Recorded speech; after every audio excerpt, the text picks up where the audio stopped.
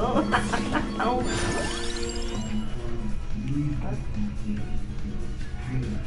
Jesus. Oh, you don't like that.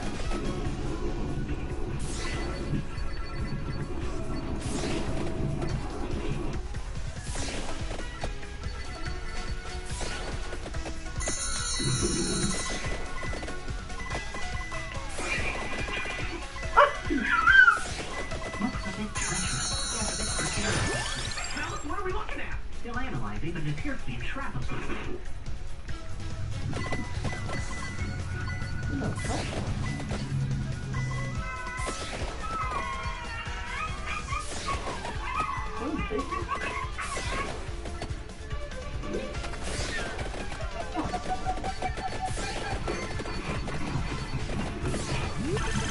Go. Oh.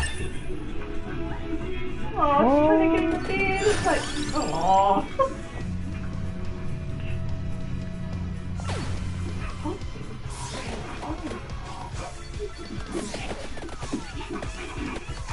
Oh, God.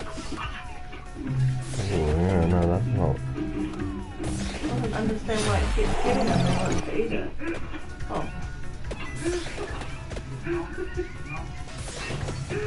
Okay.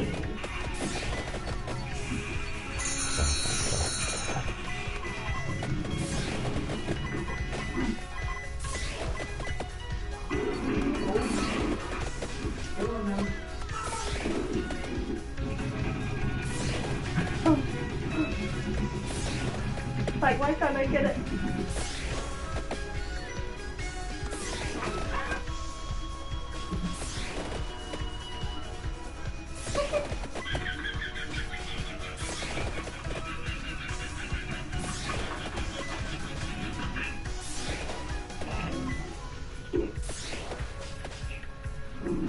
No, be nice.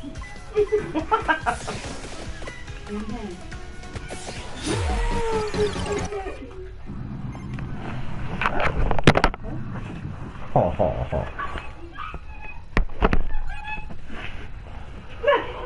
He's like, I'm not gonna do this. Anything but that.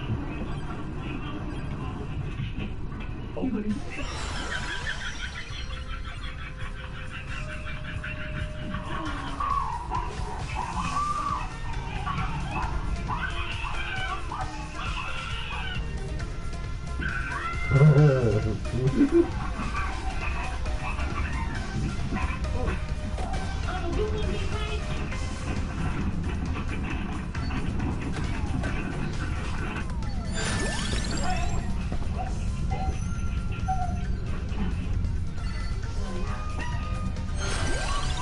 1, 2, fight! Let's go! Oh no. Let's go! Hey. Sorry, sir.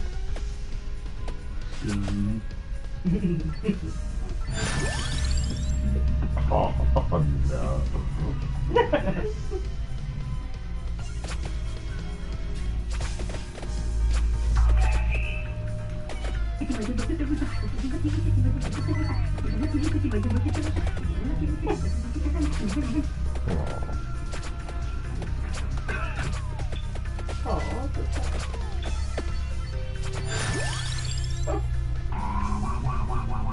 No. That's right.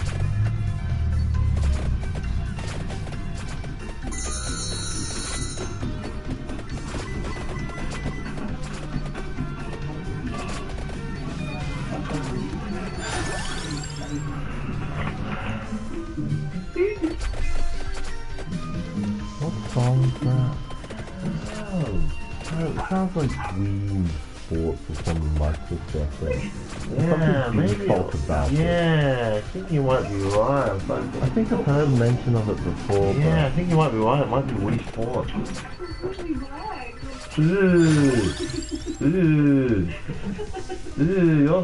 not supposed to be like that. Yeah. What's Oh, boy. That doesn't all in trouble. No. Oh, yeah. Down.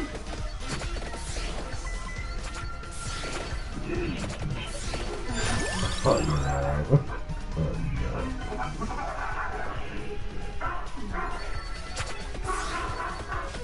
I think my dog just lost.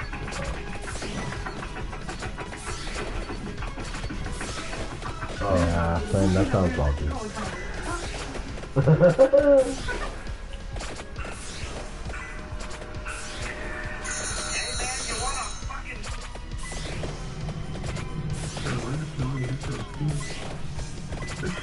You heard me. Ooh. Hey, what's up? Hey, what's up?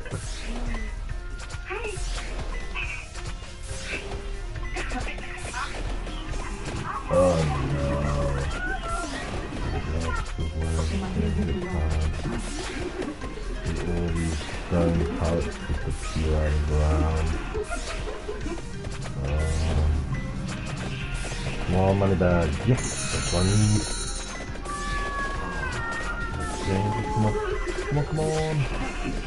And one more.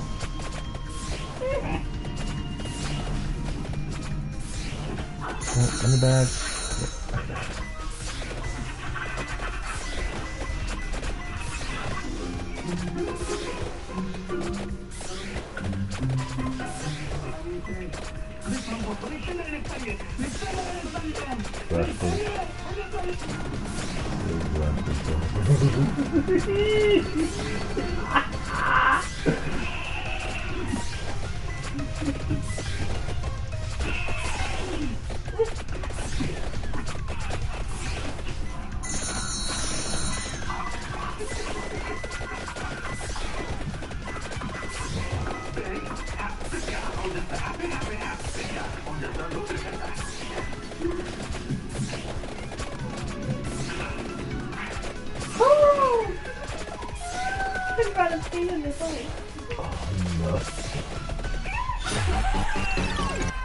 Is that the size of your food?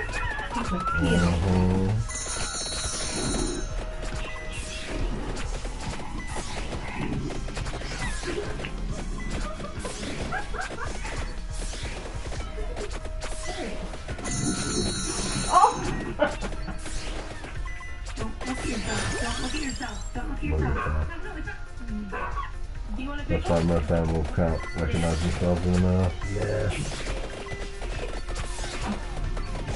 Yeah, that's the issue actually. I always play with like this bird, and sometimes it approaches the window, and you know, it sees its reflection, so it thinks it's not supposed to go, it's like, whacks it. Yeah, no, that sounds like a giant problem. Trust her windows to be so clear, it warps reality.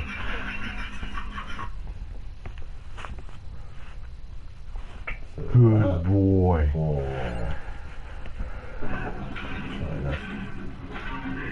Jesus. Wow. That cat's attacking him, man.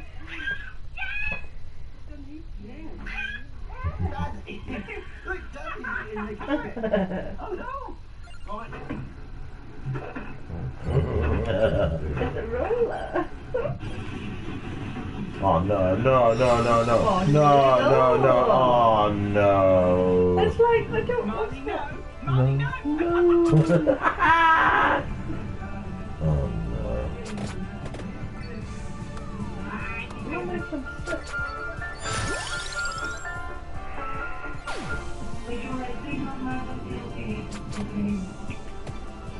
Get some cheese.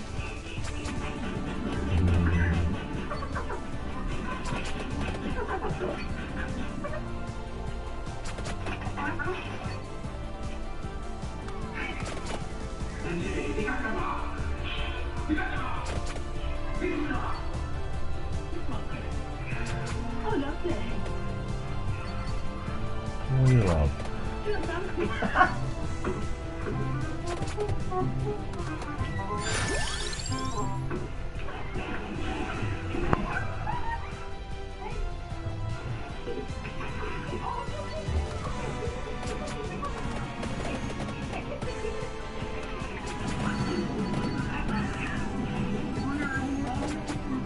The cat's like that.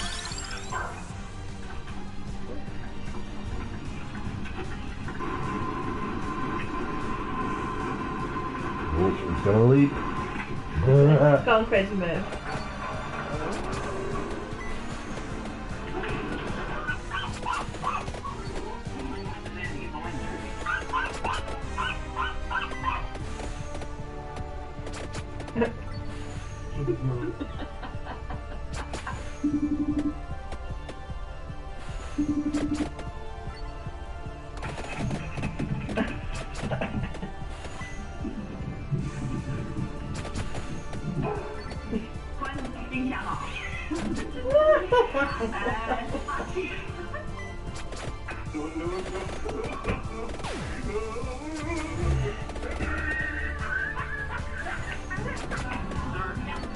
You're cut off.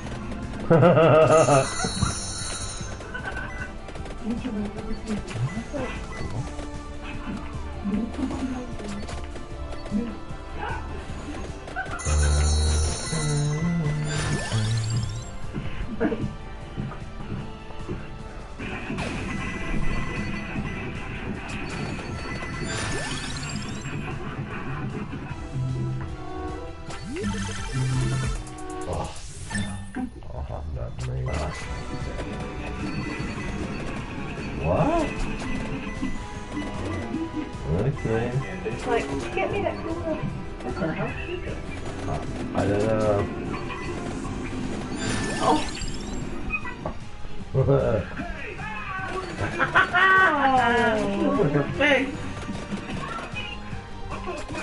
Oh no, get that thing out of there. Gonna wreck it. What the hell?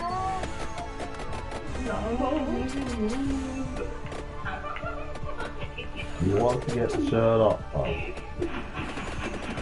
You don't know, John. I think it was trying to do that. Wait, it was backing up. Oh. Happen. Oh no, what the hell? Oh boy. Why is it not out there? Oh god, this is so good. Oh, yeah.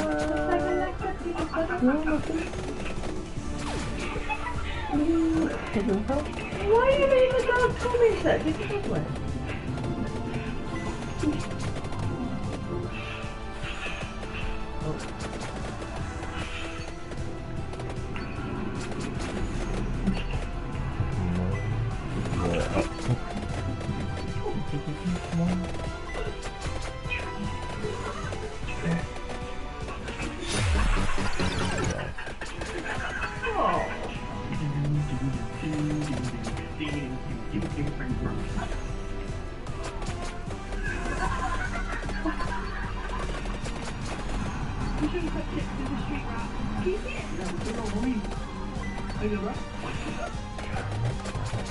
Oh yeah, no, stay away from that. It's like we need to go. I don't know whether you should have your face that close. Ha ha ha ha ha ha ha. Hey, do not eat that chicken tender. Eat it. Eat it. Good dog. Yeah, no, because the owner was being cruel. Yeah. Well, no, she was trying to change it. Whoa, I think the puppy won that one. Yeah. Where'd you go? Frankie, where the hell are you? Where Where'd you go? did he go? Oh no. Oh, he's going to sleep. Oh. I think we all have that one friend. Oh, he drank it and he drank it. Oh, wow. There you go. Oops. Ooh, yowzers. no. Oh, Oh, he's playing. I think I remember Ha that ha, joke. Shane. Bad cat. Easy. Hey, I think I know this song. Yeah. That's what rabbits do when they're arguing.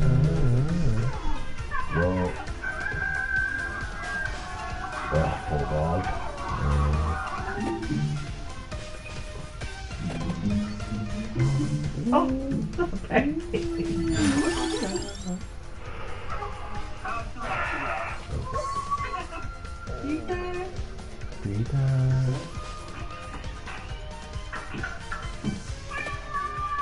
For a prison. They do that. They bring something in and you hear them make a weird ass noise when they do it. Like, oh no, you brought something in. But they think they're feeding you or looking after you. They're contributing to the family. Yeah, they do. They literally do. Because they go, And they're "Why so are you happy and prison?" proud. Yeah, I'm feeding you. Why are you not eating it? I did it.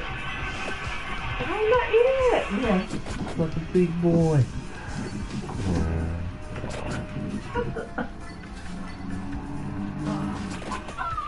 Jesus.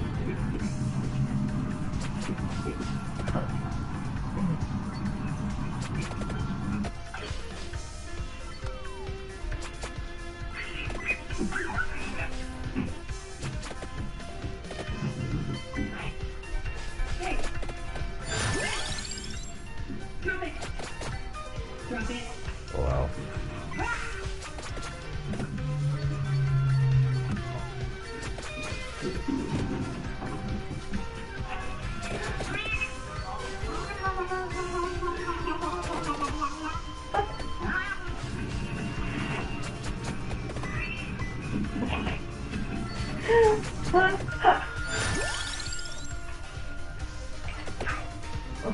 Yes, I can win now.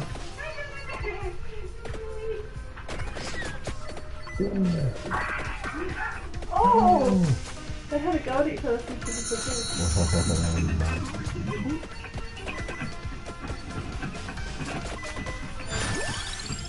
were Oh. Mama just gave you supper in your bowl. You want some? Oh! That doesn't sound good.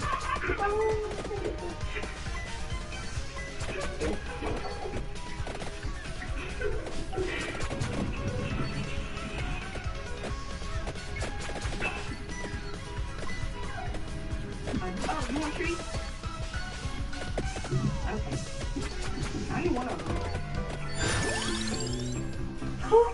Reggie, don't eat.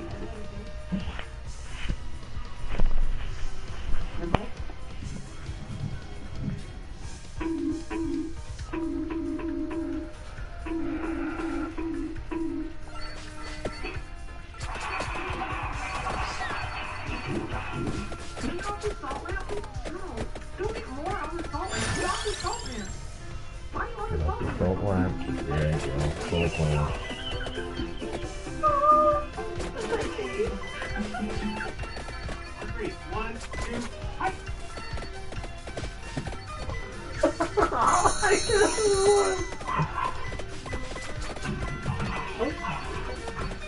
Poor man now. Put that in the report. I was attacked. Viciously. Hold on. A little card in the mail. You either control your dog or no more mail. Aww. Aww. Poor thing's like, what's this? Yeah, no. Oh no. Oh no, what? No, I can't agree with this. Oh no! Oh, that's for the not things good. that's gonna No, you know they throw it in sometimes, But it's mean because it doesn't That is stand mean. that's like, No, you don't understand. I have to know. Yeah.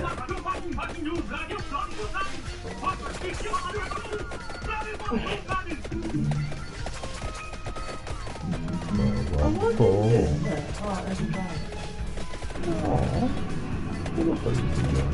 Whee!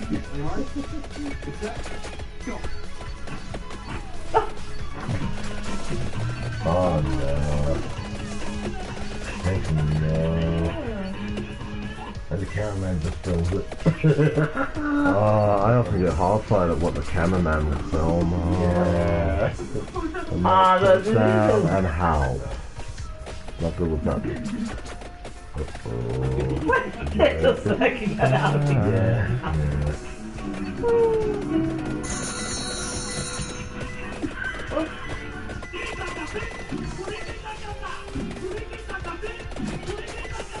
Nothing to tell. Get hit with it. Oh, yeah, no, those are dangerous for those sort of things. Oh. Come on, like this.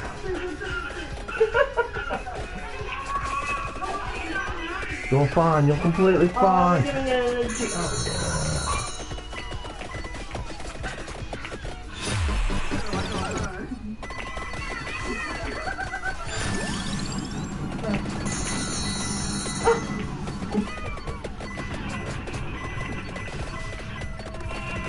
Oh.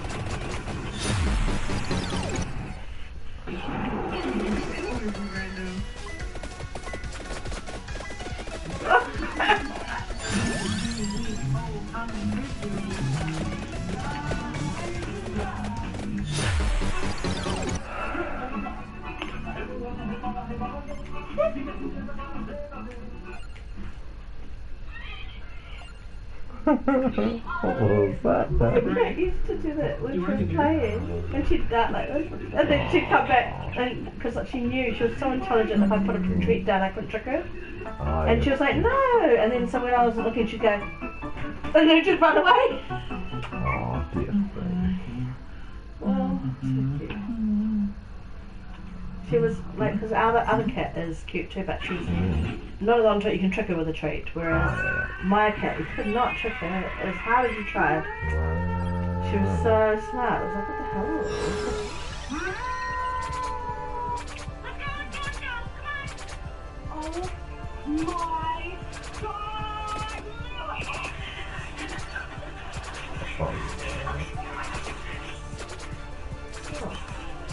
You left without me.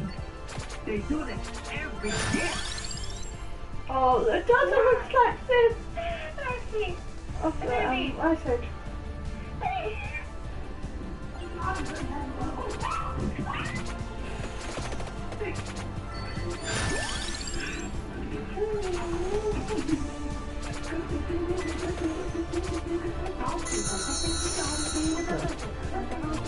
Oh.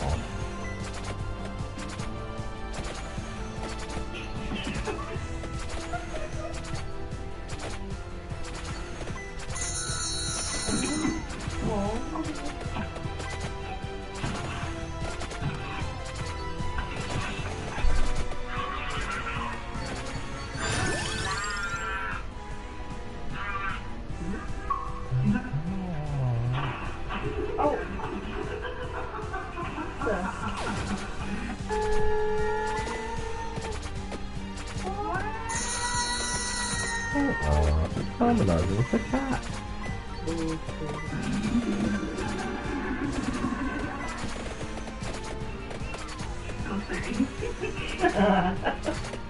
Like I'm watching that.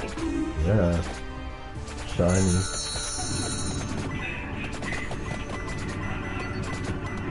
Oh, pretty.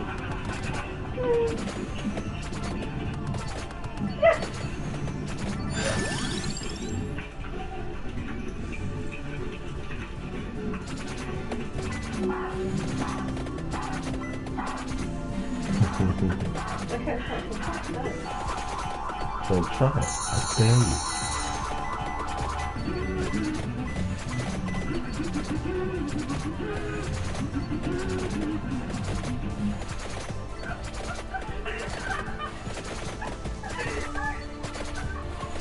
I know what's wrong with you this morning, or this is unacceptable behavior. You hear me?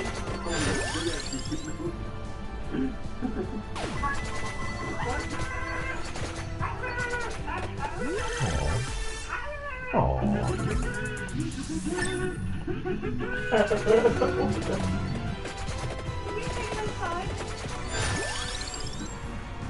Thank you.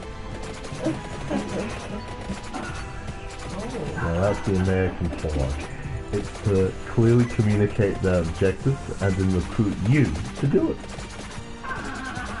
I'm doing a boxing match. You should watch me fight on the pay-per-view.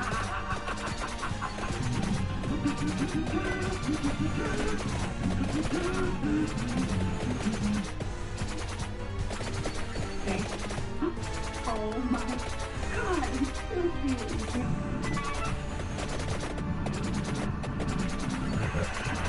Oh no. Oh no. Oh. Oh, poor cat.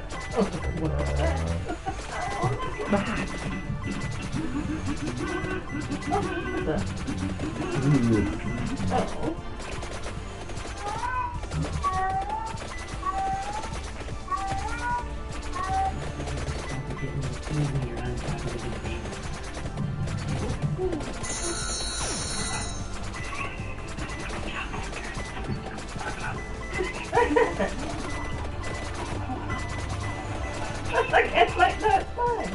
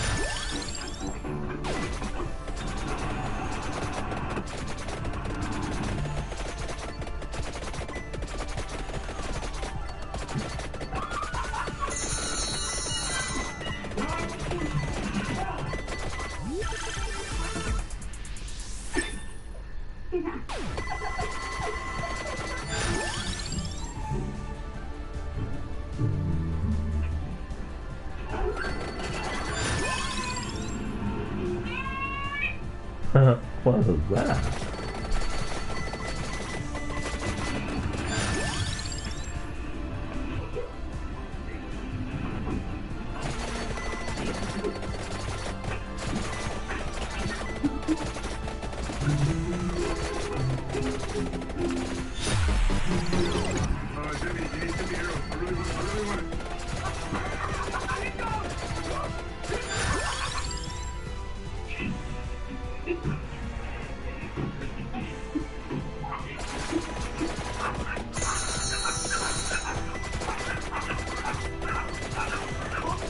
One on the ground.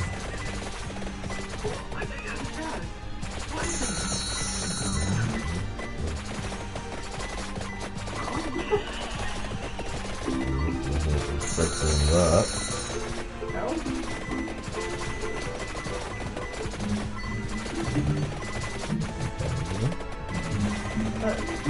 He's getting really annoyed with it.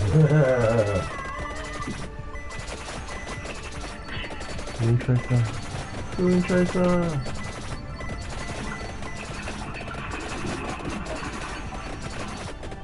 No, go away, Green Reaper. That's right, you are on. That sounds good.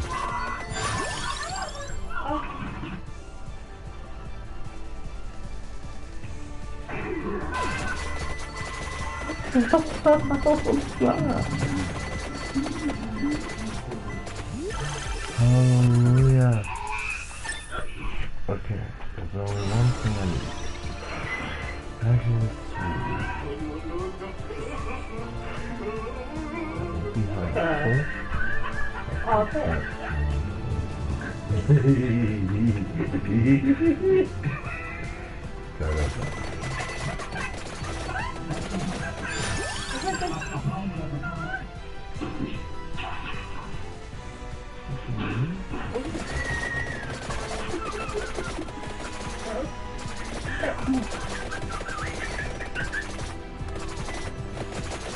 It's like, fuck, go in the room. There's nuts, yeah.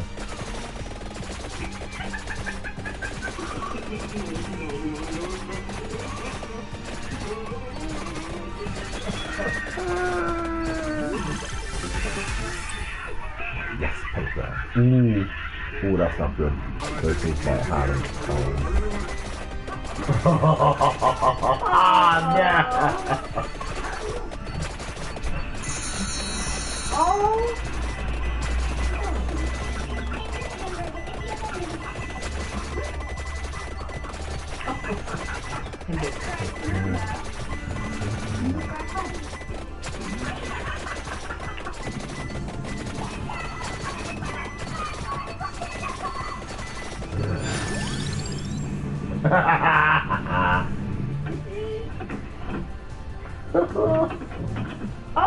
Oh! Oh.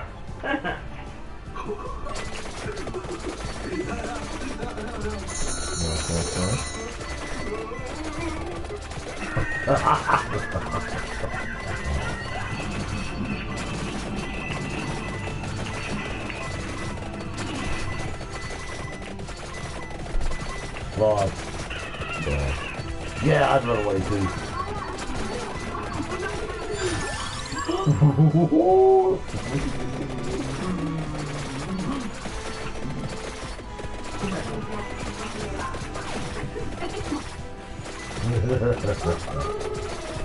Good luck, Mr. Rooster. Oh no. What the hell? You are an educated person.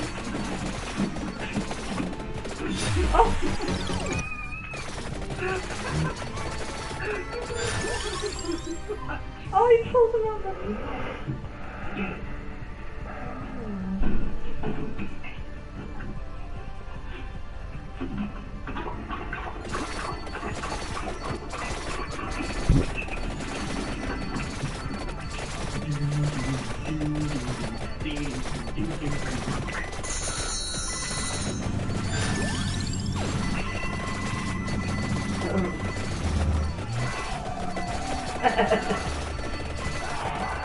No.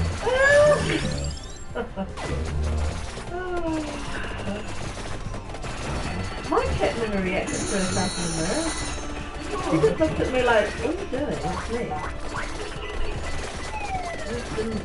That woman. She honestly did.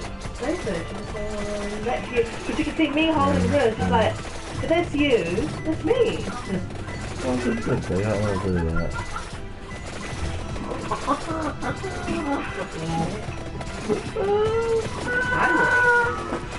Oh my god.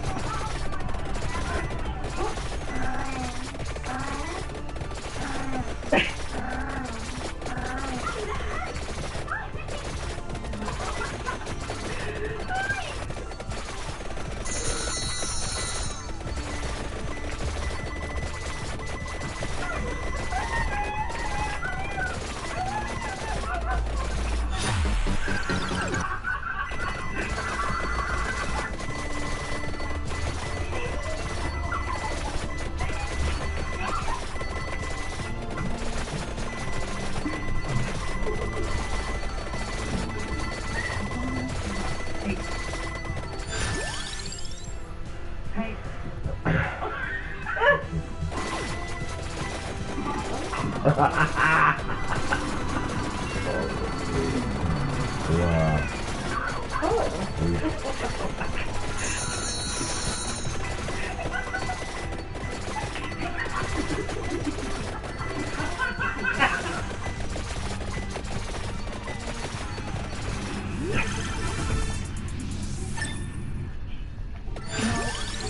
Oh!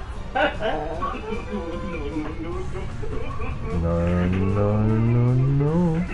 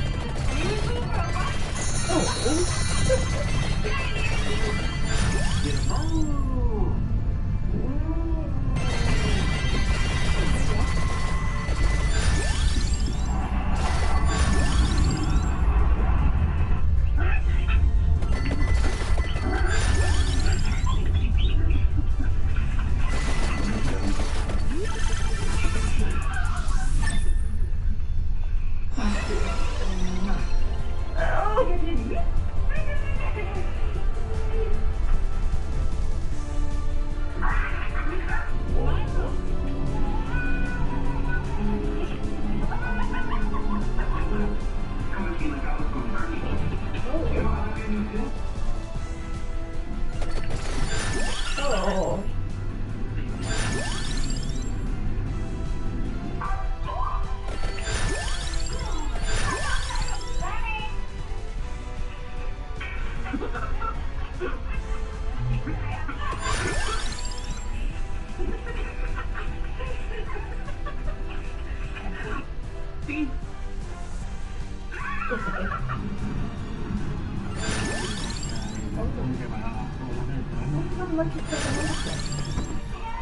Oh, yeah, no, I think that's not bad for that.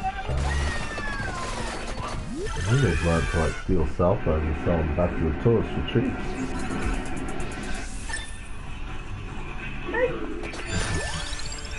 Oh my god, I've done it. I am now all powerful.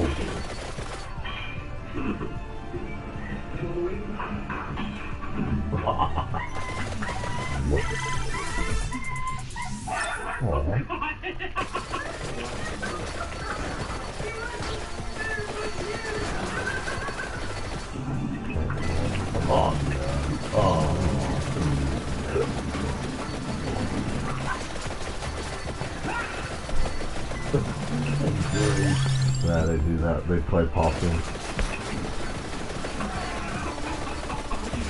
Yeah, just imagine that as a self-defense mechanism. You get really scared to drop over and think a bit. You were too scary, John. Stop scaring the guests, man. Wow! Wow, he understood! Wow!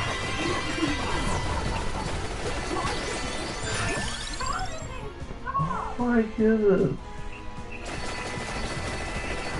Oh, lady. Oh,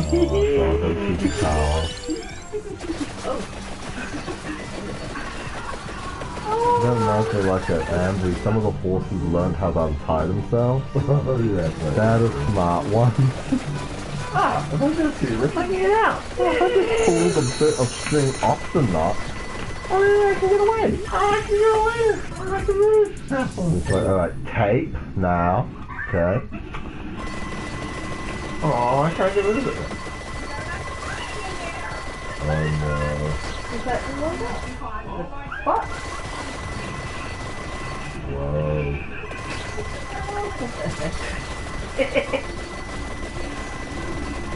Damn it, I am now all powerful. I have to destroy the skeleton. No, you're supposed to just do it real way. Also, John, I think it's meant to be like the eclipse from Berserk. So you're literally walking on there's a scalp. There's the restoration. What do you Well, no, it wouldn't be. Oh, is that awful? Oh my god, what the hell? What are you looking at? I don't know, somebody's blasting a hurricane. What? Oh god. That looks almost as bad as black lining. Yeah.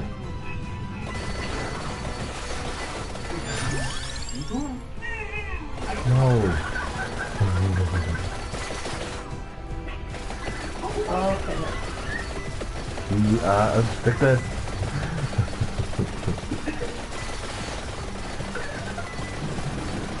I do thought kept up in home that one. Doesn't work for us creatures that look together.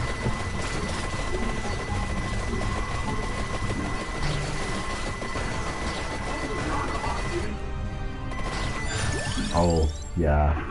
Yeah, it's a hot.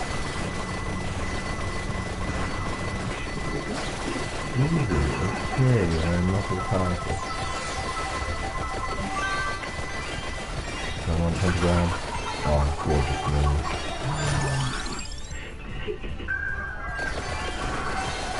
Come on. Something about that didn't look right. That's good. Wow.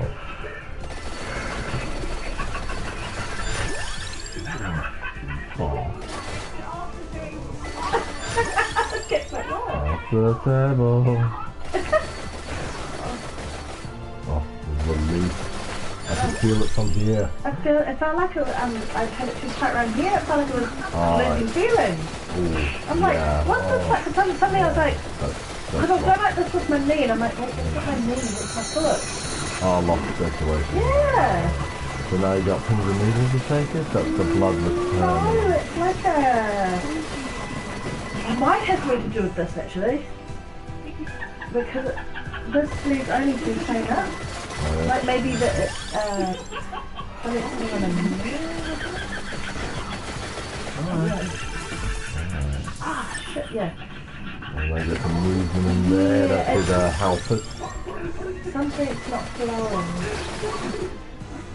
Oh, I'm bored, I've run out of time. I can't win this. Let's check this out. Good run.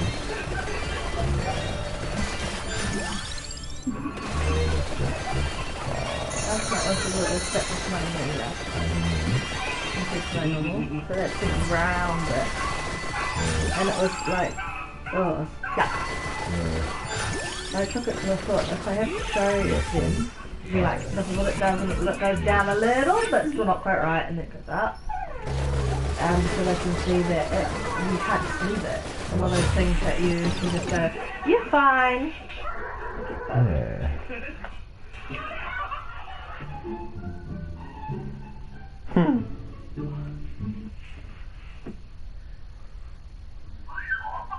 Well done, but not enough.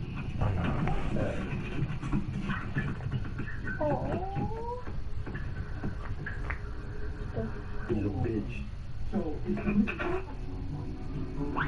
Oh.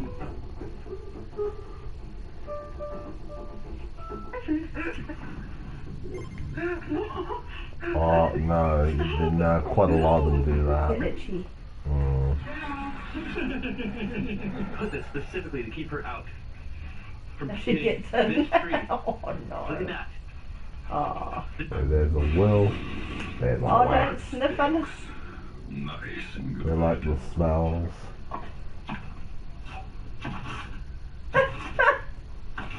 I think it thinks there's glass, but they miss it. Process. Oh my God, Jordan. What are you doing now? Nah, bro, get that out of here, man. I ain't with the beneficial nutrients out here. You got tricks up your sleeve, man. Oh no, don't. We can break the whole screen.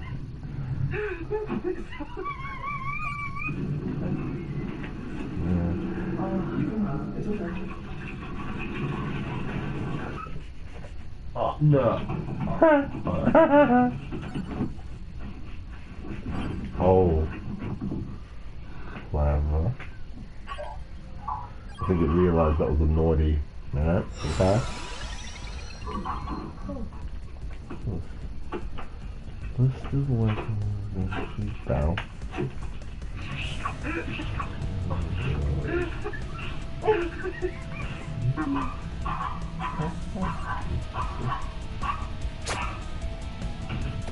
Oh,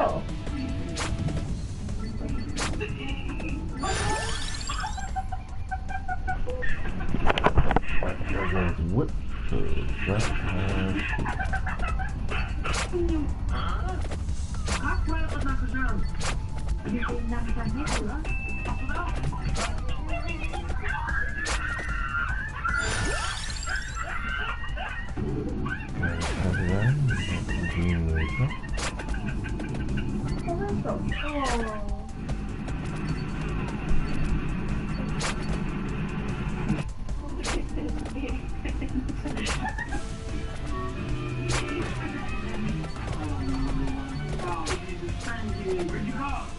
What?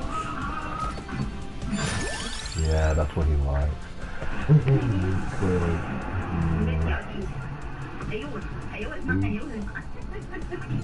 Nice. Breathe, breathe. Oh, that's kind of nice. When your dog has diarrhea. Oh no.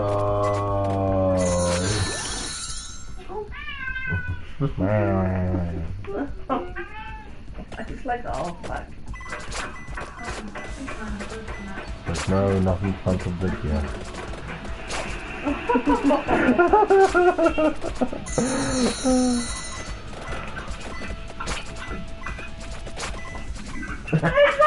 Busy, look at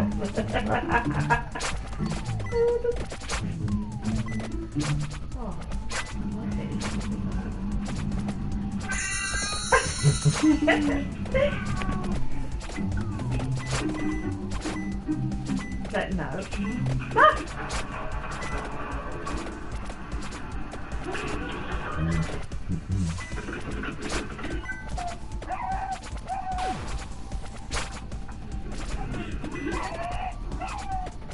Kiss your cat and see their reaction.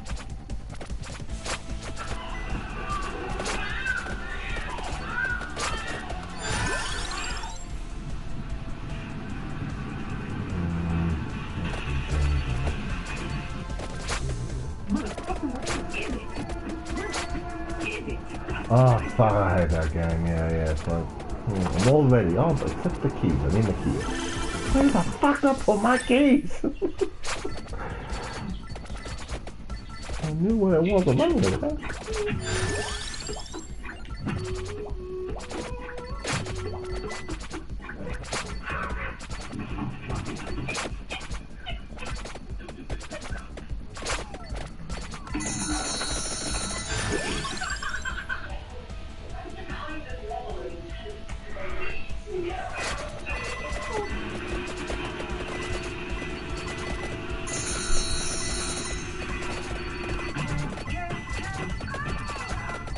Wait a minute. Oh, shitty edit.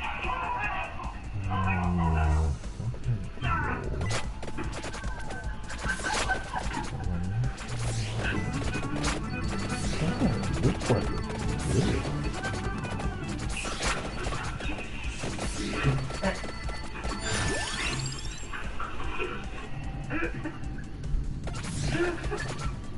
Oh.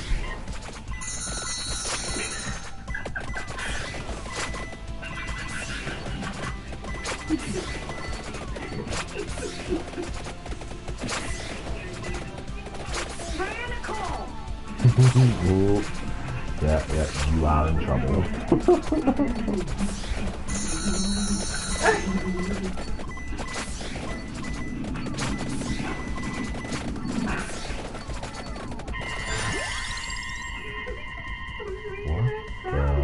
Oh, he's standing on the keyboard. Oh, There you go. What's happening? What's that?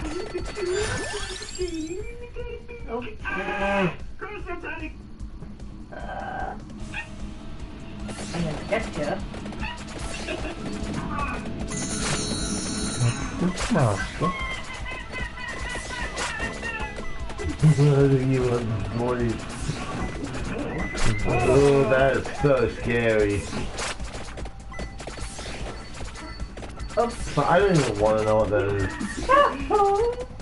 Jesus, kid.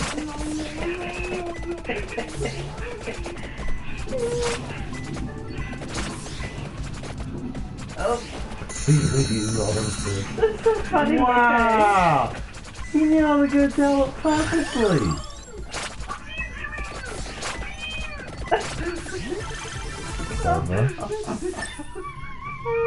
Doggo, you're chasing all the fish away. Oh, I love it. Yes, I got one.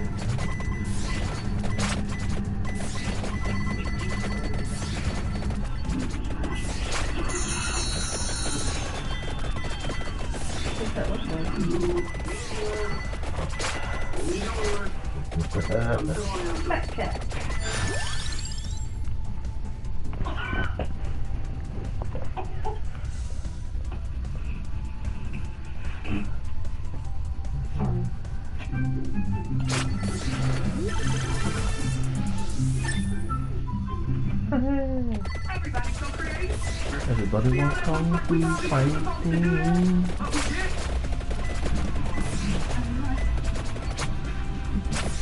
Oh, you're right.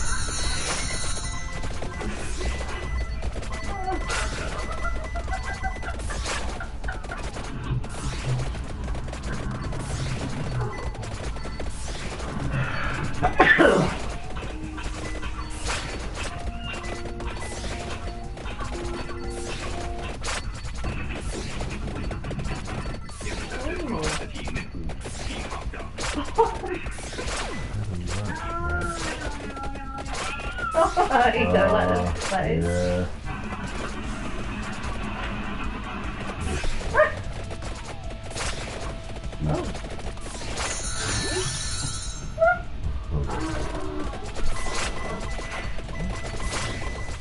I wonder if I can still get Apple TV for like one stuff. I might gift one for Spencer and tell them. Of course, he keeps talking about you all the time.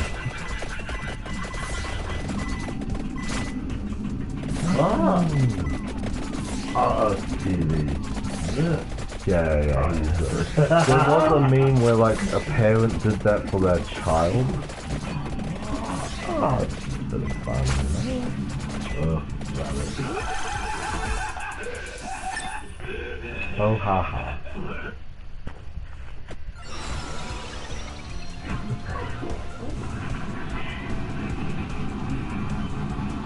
Oh no.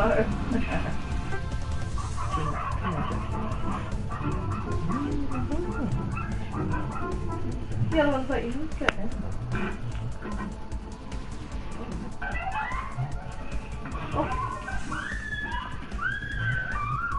Get your paw. Get your paw off the table.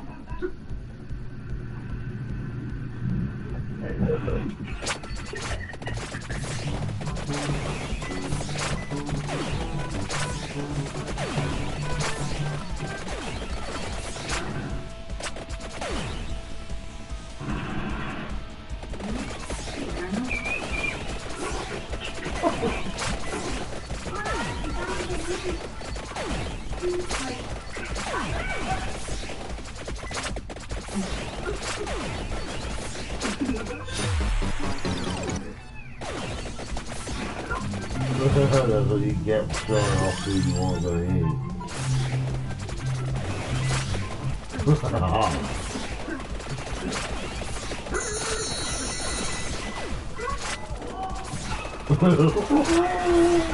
Yeah, I'd probably run away too. Oh, he's falling asleep. Oh.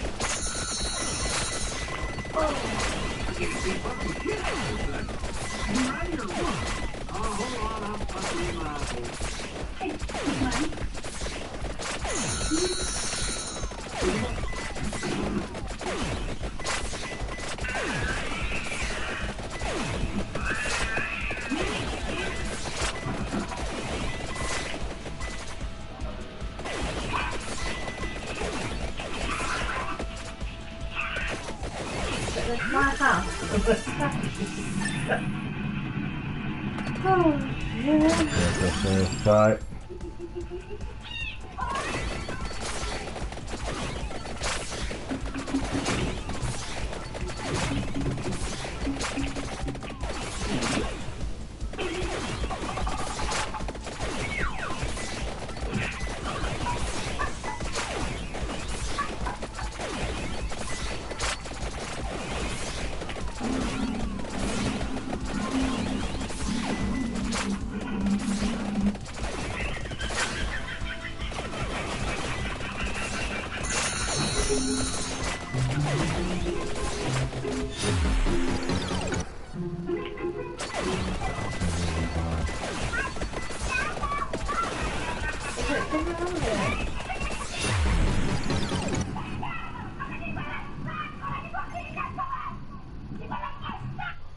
What the fuck? Someone wasn't happy.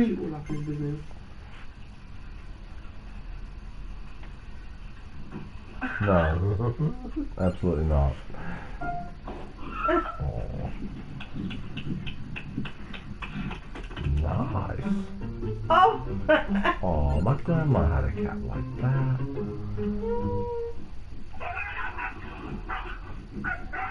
Okay.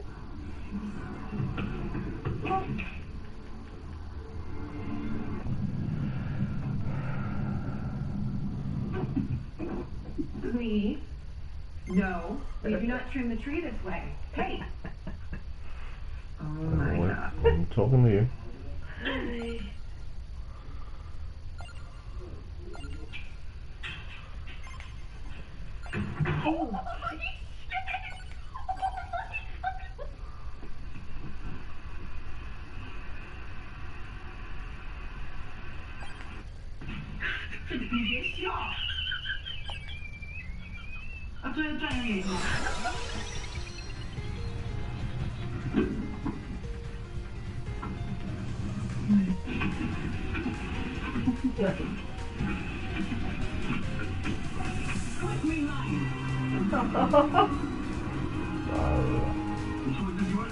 Oh, it's like that.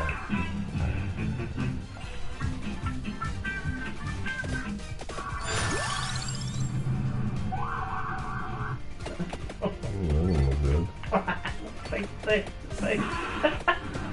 Well, like it happens. Oh, it's like. Oh Lord, yeah, no, that would be amazing. It's like. Oh, okay. Right, yes, yes. Right there. Help! Get me out of here!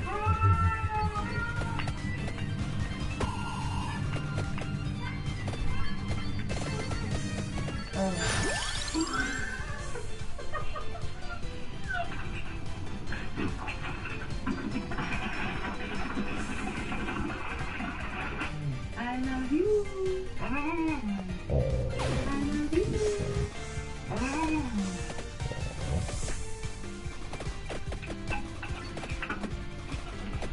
I never quite know why we're kept.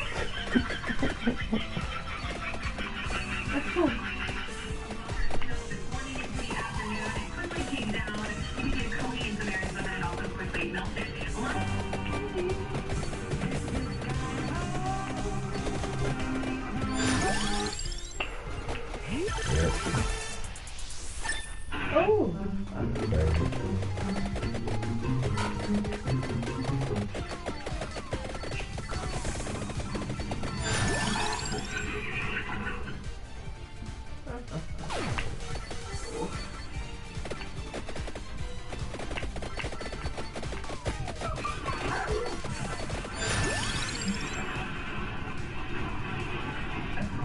Demi, you need to shoot the arrow. I really want it.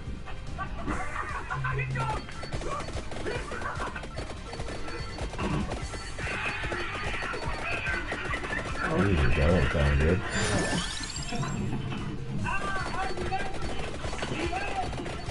Leave.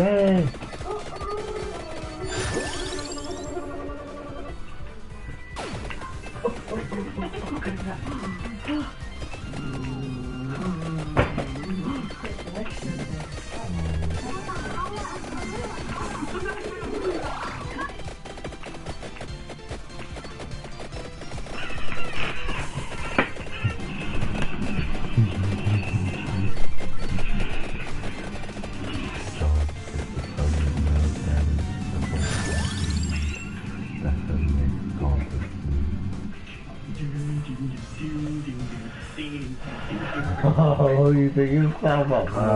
Man, nothing's playing up, Jesus. Oh, look. Oh, it's offline now. Yeah, I've got plugged in. YouTube saves everything too. Doesn't go away.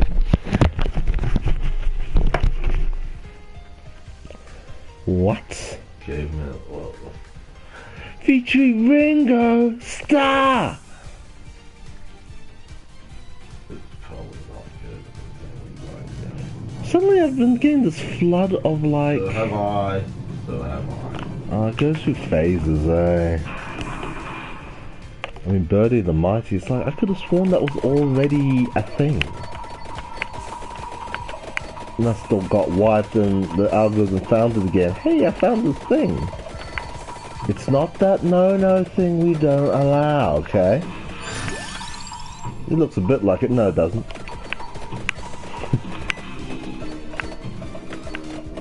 I don't know, welcome to like old things. Maybe she'll respond nicely to this. I know. It's a bit hopeful. But look, man, sometimes this hope's all you have left. Sometimes that's all I've got. You know, I felt Deadpool when he's like, it wasn't a lie. It was an educated wish. Yeah. It's like, you know what? I've been there. Sometimes that's all you have to go with. But your spirit is too proud to leave it at that. You have to keep going. That's it on. God, it's so funny watching young Ryan trying to explain, look, I feel a real affinity with this character. It's like, you, as I recall, you didn't, actually he might have spoken, but it didn't have that toxic humor to it. Yeah, that's why we probably like it, eh? Sense of humor is often lost on her, I find. Because she can't imagine one without the other. Dialogue in this movie. That's the one. Yeah, no, because he was... Zillion DC, many years later you discover Zillion's not an action movie. He gets the point across, I feel. But yeah, this might be a Jim Henson purely... I think a movie like this would pop up on TV every now and then. Because they're horrible. Why would anyone watching this? They're not even talking. It's a movie, but there's nothing real about it. Of course, you remember, these Beatles literally bankrolled Monty Python's movie efforts. Was carried. Oh, you see, I said Jim Henson. And, you know, those Beatles were so insanely wealthy. Yeah, They could just bankroll stuff because, like, hey, that looks like fun. I'm gonna. Yeah, but that's hard to do. That's why I'm gonna get a company to get the talented and committed hard workers I need for this to happen for me. And who's the star? Well, I have to be. Why is that? Because my name, Ringo Starr. And yeah, I think there is something about the hippie experience. They fixate on old things.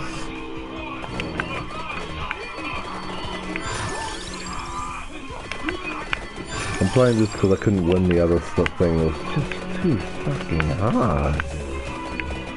But there's a power up here if I get... Oh, that's right. I need some other things to go my way. Damn it, this is powerful.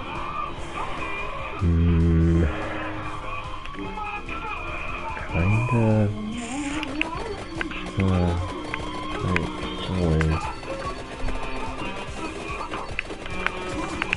I thought this is quite powerful.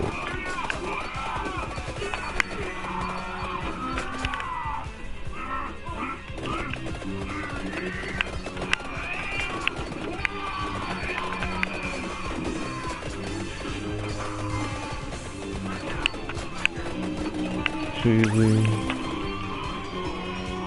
a read.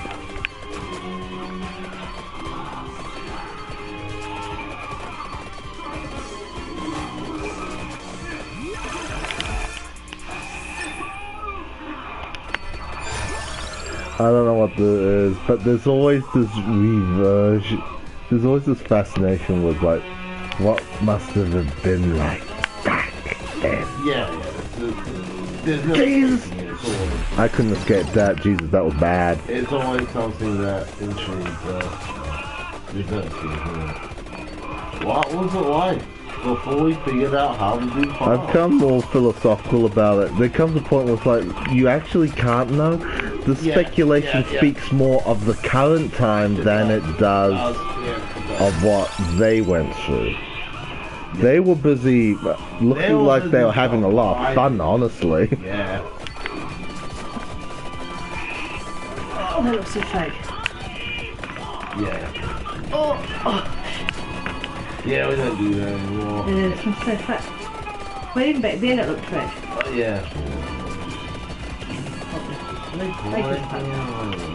Claymation, stop motion.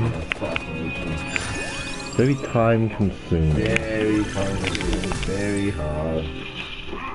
Probably gobbled up a large share of the movie's budget. There's a reason for a special effect. Special. Doing that, pretty special.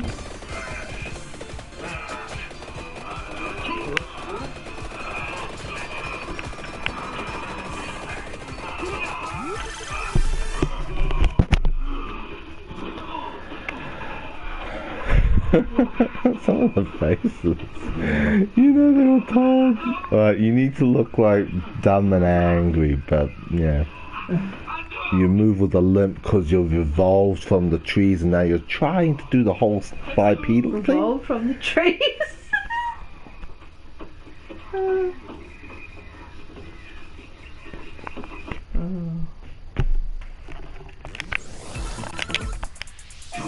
Hello, you thought me thinking about trophies. Yes, you are actually thinking about trophies, but today I'm thinking about my Hall of Shame. I can't believe he still does this after all these years. Impossible. No, I'm talking about those rare moments when a nightmare trophy slips into an easy game. You know the kind, focus part racing, short and sweet platformers designed for quiet parents. Artful games more about difficult themes than difficulty spikes. And yet, despite being all approachable and accessible, they often have that one trophy. Quiet, unassuming, hidden in a list of otherwise harmless challenges like create a character, Not a lisp, finish the a list. tutorial. Trophy where the designers suddenly discover their teeth. They ask you to pull off an impossible feat, master an otherwise harmless minigame, or commit days of your life in pursuit of a prize. It's like they just couldn't hand over the Platinum Trophy without first checking your hardcore gamer credentials. So, here are 7 outrageously difficult trophies in otherwise easy games. Our first entry is a classic, easy to learn, difficult to master scenario. Crash Team Racing Nitro Fuel seems the perfect place to introduce trophy hunting to children. It ticks all the boxes: simple controls, explosive power-ups, and eye-catching colours. However, amongst all that, it contains a trophy with higher expectations of me than my own mother. Honestly, Robert, you could have been Prime Minister. Spent less time power sliding and more time power spinning. But it's She's power got a hairy sliding you chest. need if you want the gas Moxian Slug trophy, earned by beating nitrous Kind of oxide explains her. in time to every single track. Now, there are 31 tracks You're in so Crash hairy, Team mother. Racing, and each Yeah. stage goes themes completely Yes, indeed. Very. 3 times. Once to unlock, M trophies ghost, once to beat M trophies ghost, and one final time to beat Oxide. Even if you ace them all first time, that's still a minimum of 93 near perfect races. And I can assure you, you will not do everything perfectly the first time, or most times. I used to get so pissed off at that. And Crash Bandicoot. Oh, I used to annoy me. I'd be like, for fuck's sake. Oh, you're a Crash player too. Oh, but not for very yeah. long, because it would always annoy me. Oh, you know enough. I'm just like, fuck this now. Yeah, I have enough. But then something about it would make you go, I just want to do it. And then you do it again and you get pissed off. I hear ya. I'm like, fuck about this anymore. Could have been a lawyer instead. You had time travel, more crime travel. Next up, the Can't Catch Me trophy in Stray and the dangers of not reading between the trophy lines. A classic mistake this. Oh, I hate when they do that. Ooh, I got a die. Yeah, I can do this. Very good. Before committing to a Gives trophy me hunt that gems. will remain uncompleted on your profile forever. Stray is a beautiful game, but this trophy It's like a PS5 time to wiggle out from under it. showcase. Oh, I got another die. Desperately with no end in sight. You get there to completing your first chase with dessert without any of them ever touching you, which Oh, I hate it when they do that because it's so needlessly pedantic. going after one stumbling Tom. What It's is enough the to underworld drive me thing? online looking for trophy guides where I learned there is no in-between strategy. Just repetition and perfecting your dodges. No, that's so... To get the plural, it's difficult Why does enough it to rain? Look, it's one- raining in it. yeah, what do you call it? Day-night cycle, atmosphere, Isn't it kind of cool though? There's no doubt looks like a very nice game. Looks much better than the thing Kate was trying to get me to play. This is probably one of the longest games I've played. I can see why, it Some looks of them I really good. fucking I up fucking my part way through and I'm like, this is just stupid. Oh, yeah. Because you I can't guess get it's past funky. it without paying for a whole lot of stupid ass. Oh, I find John was telling me that about his current game. There's lots of This monetization on it. one was the first game I bought something for. I think I paid like $5 or something. That's how it's. But I stopped there because I was like, oh, I made it through that particular one, but I didn't do it again. Oh, yeah. But I don't really get addicted easy, but I just sort of that one time I was like, oh fuck it, I'm gonna do Fuck it. it, yeah, no, it saves time. I am enjoying this. Yeah. It's not like I don't play it. I think the reason why I did it too is because I got through to the next level on it and I was up against some other players on here. And I was almost there, but I didn't have enough. So I was like, how much is it? $5. Come on, do it, and I Like, won. fuck it, it's just $5, who cares? Yeah. But then after that, I was like, no, no more. You're just trying to get my money now. Anyway, getting Well, obviously that's what the we're trophy isn't just difficult because it makes you feel old. No, it's because trying to steer a goat with a hitbox the size of your entire television makes those 10 points. I never got to that part of Goat Simulator. Just going to admit defeat. Sit back. Just leave it at that. Enjoy the 2014 glory days. Oh, that's good. That's good. Where did I get that then? Oh, yeah. Testimari Damacy reroll. Testimari! Really simple. You just roll, grab, roll, repeat. If you've ever dropped a piece of buttered toast that's subsequently picked up bits of jam to grind from the floor, then congratulations, you are playing Katamari Damacy.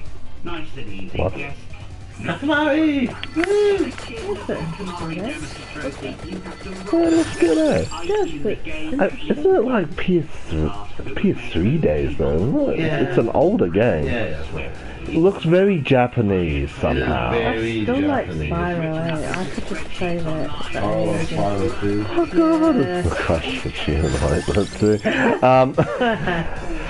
I remember Connor was raving about before they made the remake because he bought a PS3 second hand and the dude left his account on there and the guy had PS1 games saved to the console and one of them was Spyro. PS1 was cool.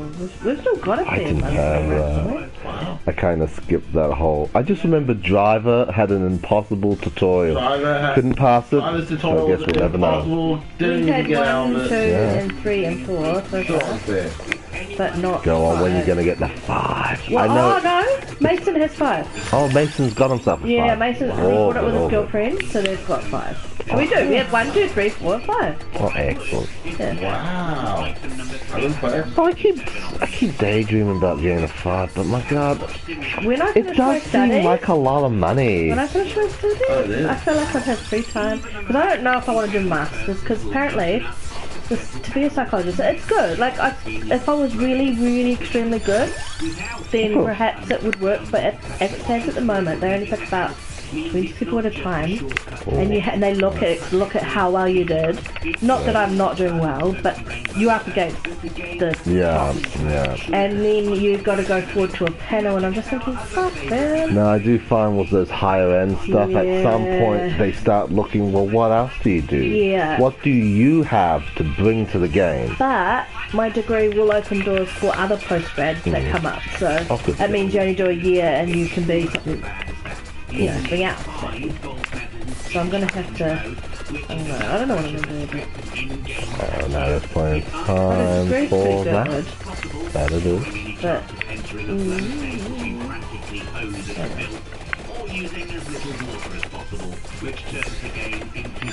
to be a counsellor, that's still doable. Because it's not as you still get to go and do similar things to what they do, but it's not as invasive and it's not as stressful, Oh, yeah. and you still earn buckets. So I don't know. Keeping a virtual family alive for 26 generations to earn the Alphabet Legacy Trophy in The Sims 4. Legacy. Connor always goes on about the Sims. I never installed it. He actually gave me a copy of it. I never installed it. And I think it's literally free to play now. You can get it. It's free. The proper way would take weeks, if not months. And it means your Sims can, under no circumstances, succumb to any intrusive thoughts that drastically decrease their life expectancy.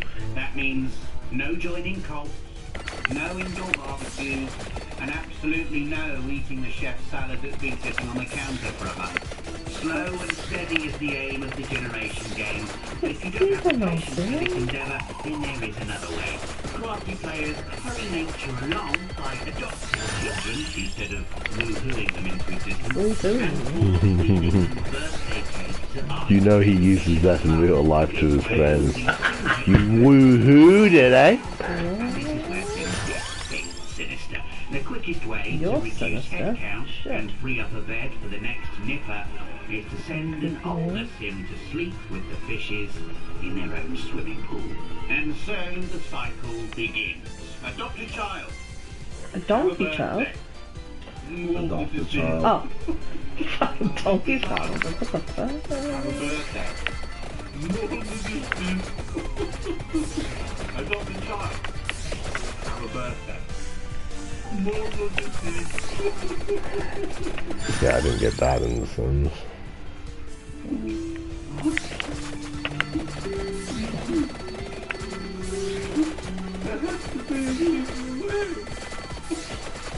Let's end the list with the most difficult trophy from a game Oh, where the it's impossible to fail. The Stanley Stanley Parable. Parable. Whatever you choose to do in the game becomes the game. So can you even technically lose? One look at the trophy collection, and the answer is yes, you can technically lose. Some are fairly typical, like speedruns, which asks you to complete the game's freedom ending in less than 4 minutes and 22 seconds. Others are a bit more left field, like Commitment, which asks you to play for the entire 24-hour duration of a Tuesday. To cancel my lunch with and stuff. But the one I'm enshrining on this list is Super Go Outside, which, counterintuitively, asks you not to play for 10 years. So just put down the controller and come back in 10 years' time. What could possibly go wrong? Hello, you've caught me still waiting for that trophy. As you can see, I haven't aged at all, and nothing around here has changed in the slightest. Isn't that right, Rosie and Dave? I'm Dave. Ding! That's the sound of you getting a trophy for making it through this list of 7 difficult trophies in very easy games. For all you trophy hunters out there, earn a bronze for liking this video, a silver for commenting about the hardest trophy you've earned in an easy game, and a gold for subscribing and clicking the notification bell. No platinum, unfortunately, but you can get updates on all of our future videos. I'll see you next Friday at 4 PM. Bye for now. Look at how charming this guy can be with his, content.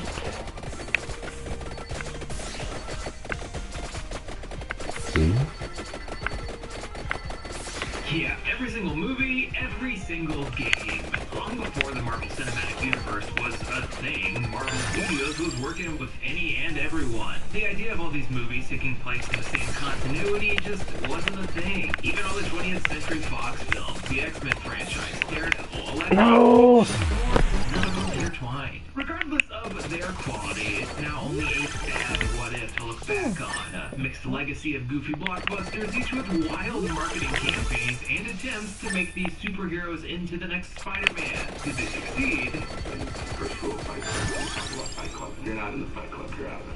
In the movie. I'm sure it's a funny joke. Not really. But we did get a couple good films and a whole bunch of video games. I'm talking different movies, different SKUs. They might all look the same on the cover, which seems like a form of false advertising, but no. I mean, look at the runtime here. Who's doing it? Altogether, we're looking at 23 completely different video games. You ever wonder what the mobile Java version of Fantastic Four is like?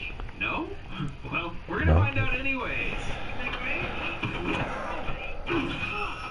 So yo, it's Austin, and today we're beating every single video game from the Fox Marvelverse, so you don't have to. This is like... This guy's usually pretty good. It feels like AAA video games are in a bad spot, despite being heralded as the end-all be-all of the gaming industry for decades. We've seen their reception radically change. Back in the 2000s and 2010s, it was all pageantry, posting up promotions in the mainstream and vying for your attention by spending ridiculous amounts of money. Never forget the time the Super Bowl had a commercial for God of War Ascension. I sure did. However, in the year... Oh, I played that. That was the one God of War game I ever played. It's been on and off for a while, but I enjoyed it, man. It was a good day. Finished releases coming out has reached a peak with the cost and time of developing games so high that we're barely seeing them come Yeah, no, it's another... We're heading to, like, another gaming crash. It's just too... It's the whole... There's too much money to sink in, so there's no innovation. Oh no. Yeah, no, it's reached that sort of doomsday scenario. But Japan seems immune to this because they have a more traditional sense of things. They're not trying to please everyone, and this DEI seems to be running around, burning down so many games on the west side. There's more than enough from 20 plus years of video games for an entire second video. The first one was the Day One patch. This is the free content update to bring you back in 6 years later. Except today, we're including big flagship releases that time is forgotten. Because yeah, the hell did I pick? About Blasto. This Blasto character is a vulgar, foul-mouthed adolescent. His mother with that mouth. And today we're once again diving into the world of bad and unfinished AAA video games. Turns out a single 40-minute long video wasn't enough when Sonic 06 was a footnote. But considering the 18-year dog pile on for Sonic isn't very interesting, so So instead, I've decided to dig deep. Modern failures, disappointment, flagship flops, and things that make me feel absolutely nothing in my soul. It's time to go through the unfinished bombs of yesterday. What's the worst AAA game that you've played? Let me know down in the comments below. I want to hear an 07 out of 10. Y'all have experienced some real secrets. You haven't lived until you've experienced a real 1 out of 10. We've got a lot to get into today, but before we get started, this Honestly, by that stage, and by that I mean today's sponsor, Cook Unity. oh my god, I want to cook a Unity. Especially fresh local I thought you were going to say you wanted to cook. Well, Cook Unity is a cool little service that'll deliver small batch meals made by top culinary talent throughout the state. Each dish is labeled with a bunch of Tell me more about your mail order homemade food. variety of foods too, and they have different regional menus. As you Man, like it's your spelled, food. it's spelled differently, but you know, yeah. Yeah, it looks different in written. So you're not ordering a mail. Mail order. Well, yeah, it's mail. You probably don't think of Thai curry Mail What on earth would turn up, eh? Can you imagine mail giving the order? That's crazy. Oh, I was into a Can you letter. imagine mailing a mail? The word you sounds two. the same, but it's actually written differently, so often don't think of it. What if it was mail It's handled? actually the same word. Mail handled. Manhandled. The mail. What was the mail? Yeah. What was the mail? Well, Mail or mail. Yeah, that makes sense. Cook Unity, John. There's strength in unity, as they say. Whatever. I don't believe it. They're lying. They're just trying to steal my money. It won't work. Yeah, I don't know what you're on. Spanish. Font. The mid to late PlayStation 2 and Xbox era, where everyone and their grandmother was trying to make themselves a Halo killer. Can't remember that when Halo was relevant. Well, a bunch of games tried their best, was a but what we ended up lot. with was a bunch of first-person dribble. I'm glad we drifted away from it, but the era where first-person shooters were mostly designed for consoles was rough. It started to take shape with Halo being incredibly successful, and then Killzone existing all the way into the 7th generation of consoles where the twin analog stick controller was king.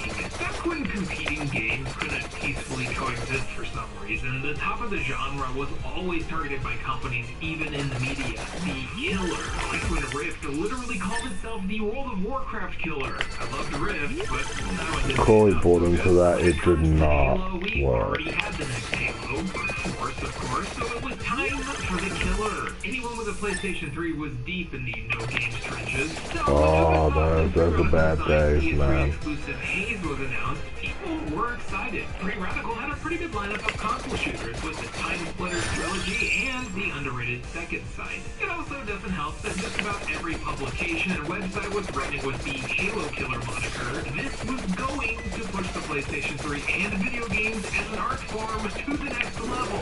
And it sure did something. What happens when you combine They Live and Killzone? You get Haze, the title of a cover that might as well have been a big undecipherable blob of yellow. Also get ready for yellow in general. We've got yellow on the suits, yellow on the enemies you've got to kill, yellow on the HUD, and kinda all over the edges of the screen. Which is funny because the only other colors in this thing are brown, gray, more brown. Yeah, those are bad days. Ugly, and the choppy frame rate only served to make it worse and remind us that the self-processor was truly that bad. You play as Dude Bro number 4, also known as Shane, as you and a bunch of other naughty word-dropping Dude Bros run around and kill a bunch of people while injecting yourselves with the nectar. It's definitely not drugs. No, go buy yourself a sounds like it. Yeah, that sounds like it, eh? When I'm not looking, I'm like, what are you doing?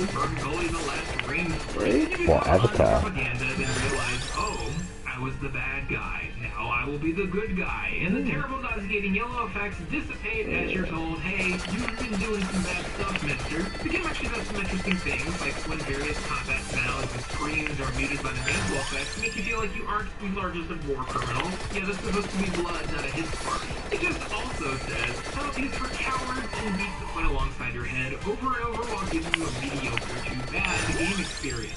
Remember, kids, drugs is bad. Cutting off fingers also bad. As the can't believe they included a dope button. You could even OD.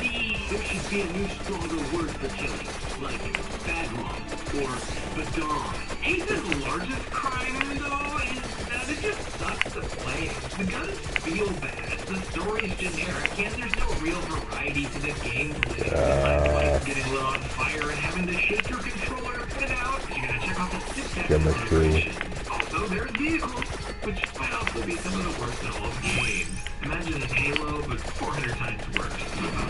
Oh, but Halo was Anyway, good. Ace is the shit. 10 out of 10 and do recommend. Let's play some multiplayer online, bro. Looks like we need to drop off a prisoner and a... Speaking of 10 out of 10, how about that Perfect Dark Zero? Presented by Samsung, the hottest collab of the 2000s. You know anyone with that sick Joanna Dark wallpaper? Modern audiences may not put much into it, but Nintendo losing big name franchises and developers was a huge deal. Yeah, but no one... When CDs That were didn't work well for most people. I think Squaresoft might have been the only one that succeeded. Basically leaving Nintendo as a death sentence. Dark, one of the coolest Nintendo 64 games, was going to be a launch title for the Xbox 360 was absurd, but sure enough, it happened. Take Joanna Dark, give her an origin story, make her look a little less classic spy, pixie cut Winona Ryder, and more the year 2005. I remember thinking that the original version of Joanna was super cool, but Rare and all sorts of devs went full sex appeal around this time. Joanna even got the cover of British mag FMH over real, actual human beings. Step aside, God. Miss Dark here joined the rank of hockey Final Fantasy Spirits Within. Who is this for? It seems like there's a lot of contention as to whether Perfect Dark Zero is best. It had mixed reviews at the time, and there was a lot of excitement over it being a brand new shiny console launch title exclusive. Though it might also be one of the worst age launch games I can think of. Maybe it's not fair to compare it to bona fide super classic Perfect Dark, but Zero feels worse in every way, I think. Despite having the advantage of two sticks, the aiming is incredibly loose, almost in a jinky, floaty manner. You do still have the bob and flow for your previous shooters. The multiple difficulty options are still around, but now you've got to deal with a terrible checkpoint system. Every mission, a single spot, which is wild considering some of these go for 20 to 30 minutes. You die, you go back. Current difficulties don't even have one. There's also no fun cheats or unlocks for people who go through this too, so it's just super not worth it. The weapon variety from the original has been downgraded a ton. Base selection ranges from neat to lifeless, and you better be ready to switch to third person. It's cool they thought to add everything to Perfect Dark, but I completely upgrade a weapon in one go. all day, every day. This was legit how you played online back then. Entire lobbies filled with 32 people rolling in harmony as they sat in the Halo 3 waiting room. But seriously, how do you not include some of the cool tech or alien weapons from the Nintendo 64 game? Where's my Cyclone? Some people really like Perfect Dark Zero, and I can kinda see why, but when put up against the original, especially now that you can play a proper remaster on Rare Replay with better controls, it doesn't hold a candle. Also, it doesn't have Elvis. What kind of Perfect Dark doesn't have aliens? Here's hoping the new one's alright. But no matter what, I'll never hate on the wacky 2000s how to draw anime, GameCube looking ass Joanne.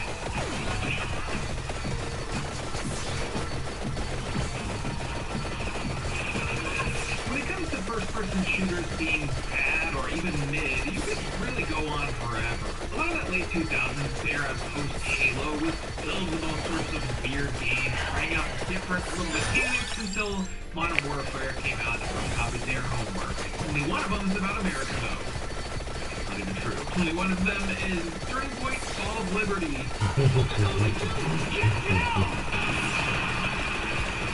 Pure, unadulterated jank. Spark Unlimited, most famous for Lost Planet 3 and Daiba Ninja Gaiden Z, were You've never heard of Lost Planet 1 or 2, but certainly tried. They were a group of former Medal of Honor devs that banded together to make a pretty decent Call of Duty spin-off and eventually their first original release, Turning Point Fall of Liberty. Taking place in an alternate history, Turning Point's premise is literally on the cover. What if America did attack in 50s? Oh no!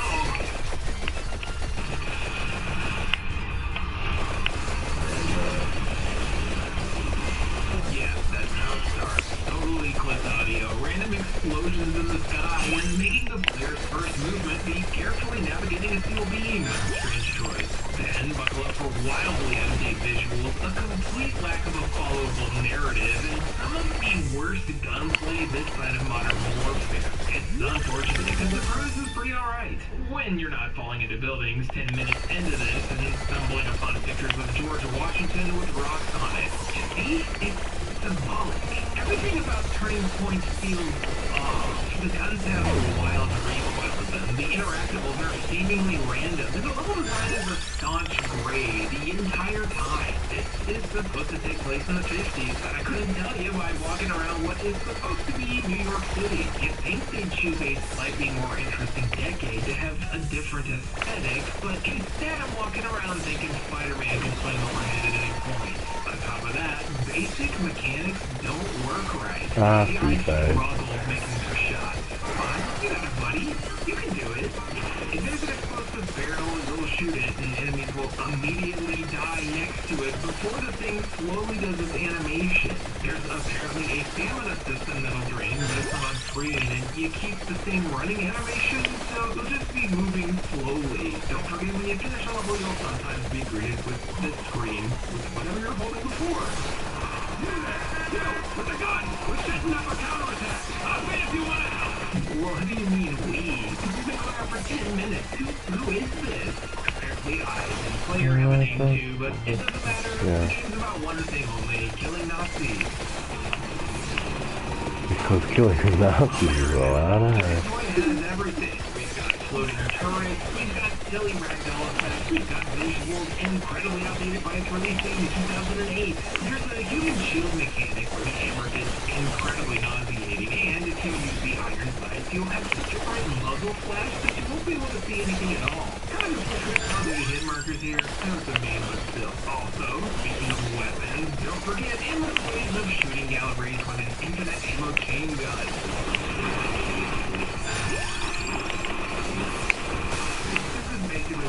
Sounds like just a never-ending hellscape wall of sound that you can't. Turning Point Call of Liberty got itself a bunch of 3 out of 10s, and truly it deserves it. Apparently this thing has multiplayer? Why? Hosting a land like this one sounds like a good prank to me. Where my freaks at? I got freaks 9 days out of the week. I can give them also 7 days of the week. Halo killers, they were not. AAA goes back further than this generation. They just didn't cost several $100 million to create. We can argue about the definition of AAA literally all day, but big old flagship Halo was a huge deal for Microsoft when it came out. But that's also forgetting the other big releases. I say big in quotations, of course. I'm dating myself for real now, but who out there remembers the original Xbox launch? If you don't, I don't blame you. 2001 was over 20 years ago. 20 years since The Rock was hanging out with Bill Gates. So if something like, say, Blood Wake or Mech Assault doesn't immediately ring a bell, that's fine. Although both of those are fantastic. Instead, let's dial it back to launch month, November 2001. You've already fought off the Flood. You've already started maining Hitomi in Dead or Alive 3. What was next? The answer was Azuric Rise of Parathia, the first released by Adrenium Games, who'd later become Kryptonite. Azuric was a mainstay of the original Xbox launch era. It had big cinematic trailers. It got the front cover billing of Game Informer over Halo. I think Microsoft had some stock in this one. Where my Parathia Nation at? Unfortunately, this was not the future of video games, or the past. Some games are forgotten for a reason. Believe you me when I say Azuric Rise of Parathia's a stinker.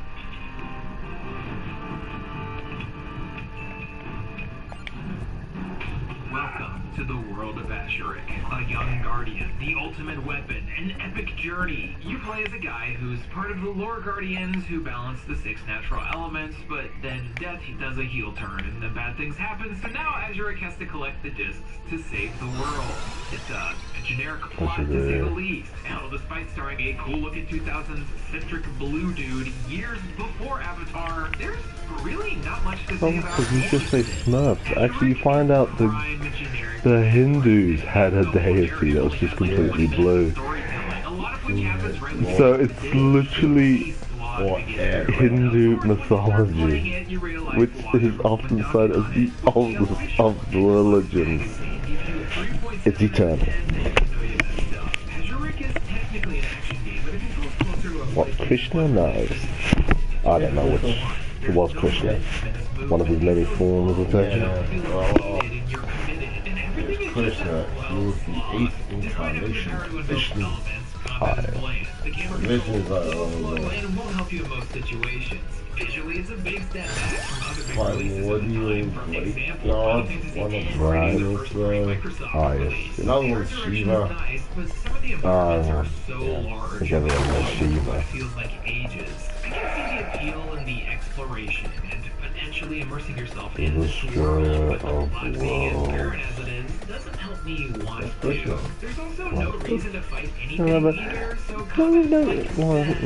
they start saying that Krishna's consciousness, like there's a being that is everyone or has the ability, is in everyone. I don't think no one. No wonder this one's been forgotten. Those games, however, don't let me do this.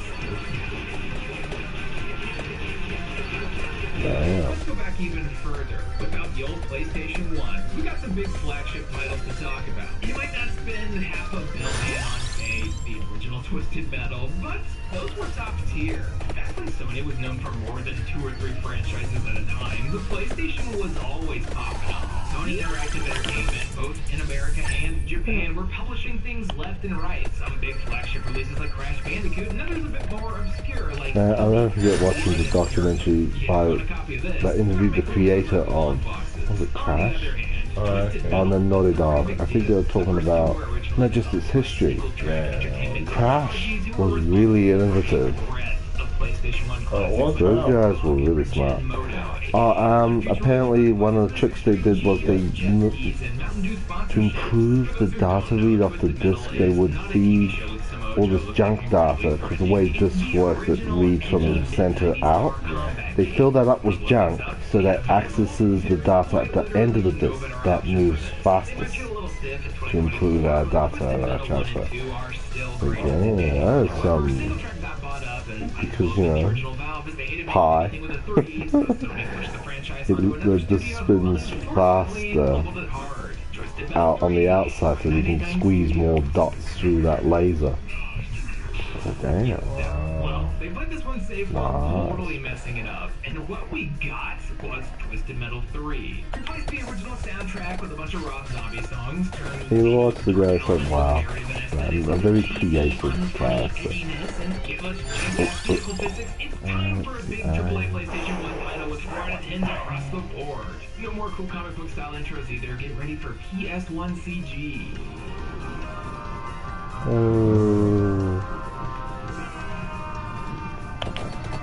Never forget, this one took place in the far distant year of 2008. The future. Studios were kind of Sony's premier first-party developing label, but prior to being tossed into the sports mine, they did one of the more notable ones for the time, not so much now, would be a little game called Blasto. Who the heck are you? Blasto, you moron! Don't you recognize me? I do. Come to think of it, there is something in the way you fill out those pipes. Don't remember this one? Full in on Blasto before getting hit with a kitchen sink of mixed and negative reviews. They threw this one out there in early 1998. This one wants to be like a Shazam sort of Voiced by famous actor and comedian Phil Hartman. Yeah, like SNL, Troy McClure, Small Soldiers, Phil Hartman. They needed someone to sound like a goofy, full-of-themselves moron, and it turns out he was a perfect cast. It was even a selling point in the advertisements on the back of the box. Sony was in on Blasto, and it sucks. It's also way too hard.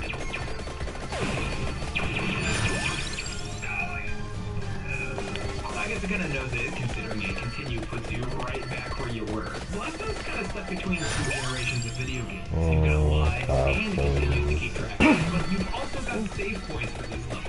And these levels are very, very open. They're called episodes here. John, pick up the grog. The grog? There's grog in the fridge. I don't think there's much, but give us a can. I'm playing with you at the moment. After that. Well, after the mission? Yeah. On a mission? When you're able to. As soon as reasonably possible. Yes. I'm not sure what other grog you will refer to. You have a hidden box of drugs that you're hiding from us. No, yes you do. That's what a liar would say. That's what a holdout would say, John. It might be his favourite little... Oh, I know it is now. Not just bad, but earnestly, Blastoise kinda has a lot in common with Bugsy 3D. They both star dude whose name begins with B. They both Tank Control Scheme 3D platformers. They both got incredibly difficult gameplay, be it from accident or not, and both star overly verbose protagonists. Just one is the late Phil Hartman, and the other Bugsy, so I think you know who edges that one out. My favorite thing about Blastoise might be that PlayStation magazine cover he had. I don't know. It just beats with yo, free Gex Lid sticker, let's go! Look, Blastoise a little lame and kinda stinky, but it's definitely not the worst of the worst, which we definitely skipped out on last Stop time, God, I thought it was gonna stop.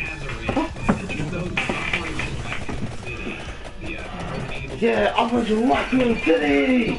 I'm sure that means something else, but it's a Resident Evil reference, nothing more. The city where Resident Evil 2 took place. But nothing more. Don't knock out that. Do gently, please. I think it's 3. He's what, gently? You're welcome. What's he doing gently? Oh, well, he needs to do it more gently. Thank you, John. Why, thank you. Oh, it's nothing. Oh. I had hot green hands or something. Happens. Coffee. Warm-blooded. I usually am, yeah. I don't normally get cold, I get cold. I love to get out of it, too, but I don't get cold in. Thank you, John. Yeah, so great.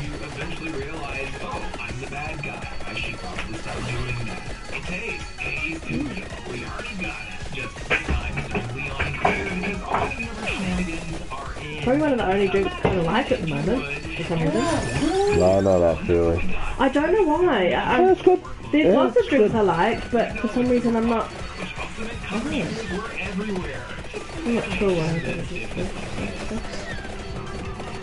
Like Heavy Neck Rape Test.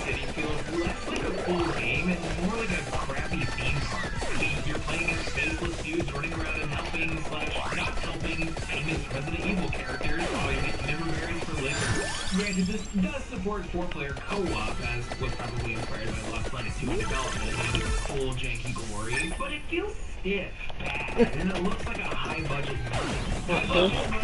Good. Bad. High budget. Nothing. Why?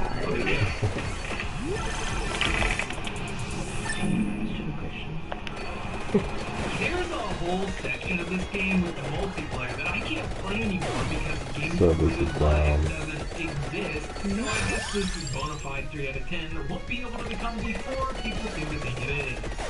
Let's go lower, straight from Beach Regiment Square Enix by the developer of 99 Nights 2 and Survival Art. If you played it, you already know Mind Jack. Yeah, it actually sounds like that. Mind Jack is an oddity. It's, you guessed it, another Gears of War clone. Hold down the A button to hunker down or run the cover. Lean and shift into other points of cover. Draw behind the cover and fire the gun. Cover shooter. Actually, legit, Gears of War. Looks like it's quite good. I'm sure it was. It was made by Epic Games. Well, the same people who made Unreal, so I'm For like... some reason I watched like a walkthrough of the cinematics for one of them once. It's like, you know what? I'm feeling this. This is good. Oh, excellent idea, Josh. Drink the can I have in my hand.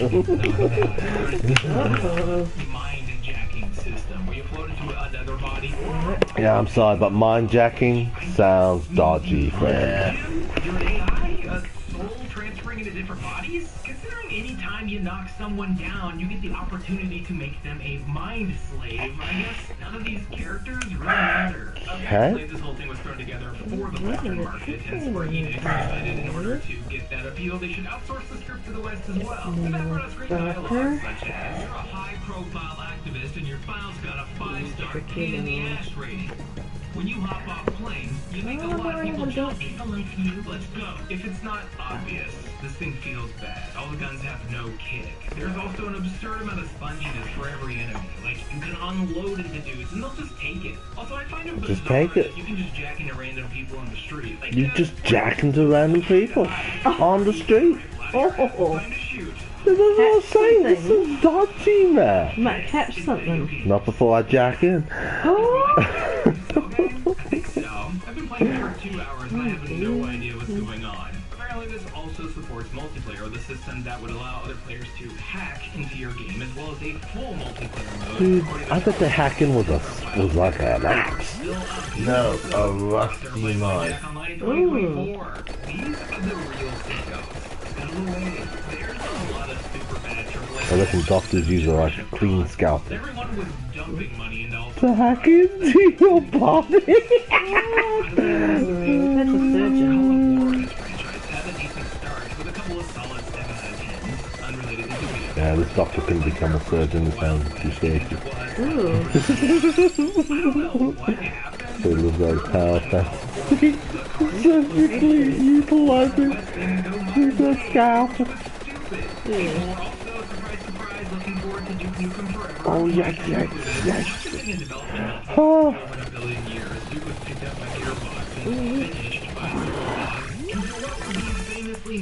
It was always going to...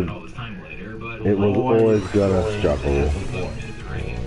3D is too good for this to be its final game. Let's try. Final? Fine. Oh, I can hear anything. Final. Holy. Have you ever played like Oh, you're zoned in there, your focus is there, so you're missing details, yeah. It's fine. And I've noticed these Americans speak matter-of-factly, but we've subverted a lot of the proper words. We're like, yeah. We're like turning everything rude. Yep. And these Americans because they're so Upfront. conservative, upfront, and religious. They don't know that we do that. It's They're like always very surprised. they preach freedom, but I feel they actually conform quite hard where they do. It can be very serious, but very dramatic. Right? Everything Yeah. is Everything's over the top. emphasized, over the top, yeah. Everything's very emphatically what it is. Like it's so, like a movie, like it's not real. Yeah, I mean, the cash register, that was his dream, to work at the Walmart cash register. That's all they ever wanted to do. The basic story here, well, this gang and family stuff, uncles and brothers being The price on the price tag in the store is not the price you're paying. Well, tipping culture. You work for tips. incredible storytelling. Right in Hell is a fever dream. You go stage to stage filled with drowsy, poorly written dialogue, gratuitous violence, and random scenes where they're fully clothed while the plot jumps around at sonic speed. And that's not even getting into the game. Oh, yeah, no. It's a challenge, they're trying to, get a lot in there. They want to do a good job, but sometimes it's overwritten. If you overload it with just words and actions and things happening, it can feel incoherent. Like one event doesn't lead into the other, and it's like, dude, this is a mess. You're just doing things. Hard plot that doesn't go anywhere. Well, it doesn't add to the narrative. It doesn't help the plot forward. It's just a mess. It's like going on TikTok. Yeah. Violation of that. So, yeah. That Russian playwright said, Chekhov. Hey, if there's look, plays. Hey, if there's a gun on the wall as decoration in the production, I want someone to use that gun by the end of the play, okay? Foreshadowing, yeah. Foreshadowing. It's all gotta add together.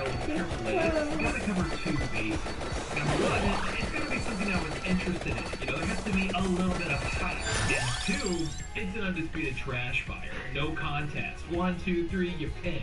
I've danced around this one for years, but to me, the first thing that comes to mind has always been aliens floating Right. I've heard No. so many bad things about that one. I'll try my best to find it good or allowed in every instance, be it Balan Wonderworld, Redneck Rampage, or any number of Cassell The games. Redneck Rampage is good. Yeah, it was I good. tried. No matter how many people I tried it with, Aliens Colonial Marines has I heard been bad one of the things. worst, most disappointing, and Oh, the video game he was talking about. Oh, I thought I Alien said about Colonial you and Marines. Jordan, and then you said I heard bad things, and I'm like, what? Like what? What? No. I'm like, oh. I'm very glad to hear. I want to hear good things, actually. Oh, Look at it. yeah, I can see the inflammation. Yeah, look. Oh, yeah. I'm like, sorry, but look. Does it hurt to move? That hurts just to touch it. That's neat. I'm getting bad arthritis everywhere. Falling apart. It does run strongly on my dad's and my mum's side Yeah. though. So, can't really tell my body to stop. We'll try just in case. Body, stop! I reckon. Okay. We'll try that for now until we have a better answer. I would expect that when I get a bit older, but not really. Actually, I've often wondered, you know, sometimes these old people problems, they creep in a bit earlier, and then you just notice it later. At least That might be how it starts. that chronic pain that I had that they never seemed to be able to figure out completely. I wonder if that was actually a certain type and they just missed it. But now it's just coming out. Maybe. I often said it to my mum and she said, yeah, I wouldn't be surprised. But, is one of the most dreadful first-person shooters I've played in a hot minute. I don't know if it's what they intended or if I'm just used to stuff from this decade. But but the cow's also got isolation fingers too. Oh, does he? Yeah. One of Jeremy's friends down in Christchurch, she has horrifically bad arthritis. Fingers are literally like bent out the wrong way. Ooh, it's like lovely a lady. really rheumatoid sort of, Yeah. really Piano lots of lady inflammation. Oh, you seen that? Oh, I think you know. Oh, yeah, I think I do remember. Oh, I never noticed that way. Look at her hands next time when you go to Christchurch in October, John. They are horrifically deformed. Oh, when they get going, when they flare up, because I reckon it's flaring up at the moment. Oh, right, hence the pain. Inflammation in the crossing. Fucking hell, that's That's from a victor.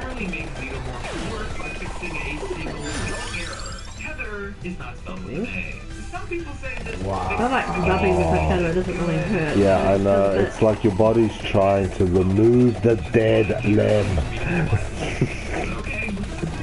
Wow, the Xenomorph had horrible AI because there was one typo in the program. Wow. Man, so embarrassing. They are What a coding. Junction, junction, what's your function? By golly, you know the Tether doesn't have an A in it. disappointment for a lot of people. You know, I get it. It's just one letter.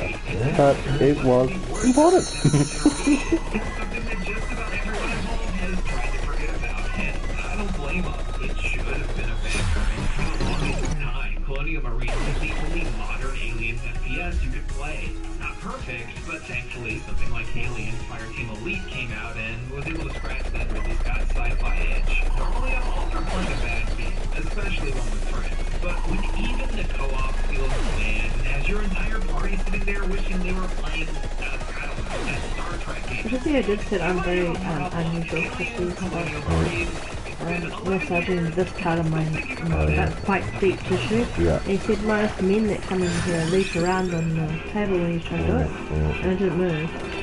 He's like, didn't you hurt? I said, yeah. It's fine. He's like, okay. I have heard ladies have a higher pain threshold. But he said he hadn't seen it, like, to the degree that I was, yeah. I'm like, okay. Where you can become a backer over there. That you'll gain access to the community Discord where I occasionally post my two idiots. You can also buy a t-shirt over at the Pixel Empire, and all of your support goes back into the channel to help us make more videos and suffer through things like Right to Hell Retribution. Why? Anyways, I've been Austin, and catch you next time when, you guessed it, we talk about video games. Surprise! Oh, this was really good. Yeah, I've noticed this guy does a good video. Blake Thomas, Charles Rosner, Cheeks, Chris Shelton, DX Buster, Dylan Snyder, Hank Wiggles, Idle Heist, Jay Roos, Jacoby Fitzpatrick, Kevin Zanowski, Platinum Rose, Touch Bear, Randall Bentley, Rare Find It, Ryan Talbert, and Vox. Thank you all so much for the generous support. I think I needed that little break. Kind of helped me out a good bit. We got a couple of things working on over here, and we're going to be trying out some new ideas over the next few weeks. Oh, is that what I mean? I'm gonna get cheese before I go home tomorrow. I got this card for my fitness that says, I didn't know what to get you, so I got you something cheesy. And then on the inside it says Happy Father's Day. But then I got him these cheese knives. Like really fancy ones inside there. And then I get some cheese, so the card kind of goes with it. Oh, fantastic. Keeping in theme. Yeah. But I'll write something lovely. nice on the inside of this That's one. so thoughtful. But I just thought it was kind of funny. It's like cheesy. So I got you something cheesy, but not like in those like it. The reference I'm using isn't literally what it's meaning. No, that's sweet. I'll be laughing. Oh. Without a moment of hesitation, putting together a stunning site so clearly anyone Put it together. say, even someone that hasn't ever thought about it. And that's a scan, you don't need a website. Don't need a website. Just use In that process, unlike all your websites, use the shiny link in the description and use the offer code SquidRugby. Save yourself some Go so fast. It went from 80 to 59. Is it a good thing or bad thing? Woo, the game's fucking with it. can be anything. A doubt, affection, reassurance, a phone can beat a phrase that comes from the outside and the emotion source with stuff. Outside. It's only a game. Oh. Why you're flying across the world to watch a team lose, side from side, screaming the light at the last minute winner, or said in reassurance by a loved one right after a kid is modelling the generation. That one little touch boils down to great human fascination is everything simple, straightforward. You beat it to this. Maybe you should like a game I enjoy. Yeah, like a game this one. It might just be the one taking place in Joker this weekend. Over 106 matches across 103 games. Arguably no fixture in any sport has ever been so laced with history, politics, Yeah. The Pollard King of Wolf is Ash's fault. Yeah, I said it. it's not just the biggest game. Look, Israel's apartheid, but it's like they're an ally. And they're not very good at sport. So there's not really an issue with it. Despite falling over the game in 1861 and 1870 respectively, South African Union wouldn't meet for the first time until 1921. It's a combination called South Britain that had similar trajectories from their early rugby years. The sport arrived in both nations by an education, a pupil and a massive including rushing back from trips to London. In the early 1900s, both nations headed that way. Back look they came. In 1905, New Zealand, most famous sides arrived in the British Isles, attacked, expect to lose every game. They were enormous. New Zealand won 34 Yes. 35 games, Yes. losing only to a golden era Wales team in a game dubbed the match. And Wales have been one of the stronger teams. Yeah, that would have been an amazing one. Looking for another way to build the scale to repeat the sport. The 1906 South African team, which should have won the sport in famous before the side, arrived in the British Isles and expected to win every game. It was enormous. South Africa 26 of the 29 games one draw, losing only to Scotland at half. Their shock defeat of then best team in the world, Wales, oh God, please take me back. It was the Kings people come to Congo, probably came tomorrow and beat the Springboks 3 years later. It was unbelievable. In the space of 2 years, the All Blacks and Springboks, making games on those tours, had gone from standing start to the biggest rounds in the sport. Symbols of excellence and inspired right back home. The fact that it was recovering from the British and the No, that was bad.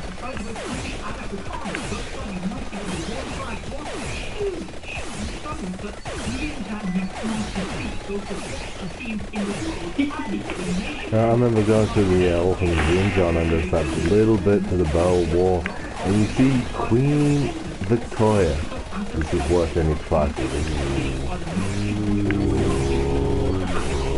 That's pain, laughing. So you start seeing where World War I started cropping up, so those things were inevitable.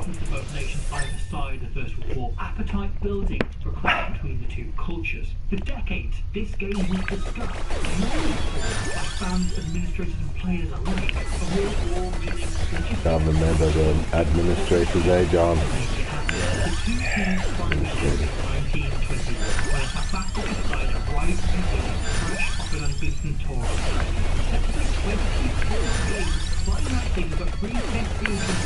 Get that climax. Midweek matches and the last not really. With their seemingly new style of playing the game so brutal, difficulty, emphasis on the scrum, and off the pitch, Toy Party were the most gracious, popular guests, making the feel of that town hall. Go away, go away. Turned up for a rugby mad 10-year-old girl's birthday party. The roar in your stands out the first testing of the box in Europe, first hit out in 7 years. The nation brought together on a Saturday. That's what 1950 of all time. The game was opened by a rare hacker on New Zealand soil, and the box responded with Zulu war cry. It was the final ever for history. Before the hacker was only performed overseas. Winger Akiba Murders, who competed in the previous years, but Olympics at this day is the only Springbok to ever compete in non-rugby events of the game. Springbok that posed right down the side and opened the score, outpacing his opponent and knocked down in the corner. The All Blacks were able to get it together in the second half. Three fantastic tries giving them a 13-5 victory in their first ever game between these two teams. The Box would strike back. Die. Drop goal from fullback Jarrett Moore was crucial, but Yes! the channel, No. in his superb book behind No, the watch that was the wrong one. hardly enough of very, very good book. There's so much we can't cover here. What we call the example happened not on the rugby field, but in a pub stop, just down the road in Napier. Rugby had been phenomenal for Maori cultures in New Zealand. Indeed, the first team was presented in the year prior to the All Blacks Test match. Years later, was put together by Maoris and contained 22 of their own people. Most of these would go on to become huge figures in towns and regional-sized cult favourites New Zealand over. Aotearoa in the early 20th century was not kind to Maori culture, suppressing language, traditions, and schools, and forcing assimilation through law. Yet, on the rugby field, things were different. The Maori style of play was championed, popular, through the haka that culture so often sidelined is celebrated. In this That arcana is super duper powerful. and crowds wanted to watch them play. As such, when the fixtures was drawn up, the organisers must have seen it as a surefire hit to pit the hugely popular Springboks against a newly formed team comprising of the best Maori players from across the country. But where those first two tests had started one half of what made this fixture famous, the highest intensity rugby matches between sides who are usually the two best teams in the world, the match against the Maori would kickstart the other big, reoccurring theme of rugby union clashes between New Zealand and South Africa. Greeted by a huge crowd of mostly white spectators, travelling journalist Charles Blackett was sent a telegram back to South Africa that evening, labelling it Telegram? the most unfortunate match ever played. Fourth game's build-up was in good spirit. After Box players turned their backs on the arranged pre-match poi dancing of Maori tradition, mood shifted.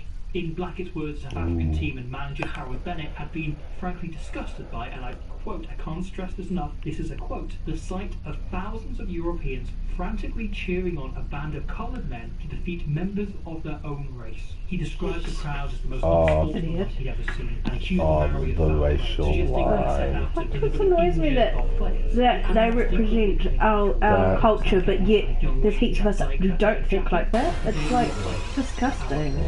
Blackett's telegram was in So disgusting. its entirety of the influential Zulu press. In the time it took There's never been a to time I've drive ever thought like that. on South Africa, manager Bennett offered a backpedal apology, saying what great hopes and between competitors and marriage had been, but sentiment by then had already stuck. The tide had changed. The build-up to that decisive third test was as intense as the third, with a different flavour. 45,000 came out to watch from the uncovered stand as torrential rain could have underwhelming 0-0 draw at the tide circles.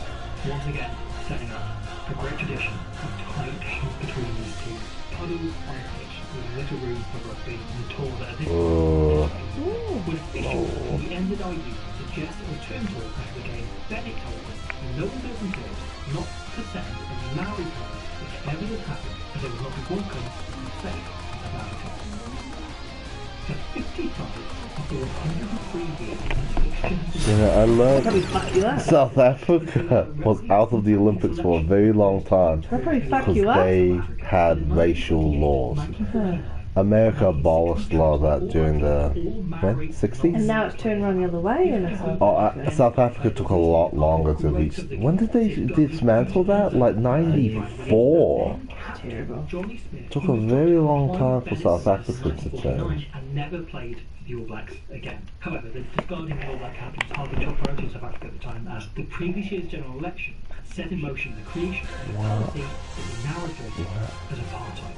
Apartheid was the right to race and enshrined in law, racial segregation enforced in non-white streets as second-class citizens. It was, much like the current rise of the alt-right, hatred and bigotry dressed up as policy, a fear of feeling empathy disguised as legitimate concerns. This only strengthened as the years went on and became the backdrop to the 1960 tour, the most controversial rugby scene up to that point. As I think New Zealand was getting in trouble for maintaining relations with them for the rugby. 160,000 people signed a petition to abandon the tour, an incredible number in the pre-social media age. This was the 60s. Over 3,000 people marched on Parliament to demand a stop. The All Blacks plane was delayed hours after phoning postponed by protesters. The public backlash led the NZIU turning down tour after tour until in 1969 they struck a deal with the South African government.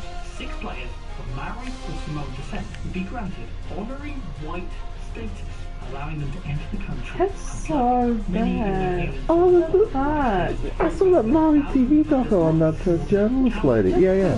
It was a Maori lady that had the white privilege over there.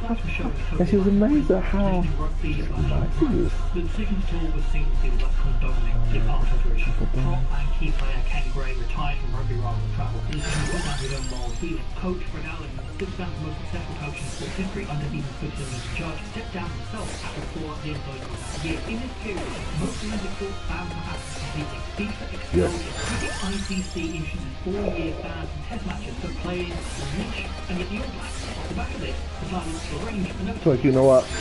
We need a game. And this is where things are really fire. The Boxing series All Blacks also losing to Western Province and the Free State, but the true legacy of this tour happened once again not on the pitch, but half a world away in Montreal at the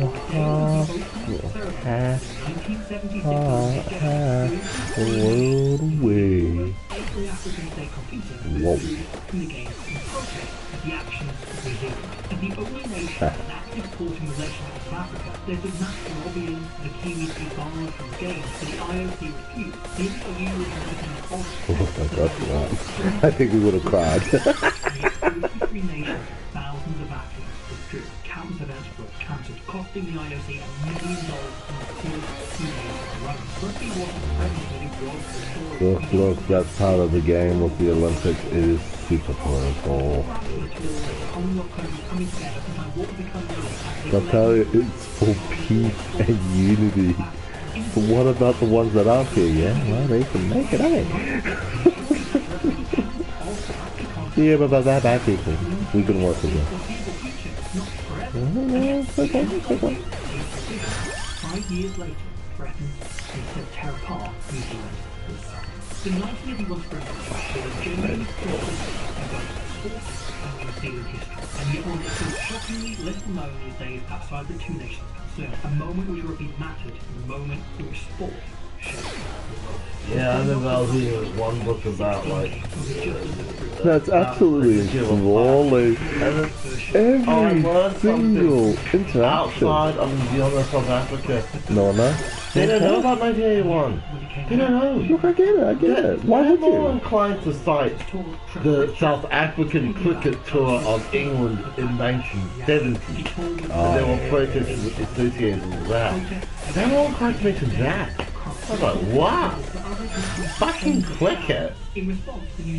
Jolly. That's what they fight. They knew what happened here in 1981. They wouldn't be so blasé now. Offered us fresh and lessons in how best to beat someone up. And you found knowledge on peaceful protesters, demonstrations, illegal riots across the country, every major town and city, benchmark us enough every It was insane. Sounds like a good time, honestly. attempted to disrupt the opening match, only met with some heraldry protest. Hundreds of officers armed, first time in history, got wild. Yeah, because the Prime Minister, was it Robert Muldoon? He was really in favour of having it happen. And yet these protests would get the best.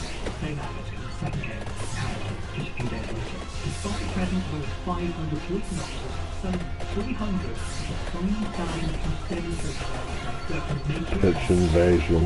Yeah.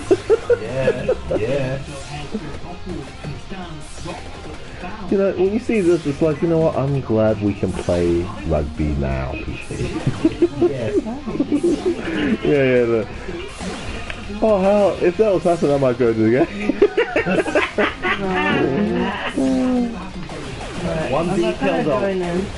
One detail that's almost never ever mentioned is that the Springboks were scheduled to play against South Canterbury.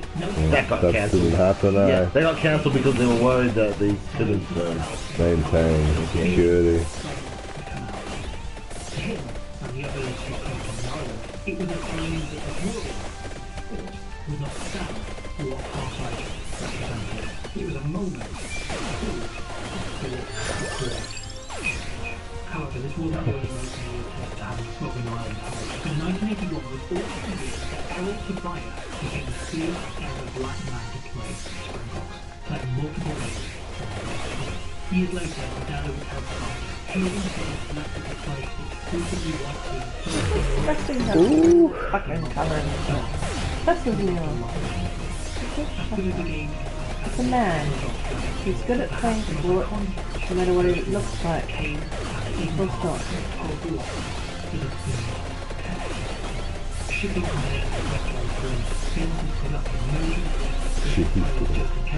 Just in case.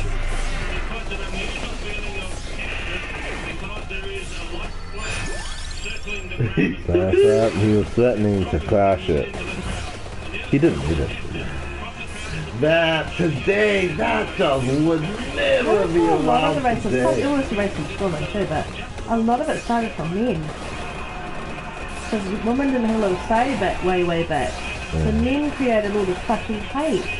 Like, what are you doing? Stop it. You reckon? Yes. Hate social. Because we weren't allowed to do, like, we weren't allowed to do a lot of things. We couldn't even vote for one time there. Yeah, no, Really the controlled. exclusion, you know. And so if you did, like, so if you were a woman that didn't agree with what they were saying, you know, it's sick. Fucking sick. Democracy is something that actually rather few countries actually get to enjoy. Most places just have one guy at the top and that's it. Yeah, they don't know how to Anything do it. else? Sometimes it's just sick. It's like, yeah, you're a rebel, you can be executed. Just sick.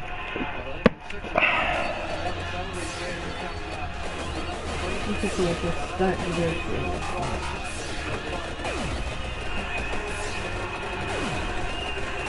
Oh.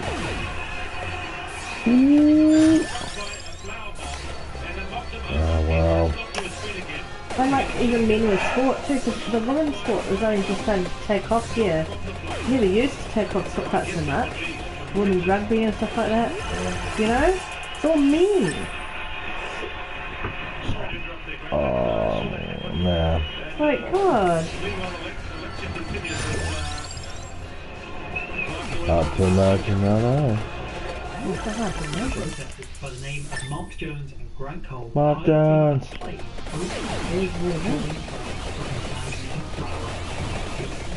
now infamous flower bomb is one of the Black Rocket's most famous days, and a moment encapsulated the talk that populated so much stewardship within the nation rather than the city. John Minton, on the state of Harlem, still a protest to this day, later said the legacy of the war wasn't the message sent to Africa, but the conversation started about race within New Zealand, particularly the treatment of people against the backdrop of anesthesia. Later described as 3 months at the moment New Zealand became an independent Pacific nation, even with Britain, the South Sea, they considered themselves Oh, yeah. I never thought about that, but yeah, that's interesting. Mandela, released in 1990, was elected President of Africa in 1990. I think they're stating facts here, though. They're not doing anything. F.W. de Klerk, in negotiations, the IOC states the third rugby world in the newly declared. Well, yeah, they started that protest to say that this is the event that separated us from British colonialism and become an independent nation, not the colonial one. Sport is more powerful than government in breaking down racial discrimination, and in 1981 sport had a backlash. So the seed in his mind that became a genuinely critical history of South Africa as a nation. Before Alex Clark stayed down with 2 teams to battle with Seems pretty freshman, this though. simply as no return test. Having not played an official It should pick up here because Mandela's taken over, apartheid's been dismantled, and South Africa wins the World Cup against us. Watch this stuff. the newly established Well, John started finding this stuff a little while. No. No, This you is all can't autoplay. This is blame all me, autoplay. man. This was left on autoplay. Nah. You could have changed it. I don't know why this is on here. I didn't do have anything to do I with it. enjoy the South African test dramas. That was exciting. But they were fighting for racial freedom Oh, I know inside that. I know Africa. that. But Yeah. Still, they were of all protesting. the things I could listen to on a nice Pacific day, it's not that. It was a celebration. What was you looking for? Oh, That welcome makes to happy. No, no! What, happy or happy? Oh, come It wasn't on. Looking at me. Public Is it on that definitely? It's frustrating. game over the 87 No, Don't do it. both teams. Yeah, no more racial segregation in South No, I Africa, just John. can tell when people are doing what they're doing. No. I didn't put this You down. don't. I bite. I live Yeah, with so males. stop doing it, I John. live with males. That's right, all day he long. lives with males I know. all day long. Yeah. That she bites. I do. You want me to show you? What? And I'm agreeing with you, Law. I'm joking. What, final score 80 no! We mentioned that time we had a Pride series in 994. It happens. It happens. Because this I know it's not satisfying, but sometimes, you know, it's just, So unsatisfying. there's no clear winner. 5 years later, It wouldn't be fair to make the match go any longer. That's not how you play it. Just as the 1906 team has sown seeds of unity, have looked to create one South Africa, a new nation worth loving, protecting, fighting, Mandela had a vision that this side, 89 years later, could be the same, on an even grander scale. Having been viewed as a symbol of oppression and emblem of apartheid, it was only Mandela's judgment that prevented the Springbok logo and traditional green and gold colours from being rejected, rebranded, cast aside. Even he likes rugby. But no, the rugby team stays. Mandela would build a bridge, not brand new land, and bring everyone on board into the same place. Yeah, look, I watched the movie with Morgan Freeman in it. Because you're not supposed to be looking at people's colour. The entire nation, regardless of creed or colour, has adopted them as, to quote, our boys, our children, our stars. South Africa entered the tournament unfancied and underdog, but scraping past strong Australia and France sides took them all the way to the final, where they would play, wouldn't you know it, the All Blacks, a team who had gone from the best team in the world 2. Still the best team in the world, but now we've got Jonah Lomu, a player who had redefined the game, who had changed the rule, came up with things who come from nowhere. Yeah, you find later, oh, he was juicing, that's why his kidneys failed. He was taking drugs, performance-enhancing drugs law. And yeah, that shit usually fucks up somewhere. Oh yeah, of course. Not good for you.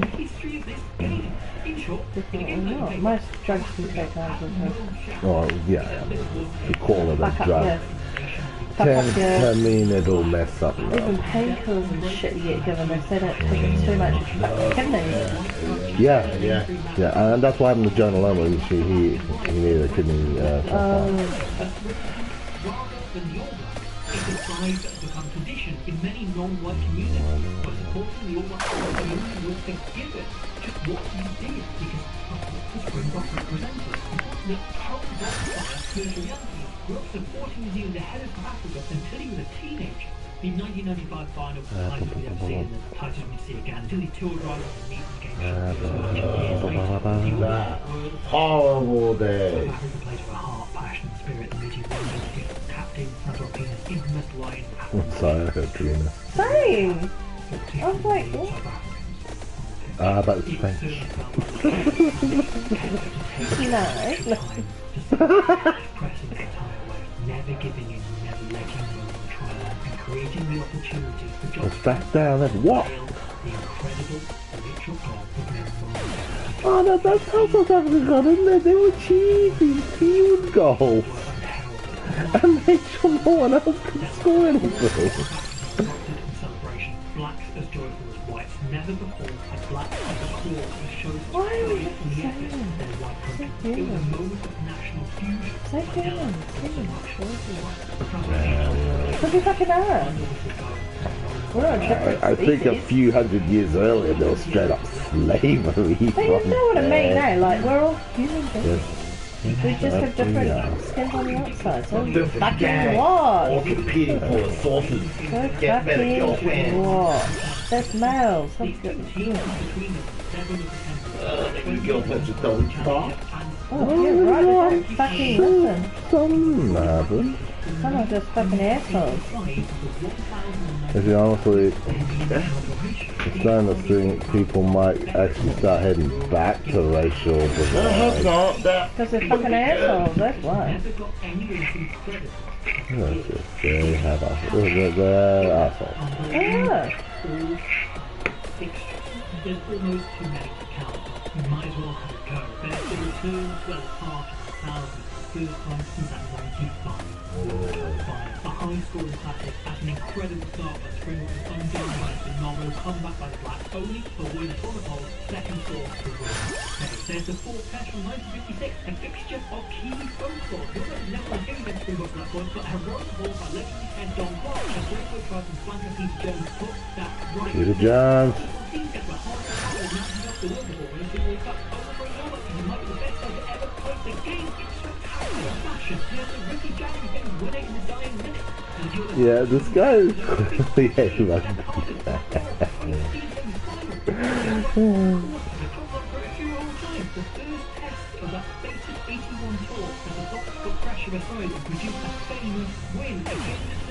remembered in its own right as world in class. There's the time a struggling Springbok were running themselves, smashed the All Blacks 2004, the worst in the World Cup. This campaign marked over in 2009, and perhaps my favourite style line comparison running the chart, 2018, as the worst ever Springbok side put aside a hideous losing run, which has included on top of the All Blacks, eh? Talking about it. Hideous. Going on. Oh, they won, and then they won the next one. Yeah. It's like what that Chinese gentleman said. What is deception? A lot of it's in your head. If you think you can't win, you can't win. You think you can, well, the other guy might think he can't win. For sure, Yeah, that's a funny game. that's just funny.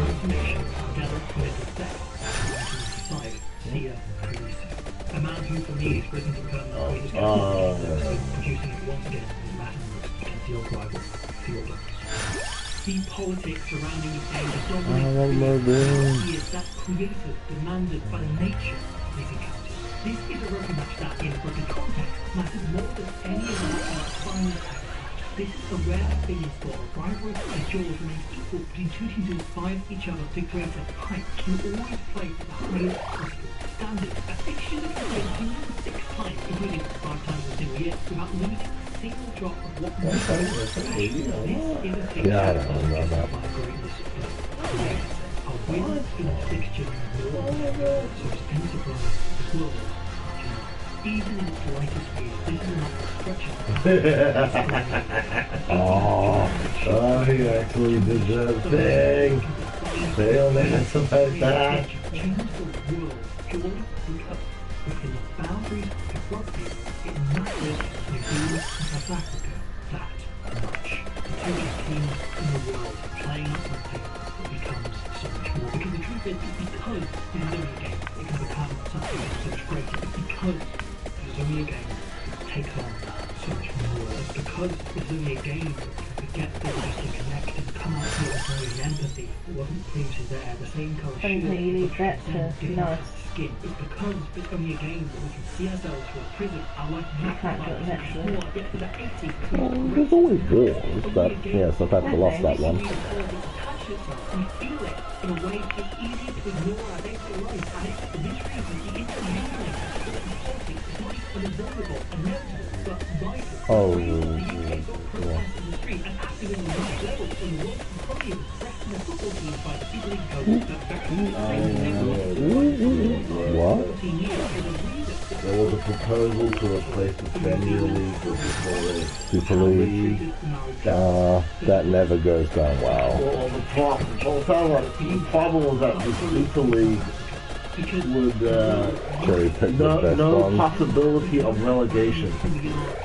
Nah. Yeah. There's no point. Because you basically culled out Yeah. all the other teams. That won't work. The people won't. But it was seriously considered, huh? Seriously. Arc you saw, it was seen at the time of sport, you took the chunk of boiled human food into 80 regularly scheduled chunks every Saturday afternoon. A match day can make depression disappear, communities connect, families reunite, can make you feel that you've never been alone, and given the right match at the right time, now sport has the power to change the world. Over thousands of years, hundreds of millions of players, billions of fans, no individual fixture has ever quite shaped history like rugby union regular clashes between the New Zealand and South African Springboks. A fixture of such titanic importance, the world needs to embrace whenever you join up. And yet, again, Is this why there's so many South Africans in Auckland? Days. these two teams have played each other again this weekend, and the world has just not been ready.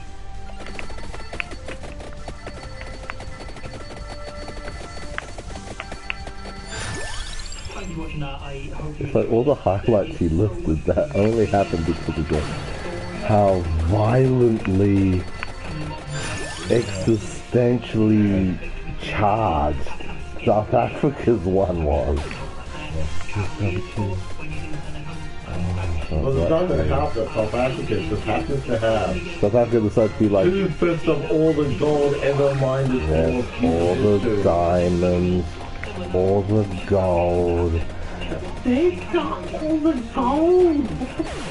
How that happened? Yeah. Why the hell did God decide to let them have the gold? Unbelievable. Reminds me of that New Zealand ad for the candy. And diamonds go to South Africa. New Zealand snakes in. No, well done, New Zealand.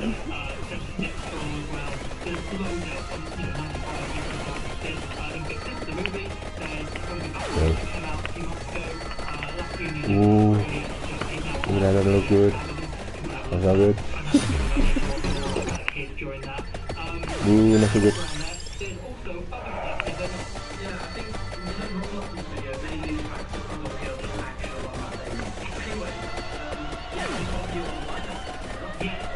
Ooh, on the online, eh? exciting, eh? And now England consultant, Lionel Mann, George Cruz, which is fantastic. He was so great, So great. Yeah. Oh, man, look how I love George Cruz, huh?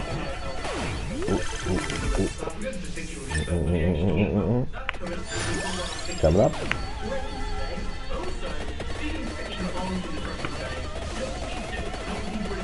Oh, I don't know what to do. What?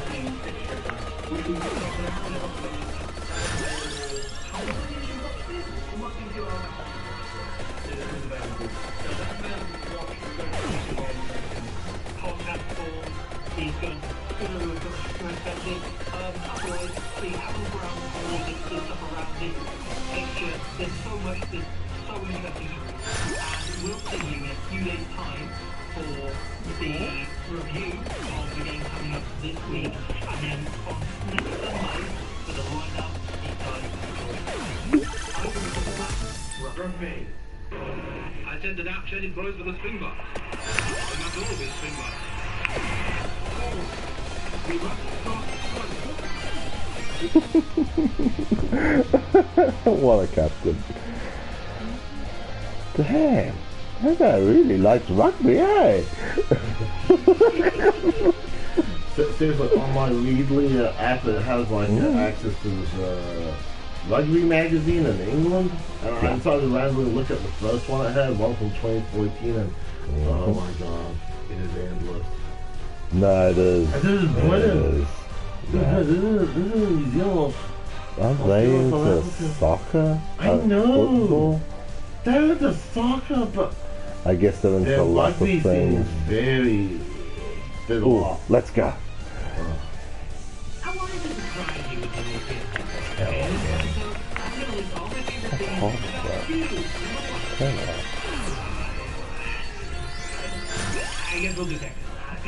Telegram CEO Pavel Durov was arrested last weekend on suspicion of failing to moderate criminal activity on the messaging app. On Wednesday, that suspicion There'll be was Elon upgraded Musk to soon preliminary enough, John. charges. Durov was not jailed and barred from leaving France pending further investigation. It seems sudden, but it makes some sense given that back in March, Durov told the Financial Times he doesn't think they should be policing the way people express themselves unless they cross red line. Which red line? Unclear, although it seems like one red line he won't cross is being a cat noise decision. And the specifics here, especially concerning Telegram's optional use of encryption, which was implemented without proper declaration, according to a statement from French authorities that we translated into English, so hopefully we got that right. The declaration that other encryption-using platforms like WhatsApp and Signal have apparently done properly, and now they're worried about Telegram making them look bad by association. Debate over encryption has been raging within the EU, especially after they just passed all these laws that let them boss tech giants around. What? Are we going to limit encrypted platforms to apps by just putting a socket in the door?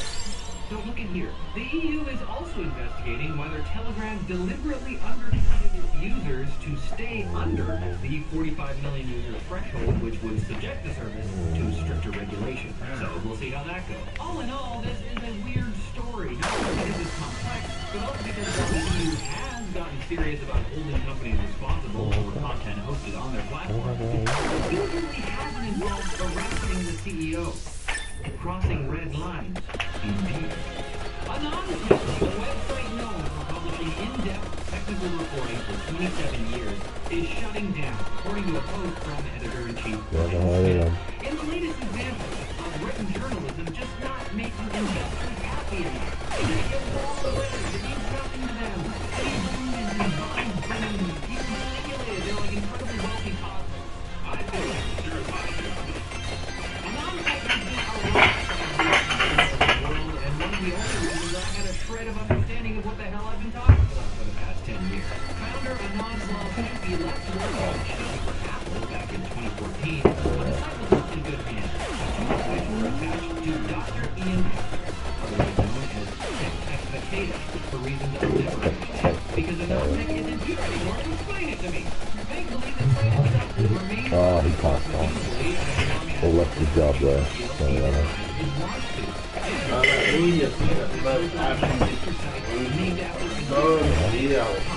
oh. Yeah, no, there's that ebb and flow. One group pulls ahead and the rest are dead.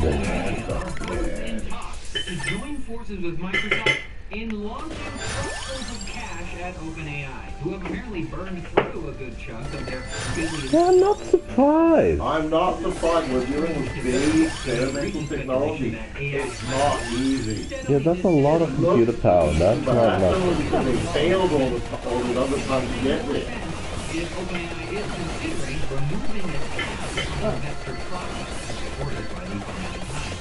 But OpenAI insists their for-profit company is still controlled by the non-profit, who absolutely ignore for-profit investors and refuse to release extremely capable models that threaten to turn the internet into a bubbling soup of AI slop. No, God, it's too late. We're already there.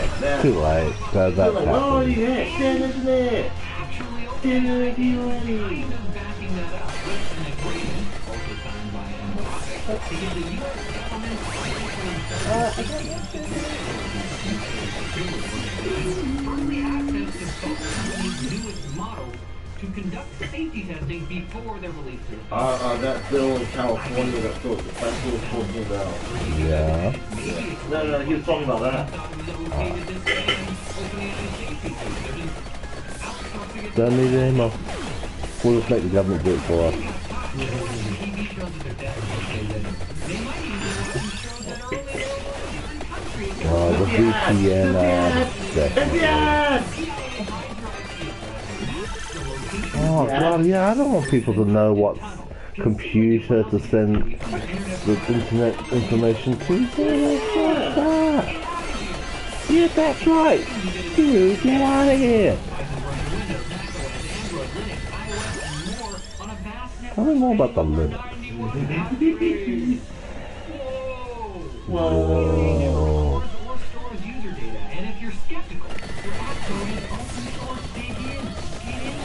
Yeah, like I know what any of that means, right? They give you the power to pay them money. Hey. Yeah. Yeah, no, I like them.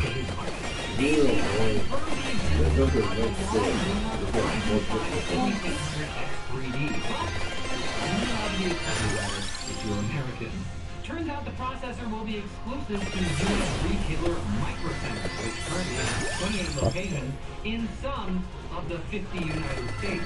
In a statement, You know what? I get that. It's exclusive. And people have been buying up. It's an anti-Bitcoin mining thing. since the Port of Seattle was hit by a possible cyber attack, and the Seattle Tacoma Airport, aka CTAC, is still mostly offline, with no clear timeline for recovery. The airport's internet gate updates are all down. Keeping paper with Better go back. systems from the rest of the airport, which is great news for fans of getting groped by the government and not dying. Microsoft is rebranding its remote desktop app, an eminently Googleable name, to Windows app.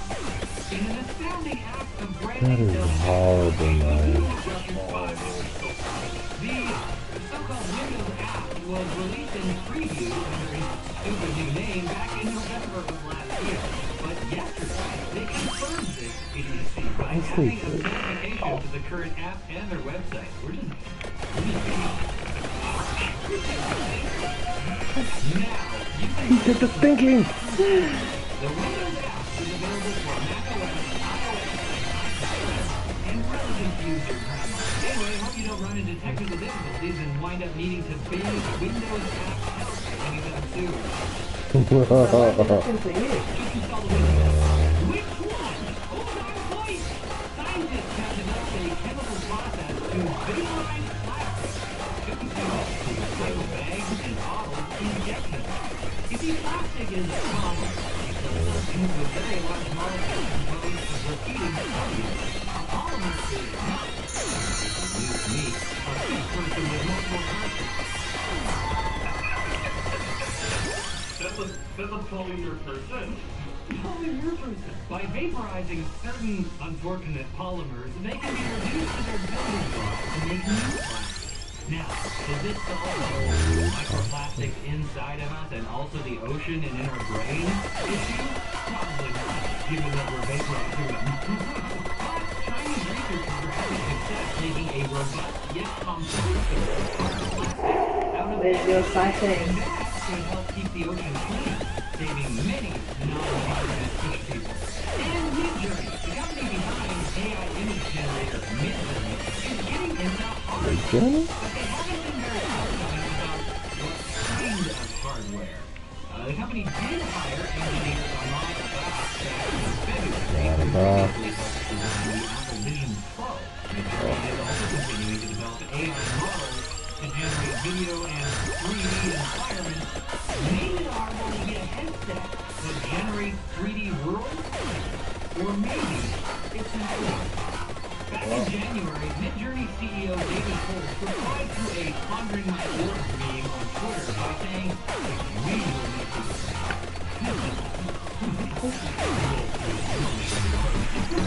What does that mean? I don't know. But stay tuned for more. The best way to stay tuned is to literally stay tuned by coming back on Monday for more tech news. Just kidding. I made a horrible mistake. We're not actually uploading anything. It's a holiday, so believe it or not, we're taking a holiday. We're taking a day off. Yeah. Enjoy that off then.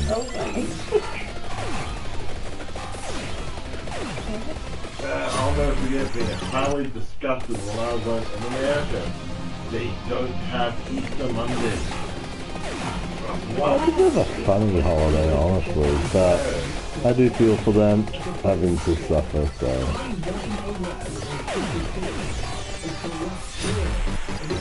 For quite a while before then, back in 2020, all of those sold in the UK, the US, Europe, Japan, and Australia. And yet, the only in 2022, I was also putting an extra on Patreon.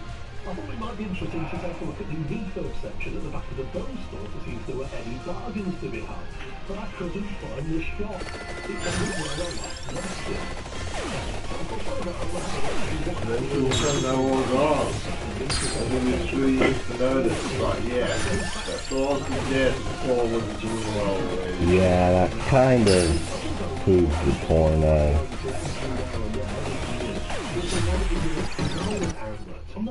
All things disappeared and took them 3 years to notice. I bought the QC29 headphones back in 2014. Noise cancelling headphones with a wire back then, of course, not Bluetooth. And it was like a revelation. It could blank out all the noise of the train on the incredibly annoying commute to work. Just put those those. just pretend you weren't there. It kept my sanity.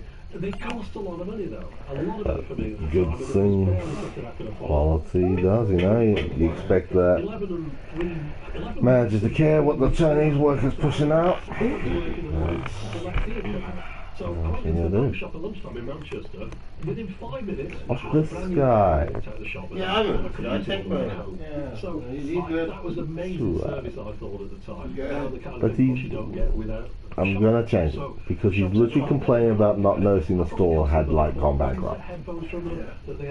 You can get other headphones, That friend. piece of deal, and he was like saying, the climate science isn't a science because they call it climate science. And I'm like, But the reason I mention all this is because every time you went Debatable. in a Bose store, there was one thing you could guarantee would be there: the Wave CD radio. All the time, as far back as I can remember, Right, there we'll was have always to, the ability there's gotta be something here. Wave. Now, well, they haven't been around forever. They have been on the market for quite some time. Popular Science magazine ran a feature on What's the Bose that? acoustic wave system. I know what movie this is.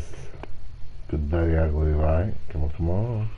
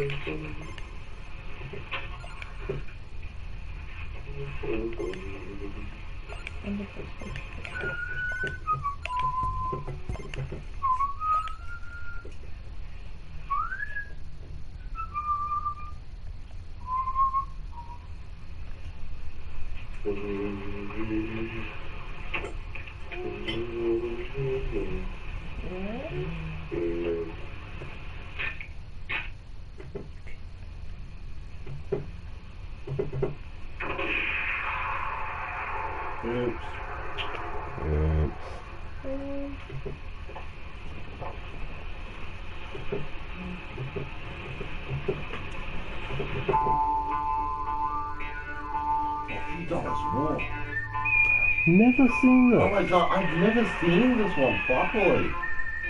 Oh, never. It was part of the trilogy with Clint Eastwood, eh? Was this the I've first seen the one? first one. No. Not That's the first second one. Second one. There's no way I can beat The Good and Bad the Ugly. That thing was That incredible. one was absolutely incredible.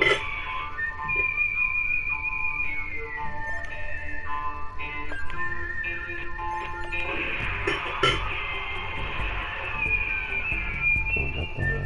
That's in the study.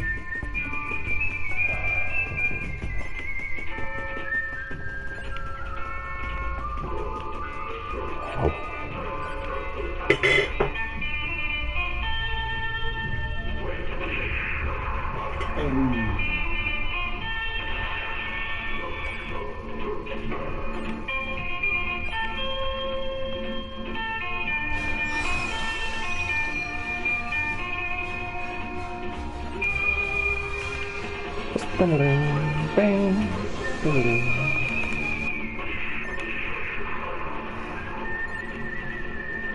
I was like, some poor guy had to like paint that onto the negative. Oh no, surely there was like a bigger thing and they somehow had a way of printing it onto analog era. Yes. And look, I've learned to be more respectful of analog. There is a reason it came first. But straight up, it looked hard. It was hard.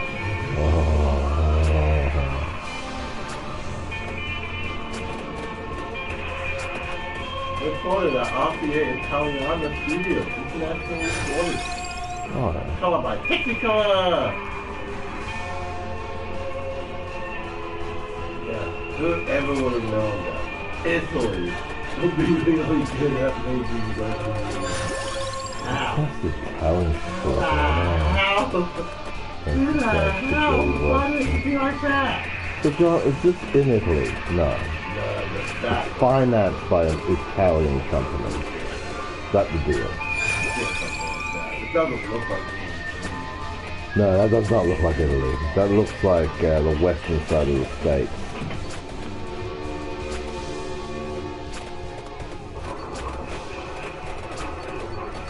A place of forgiveness when I die.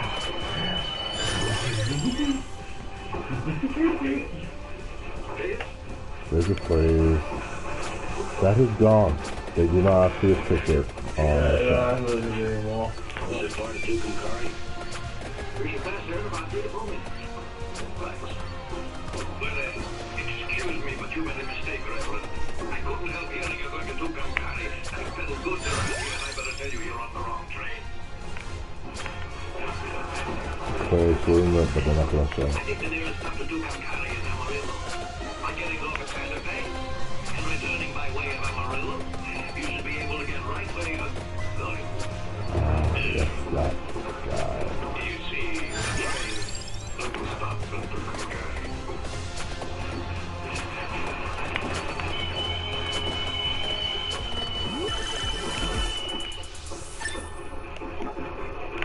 This train will stop at Duke and Curry.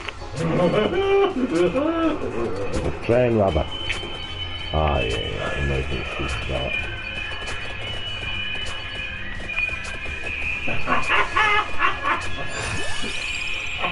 Oh my.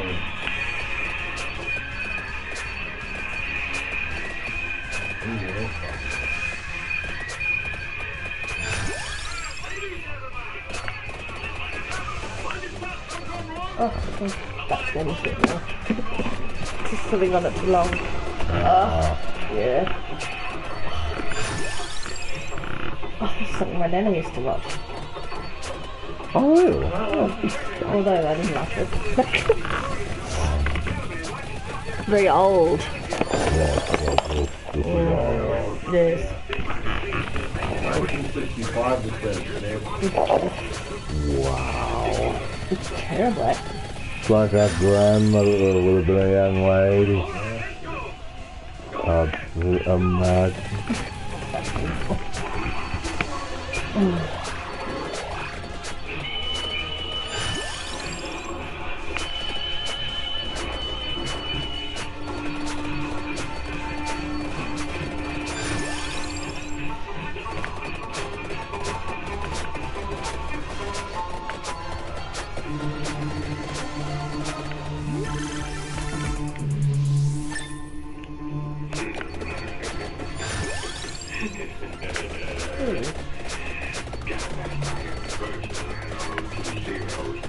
He was sitting there with his arm He said, a measly $1,000 for me is much too little. I'm worth a lot more. Many has a zero goes down. There isn't anyone got the guts to face that kid, right? Yeah, but thank you for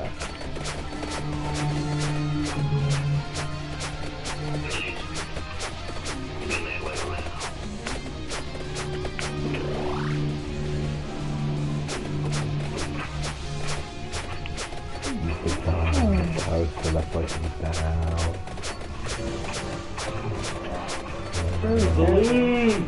terrible acting.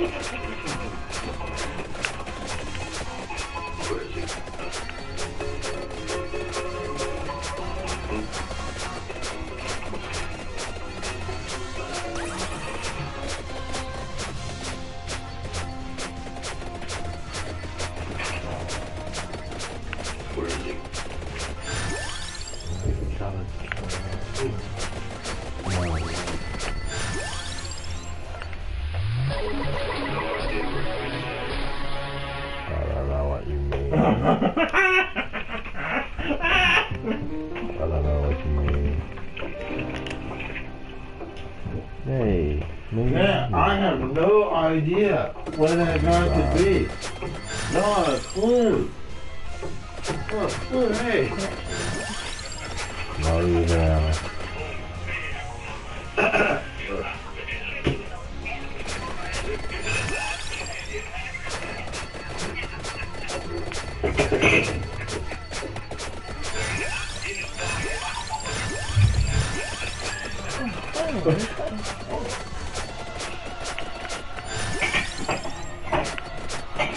Oh, that's the guy he's after.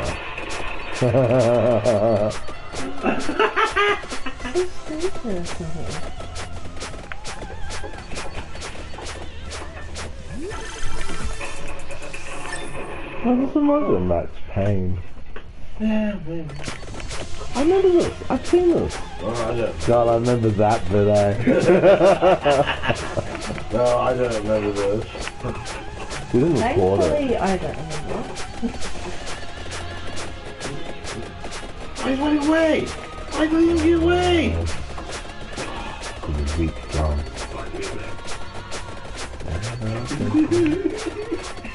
Just a little bit different. Not weak, it's just no control.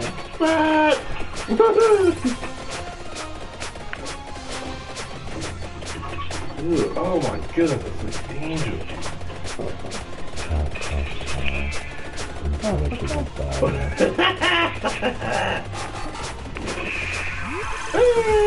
Holy cow! Poor horse. It's like an olden time they used to just shoot the horse down. No, I'm joking. My understanding is Hollywood brought in rules about. But this might be pre. This might be before it though. No. I read an article about this. The issue came up in the early 30s.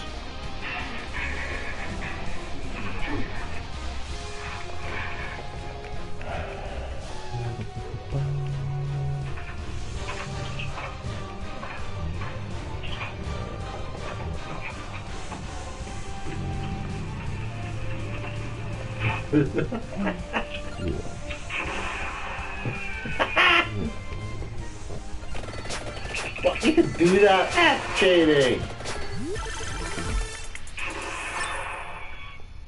That's terrible. God, what the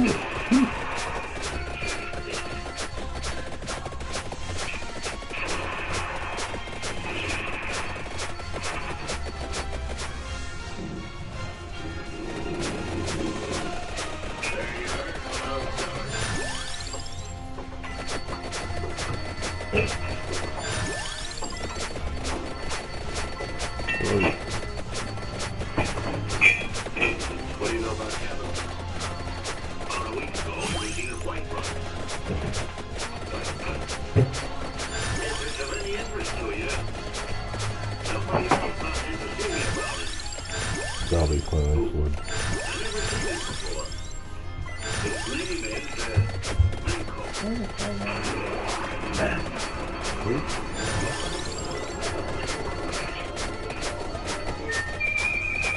Our hero! Yeah, see, honestly, half the time I watch these things, but it's like, that doesn't seem like a really nice thing to do.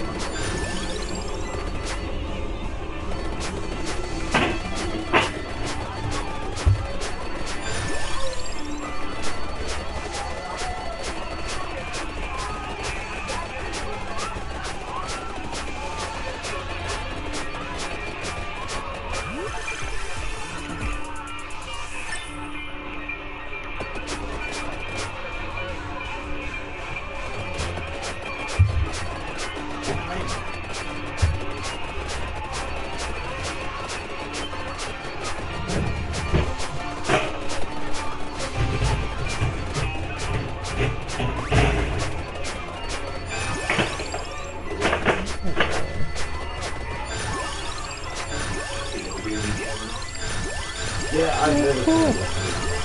I think I may have seen the end randomly on TV once, randomly. I have never seen this. But I've never It's seen because it. I don't normally watch the stuff like this, of course I wouldn't see it.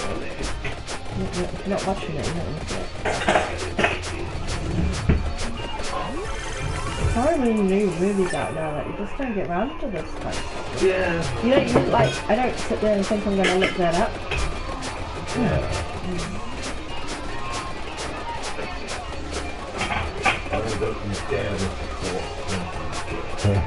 Trying to escape as you say.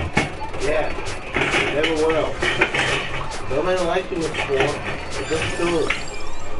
And wants to be evil.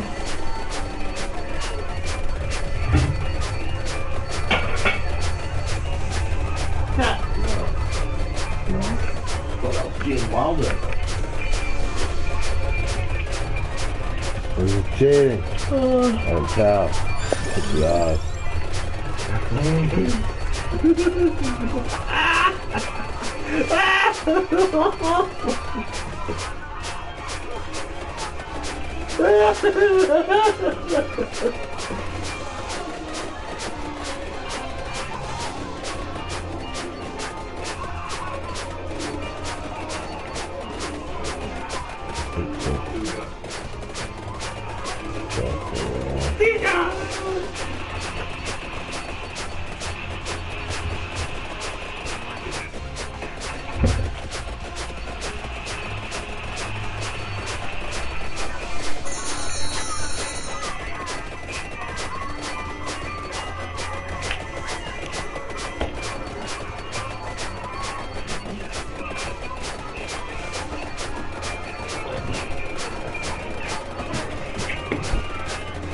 Finally, really quality film. No, it's probably not awesome. Now, don't forget, we watching that guy from Chicago explain how, like, film has, like, essentially endless resolution. You just make it look as good as you like. Honestly, I'm gonna die. I'm trying not to, but like, it's super slow, yeah. Yeah, back in those days, for some reason, they made movies really slow paced. No, people weren't used to dealing with fast paced information. To be critical, but I mean, I suppose that will you, but we got so much more exciting to start. Wow. So much Making notes of this. Who's this? I don't know. Kojima. That could be anything. This phone is bad, which makes it better. Okay. So he's just a company man promoting tech.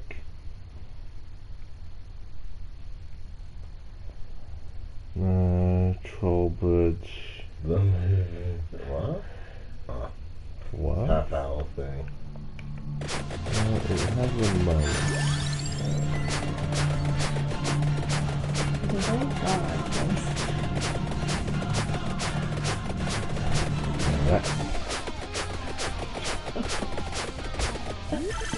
I don't know.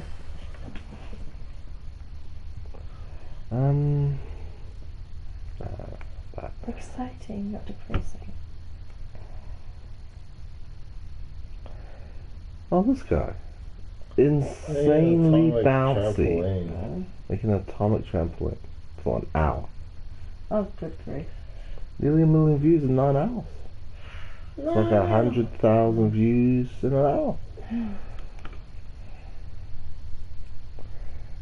Smackdown. They bang.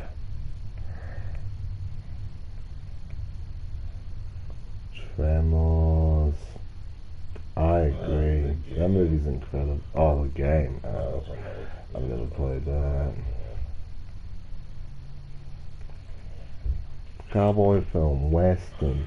Back in those days, they made heaps of Western movies. It's absolutely nuts. Oh, so it used to show in the library. It's like, how can you make so many Western books? Oh, I hate watching. My dad used to put Western on all the time. I fucking hate it. He was like clicked to all the fucking shit. Little House on the Prairie is probably the best thing that ever came out of that genre. Yeah, that was alright, but not the shit he used to put on. Because no one else was allowed to watch anything else. It was just like, just if I watch this, fuck. Oh, how about this guy? How Death Changes Your Perspective, featuring Caitlin Daltrey. Something funny, something like how something Chinese nice. Worth Spy. Nice stuff, I don't know. Your feed's bringing up, something up nice things. It's like it's on a algorithm or something. I don't know. I'm going to resist you to say exciting and fun. No, you know what I mean. Like, I think you do know what I mean. You're not silly. But so, go.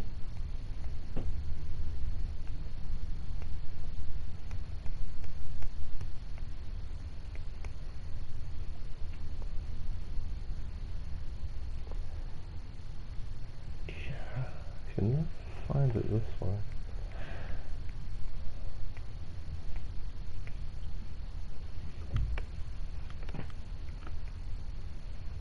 The South got something to say. Is that where it comes from? And good grief.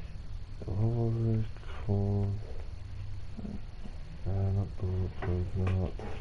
It looks demented. Mood Swing Misery. What's yuck? What is that? Why does it look That's like the that? album.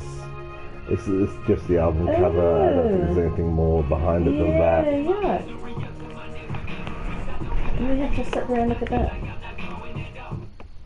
No, we don't have to sit there and answer that. Ah, It's just my favourite song at the moment. I is know, all. but that guy, oh, the song's fine. But the guy. Oh, I can't.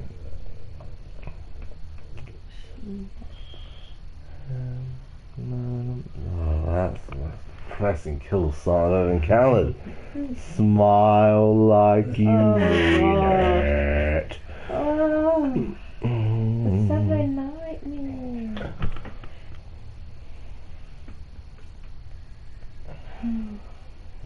What kind of song?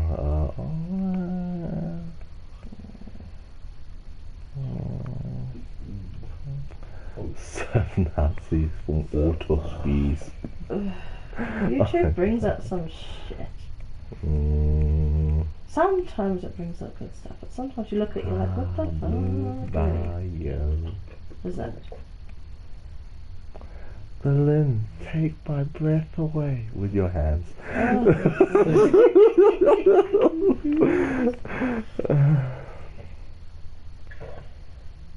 Nah, I don't think we'll find anything on that tab.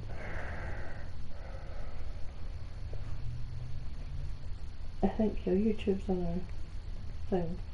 Oh no, I don't even know. Oh, yeah, no. Stuck in a... Dead internet. There's nothing here that's actually appealing. There's lots here, but nothing. Because it's I bringing like. up a... yeah. I don't even know what to explain. But if you actually type in something that you want to see, and then it'll bring up like different things as well, and it'll change it. Because otherwise, if you just search through, it just brings up random. That sounds like a great idea. I mean, that's the only thing I can think of. Because it's the only thing I know I do. What do I type? I don't know. Yeah, I don't know either right now. I don't normally do YouTube, which makes it difficult for me to think about that because I'm not normally on it. So. Happy family. Let's Happy see what happens. Families, oh god, they'll just bring up children or something. Oh no, it'd be like a People's families vlog. doing stuff, yeah. Family. What? Oh, Ren and Stimpy. Oh god, they got this. Ooh. Yeah, happy, joy. Yeah, no, that sounds extremely dodgy. No. Happy Suppose this coming up, that's topical. Of course it's a song. Oh, because you've got songs. You put, yeah. No, it's not a song. It's Happy Family there.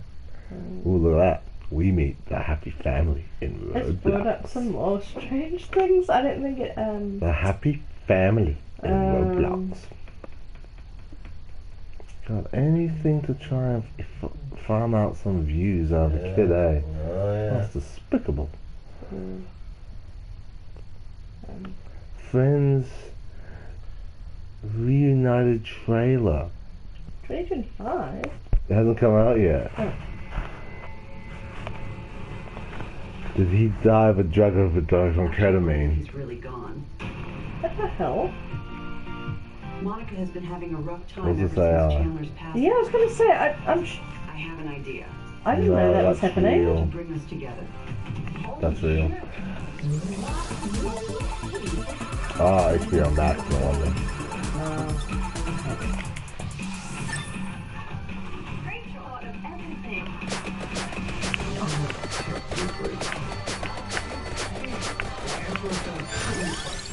So much of our lives have changed since we last saw each other.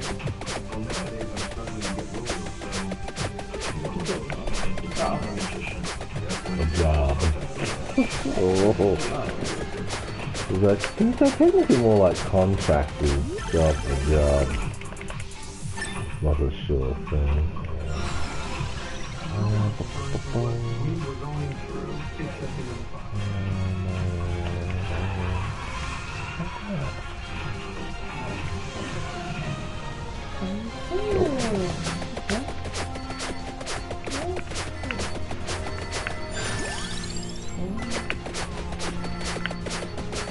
Does the autoplay will put something back?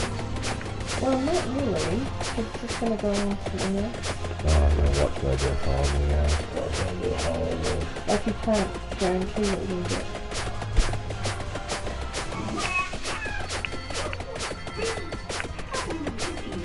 Microaffections are just the smiles, the expressions of concern, the fact that she has a clock that shows her where her kids are because she cares so much. The thing about traditions and rituals, they don't just happen, you have to take it and make them work. And not just get caught in the life of buying groceries, doing laundry, doing homework, repeat. The entire Weasley family, especially the Burrow, just feels like wrapping up in a warm blanket. It feels like living with the family that I never had. The way she and Arthur celebrate their children's victories is beautiful. Time after time, they put themselves in harm's way to look after each other. And in real life, you may not put yourself in literal harm's way, but you might put yourself in social harm's way. Because that's what families do. And that's how you make it work, and you pull together, you bond together, you're there for each other in the hardest of times.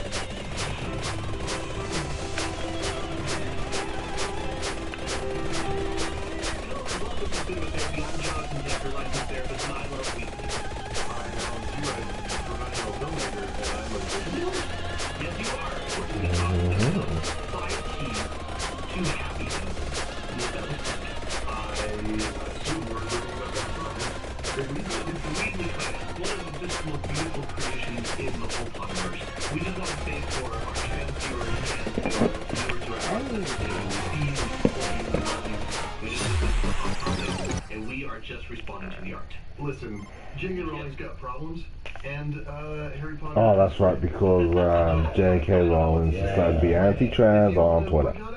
Awesome. If you don't, like me, and you think Harry Potter is good, and you're pissed at J.K. Rowling... No, not really. That's cool too. Watching these films and reading these stories, you really get the sense of what a happy, warm home is like. The entire Weasley family, especially the Burrow, just feels like wrapping up in a warm blanket. It feels like living with the family that I never had. So, number one is lead with... I feel for his family. Yeah, but I don't think he's referring to his own. I think just in general. Right. You know, like, it would feel like the family you had if you were, you know, if you didn't. Yeah. And also, a lot of families aren't like this. Like, you have a good family, but they're still not like this. Like, my family wasn't like that either, and I would love it to be like that. Yeah. You know, like, even though my family wasn't that bad, but still wasn't that good either.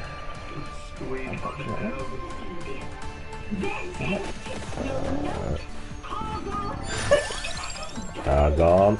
Make me laugh and stuff.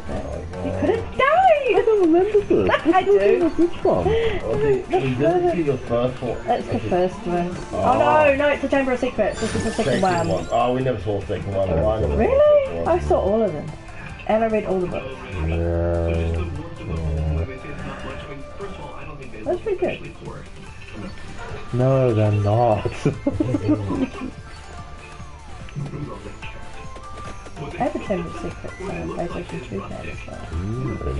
Used to drive me nuts, like if you close in the garden, you fling them over and you get fucking missing. Ah, yeah. And you pick them up again, and if you don't hurry up, they bite you. Ah, yeah. It pissed me off, for fuck's sake. I will be completely old-fashioned and put a plug in for family dinners. Agreed. It's crucial when you can do it for the bonding. Can't do it easy. And you are... Good lord. The Harry.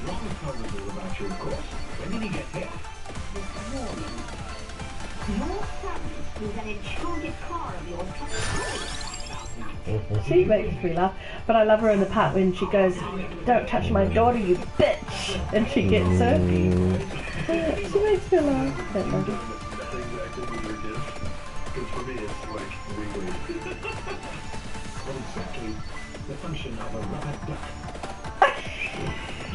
Nothing really but play, is it? I'm like, sis, do I know what that's for? Throws mold in it, so it's annoying. So if you're thinking about a career as a counselor or a therapist, you may want to start with a bachelor's degree in psychology, just like me. I'm so excited to tell you about today's sponsor, Southern New Hampshire I was having an ad. Because I was like, wait, why does it jump from that to that? online degree offerings in the country. Let me tell you a little bit about their psychology. Yeah. In this program, you'll explore the inner workings of the human mind and lay the groundwork for diverse career paths where it's critical Dude, to ego to the ego. human behavior. You can focus on several What was he doing interesting that? concentrations, such as addiction, applied psychology, Alcohol. adolescent development, forensic psychology, mental health, and social psychology. Not only will a bachelor's degree in psychology from SNHU prepare you for a wide variety of career paths, but it will give you a strong foundation for additional advanced degrees that you need to treat patients in clinical settings. SNHU is radically affordable. Their online tuition rates are some of the lowest in the nation. Go to snhu.edu/cinematherapy. The link is also in the description. They play that weird game like, yeah, it's cost effective, but you also don't want people thinking it's garbage. Or like it's free. Well, no, you can read that out. No. No. I think it's like nearly $800 a paper. Yeah.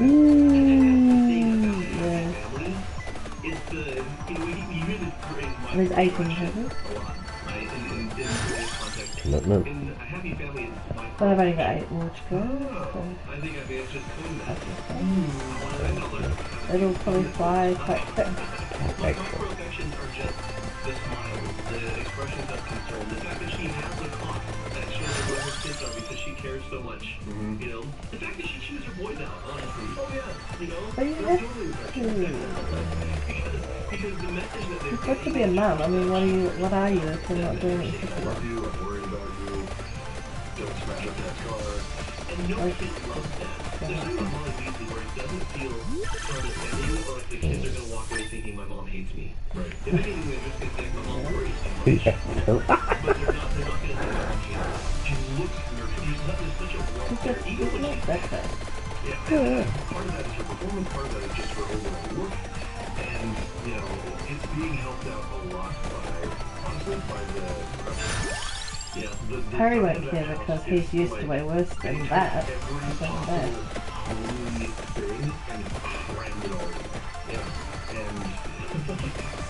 get that feeling, the lighting is warm, and it's just like, it's just cozy. And one thing I love about Molly and Arthur, and the entire Weasley family, but especially Molly, is how much she takes Harry under her wing. Our buddy Sharon, his mom, after my mom passed away, she became an Indian Molly Weasley, and having over for Indian food with their family. Oh, lucky man. I love your family. And people need that. Part of leading with blood is the tradition. There's tradition and there's rituals, right? Rituals is things you do every day. We have breakfast together every day. Traditions are we see in order to see how they celebrate Christmas, right? And how she says in that moment that Harry is as good as a member of her family in her eyes. The way she and Arthur celebrate their children's victories is beautiful, and even sending the howler, you know? Yeah. A very British act of love. Topping nut is really good. You can buy it. That is beautiful. Buy it from our store, the link is below.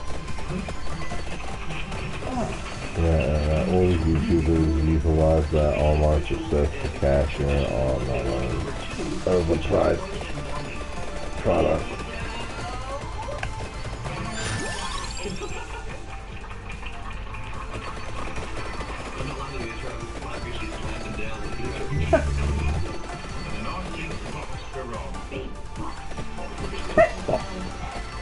It's so embarrassing what she gives him though. Sometimes treats him with something. He's like, oh, thanks, Mum. They don't have a lot of money, so she does, but it's just like, I can see why they...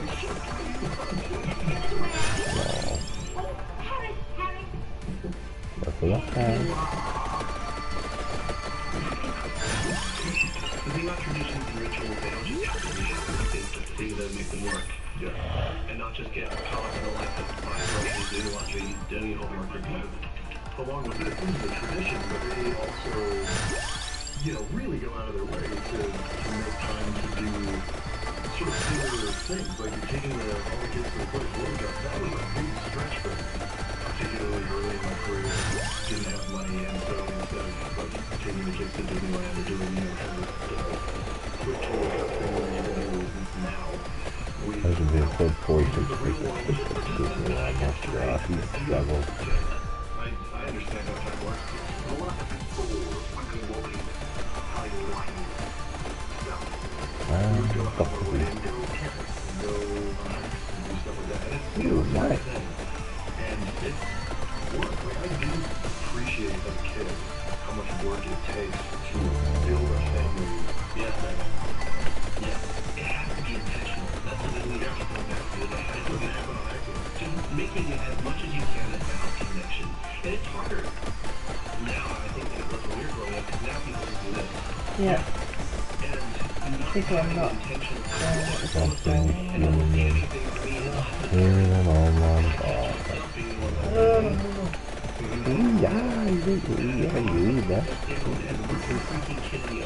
I do. I've got my phone down.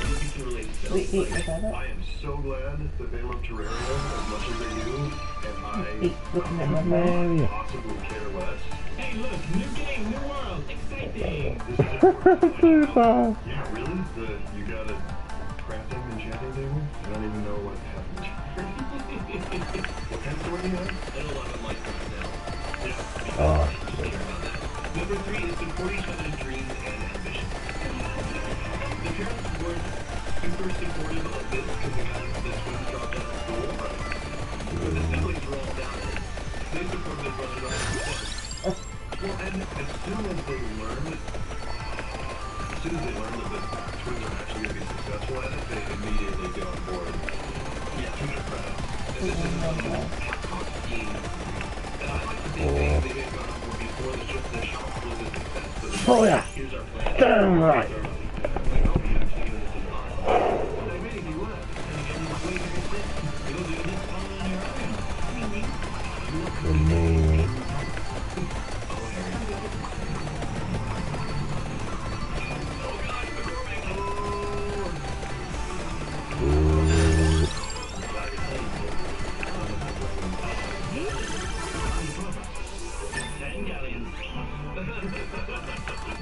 Just take it. I'm your brother. Give me a therapy. Just because they sit there and just second. Even though in the wizarding world, Dad will look down on doesn't make it fun money. You're looking at actual social issues. Dad is sympathizing with a marginalized group. Absolutely. And dealing with look down on for it. And the family like, we got your back. You know? Is it Charlie who's the Dragoneer? Charlie is real I've read the books. Goodbye. Main thing we're talking about the movies. It's cinema therapy, it's not literature therapy. Yeah. Movies. Doesn't matter what people's interests are. The only thing that I would do differently about the Weasleys if the story were being written today is I would give Molly a bit more to do with her life other than she's a mom and she's an excellent mom and wife. Well, I'm not even saying mom and wife have a career. If she wants to be a stay-at-home Yeah, if she wants to be a well, stay-at-home we should look at it, so I'll find out. I think that's a valid option, but make her more than she's a mom and wife. And that's kind of what defines her. She's excellent at it, but I'd like to see Molly have an interest in architecture for her. You know, I mean, she used to do Quidditch for her. She was big time on the Quidditch church, you know. Yeah. You think she was? That would be cool. Yeah, that would be, yeah, absolutely. That's when I was a line tamer. So now, we're going to talk about comfort during the hard times. Jesus.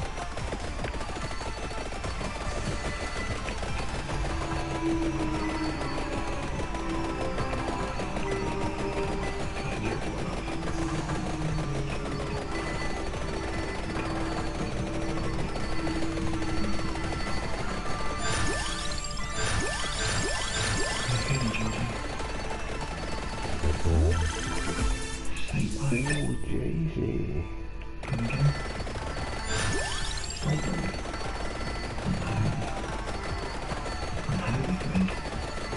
Oh, really?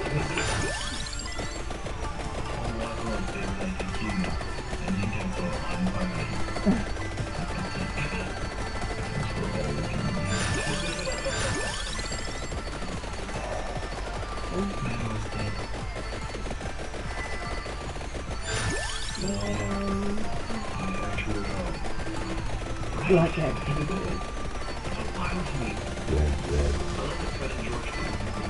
Tease each other, and it's gallows humor, and it doesn't take away from the gravity of the scene. It just shows their affection for each other. My siblings and I have a gallows humor joke.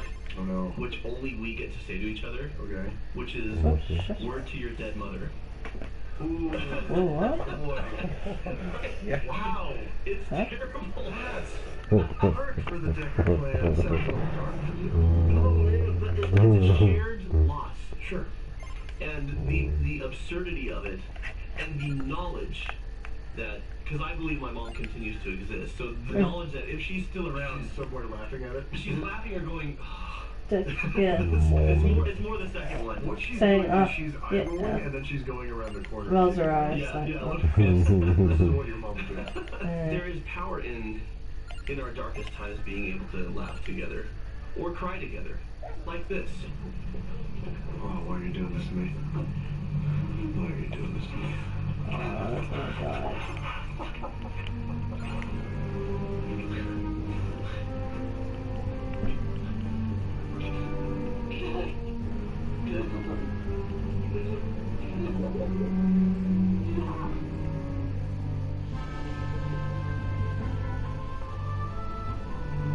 So I have a filmmaking question. Well, I'm not gonna gather myself. It's just gonna get worse before it gets better. What's the filmmaking question? When you adapt a book, Yeah. you have to adapt the book. Sure. Yeah, you can't keep everything. Which a lot of fans don't like in any way, shape, or form, but that's why the books exist. Yeah. Oh, they're wrong. You can read the book. Yeah. Yeah, read the book. That was 15, 20 seconds. Sure. And granted, as I recall in the book, it's a pretty short moment too. It's not super long, but it's, half a page, I think. Yeah. But I look at this, and I'm paying attention to all of the different Weasley actors, including the Percy actors back in there with his hand on his dad's shoulder, and the body language of everybody. Because you have to communicate a lot in a short time and have it land with the audience, and it's all nonverbal. Yeah. Stage the scene. How would you do that? I would not presume to tell David Yates his business. He's real good at it. No, man, listen. If I had to direct that scene, I would approach it in a very similar manner. I love having Molly obviously feeling it, but being strong for her kids. Yeah. Presumably, later on, she and Arthur are going to have some cry time. Yeah. Yeah, I mean, look, it's a big soft light over the top. There's not a lot of directional light. There's not a lot of light in people's faces, which there wouldn't be. Like, you don't want a lot, a glowing, beautiful face when people are experiencing just catastrophic loss like that. And the scene is played not as it was a heroic, good death. This is horrible. War sucks. Obviously, they have to for the story. It's quiet. It actually cuts around a bit quicker maybe than I would. But there's a lot of characters, and you want to give each of them the moment that they need. While still making it, it's still a Harry Potter movie. Based on Russia's invasion of Ukraine. I like the wide shot of the whole family, and it holds there. This is a 20-second scene. However long the scene is, it feels like half of it is that wide shot of the family, and you get a chance to take in what every actor is doing, right? And really feel the loss for the whole family before you come in on Ron, taking the whole body. And yeah, that's just good for me. And that reminds me of the day my mom passed away. I was here, I was in Utah, in Arizona. See, I told you, John, that moment. And it was 3 days before Christmas. And trying to get me a flight. Because the other one mentioned that he believes his grandmother is still alive. You have to state that for the religious reasons. He believes I don't that. think somebody's still there. I don't think they mean it like that.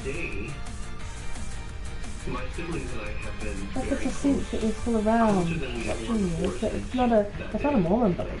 Because that's what families I love do. to be confused like that. Make it work. It's a way to cope through it too. For each other in the hardest of times. And number 5 is stand up for each other, have each other's back. And there's no better scene for this than this.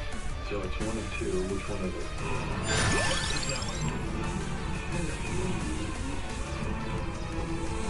Yeah. Oh, you were saying? Uh-huh. Because she's bitch. Karma is a bitch, and you're gonna get killed because you're a bitch.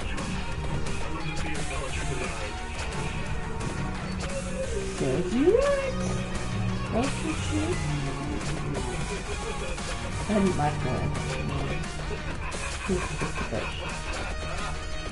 Oh man, I actually do have a note on that one. I would have shot that just slightly myself. The way, and I can't remember if this is in the book or not. I don't remember how the scene plays in the book. I do, we'll talk about that in a second. So Molly says, not my domain. Hits her once, and then, Bellatrix kind of laughs, comes back at her, and she has a moment where she's back on her heels. I would have had Molly immediately launch into full-fledged attacks, and it kind of, catches Bellatrix off her guard. I was got her about it saying the damn word. And starts fighting back, and Molly just never comes out of Terminator mode. Yeah. And Bellatrix is like having fun for a minute, she's like, ah, and then she slowly, like, I would have grabbed a little water, she slowly starts to, like, oh no, and she gets really, really, really desperate, and Molly is just Terminator, just walking straight at her. Honestly, Bellatrix torture from my age, she does a bunch of terrible stuff. I agree with you, like, back out the scene. Yeah.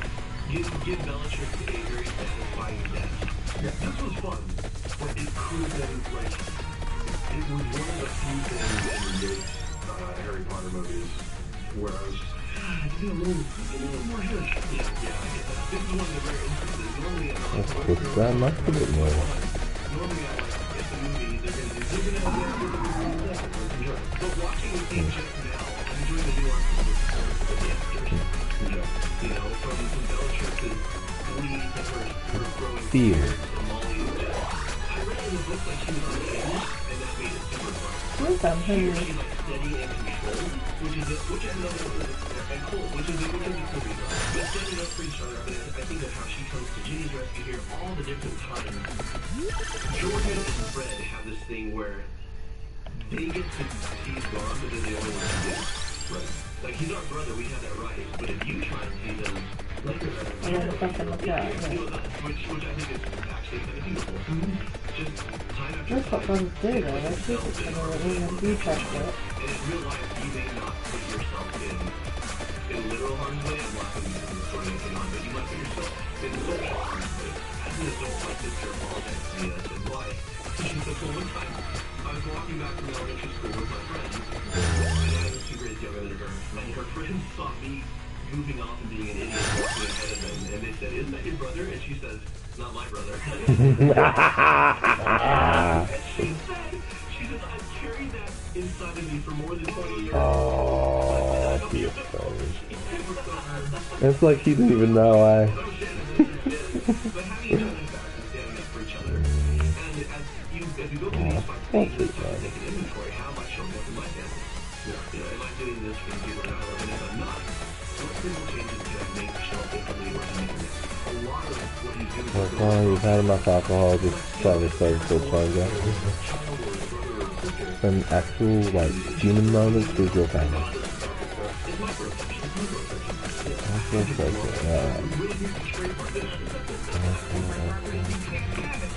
I still get to that change on the macro aggression.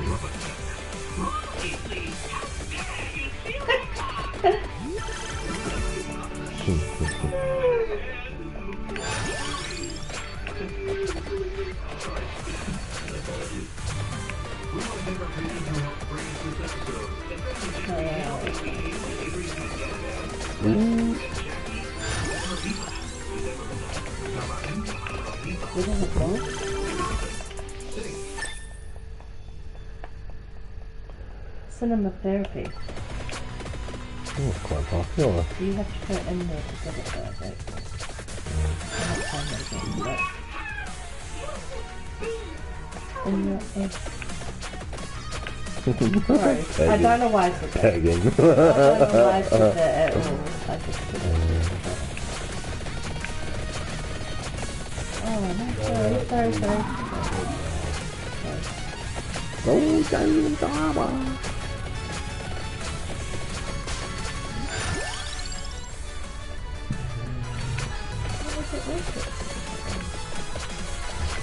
Okay.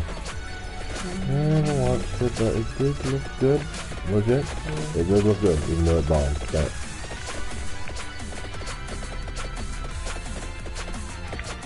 Thanos, my favorite Marvel superhero. Oh, no. Not anymore, though.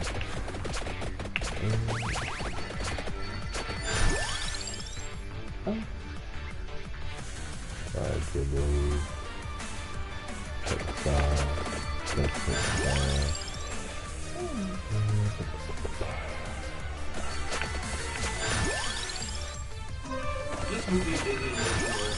Oh God! Ah, do you not like that? No, I like it, but you do? it's got some real tragic feelings. Oh, it does. But that's what's The beautiful boys about used to it. watch it when they were younger all the time. They first go up. First up. Which is something he didn't want to do. I think I got flying now. So now I'm trying to travel it. Or something. Oh yeah. There's the journey. I don't know what happened. I think WALL-E was one of the saddest things I've ever seen from Pixar. It's like, who's this thing that collects rubbish? And that's all it does. But for who? Oh well, no, that's its function it was made for. But who made it? Or they will move? You mean everyone on the planet? Yes, there's like a disease or something. Or Adam's family.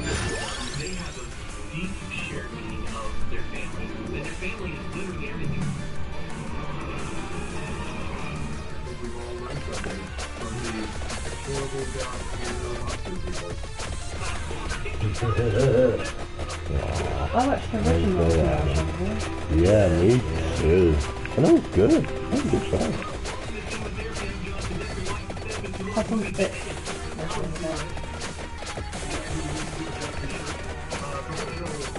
What do you want? It makes me feel like eating those whatever we've got on the patch there.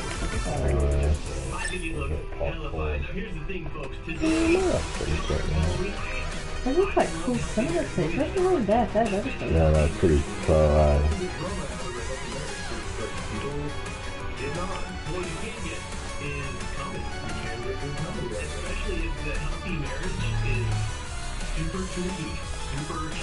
Exactly.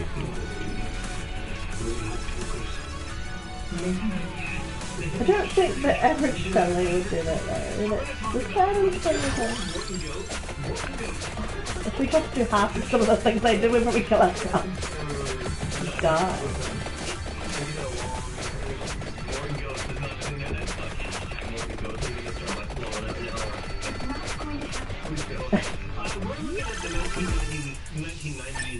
Barry Sonnenfeld version, largely because the animated ones aren't as kinky, and we demand some serious kink.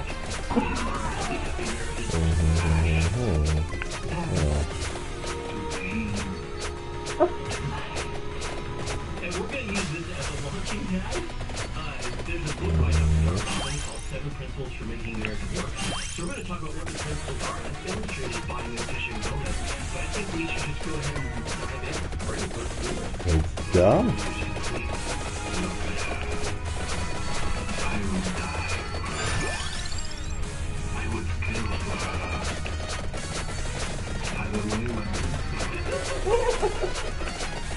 She heard this and they just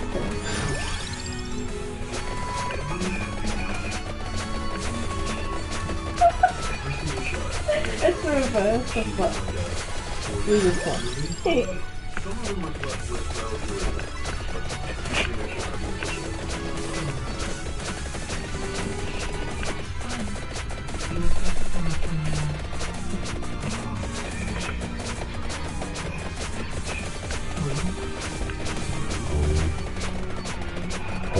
Horn.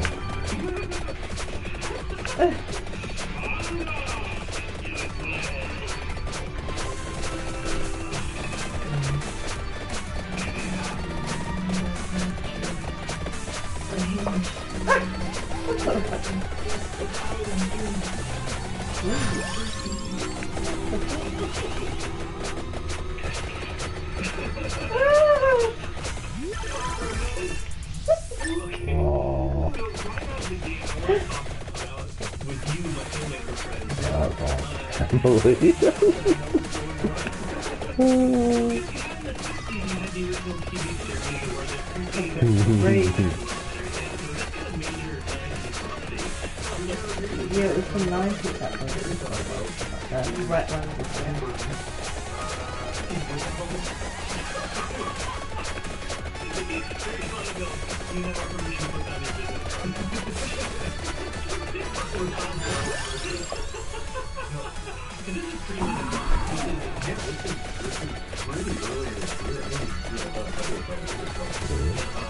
Oh my god! Yeah, I saw him do a David Letterman interview. He's never been a strange fellow. It's just a sitcom script. I'll be the victim. Oh, you're right. It's not a big movie script. It's mostly just weird one-liners.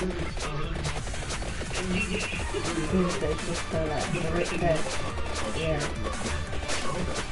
In your brain, like, your understanding of who your primary, whether like Star Wars this, like Star Wars passions, or what they want out of life. Right here in this first scene, he knows she doesn't like the light. This is the first time I noticed that there's some weird little plants. Oh god, it's good, isn't it? When you're looking at the thing.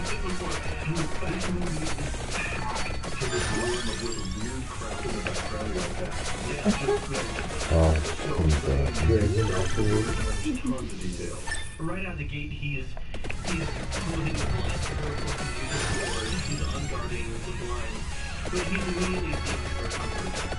And what it is that when she says the light, he automatically knows she does not want the light. And he's very, very attentive to her feelings, her needs, her wants, her dislikes, So he's not trying to physically pick her up, he's actually trying to... I like it.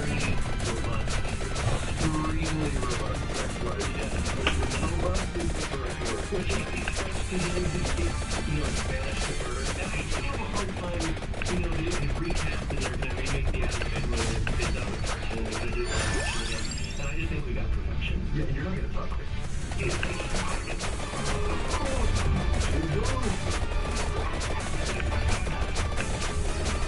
That's cool. Six.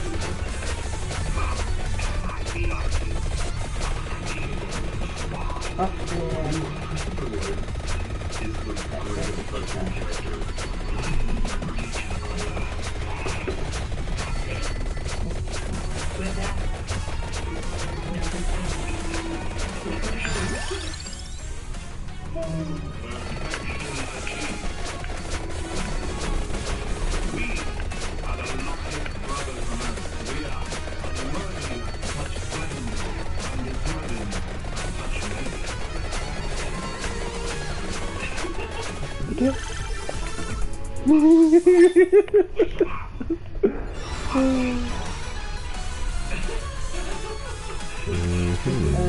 Number two is nurture your fondness and admiration. And so here we see Gomez, the Song Fester, woo her, admire her, make her feel like she's the most sublime creature on the planet. And of course, oh, good. Fester just completely watches it. But this comes from, it starts with a friendship. But Gomez is completely invested in, it's like he never stopped being. Oh yeah, you remember Fear of the Bergerac playbook too. It's like way flowery, overblown, insane compliments and stuff. And it never even slows down.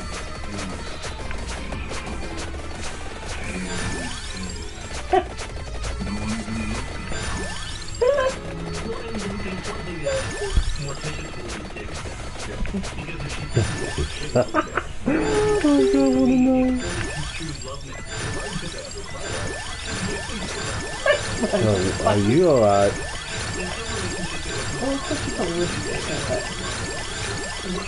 The point is you've been nice to him and she was nice to him. So one of my favorite stories is two people walking on the same sidewalk, same time of day. One of them says, it's a bright, beautiful day. The birds are singing, it's wonderful. And the other person says, the sun's too bright, it's too hot. I wish those birds would shut up. Yeah. When you want to person in life and in marriage, you get what you are looking for. And a lot of times, like little annoyances, Just don't like and one thing that's beautiful about musicians is they are always looking for the good things about each other to praise, to build up. Like, this is what Gomez is saying. He's like, ooh, admire, make you feel like you're a sublime creature of the what is your partner like? How do they like you? Those are one of the things. Like, when you're dating, it's easy to see all the positives. But for some reason, when you get married and you get 2 years in, everything was great becomes why we first started. And then, marriage is like a car water to someone, even though the apples is just registered for someone. Oh.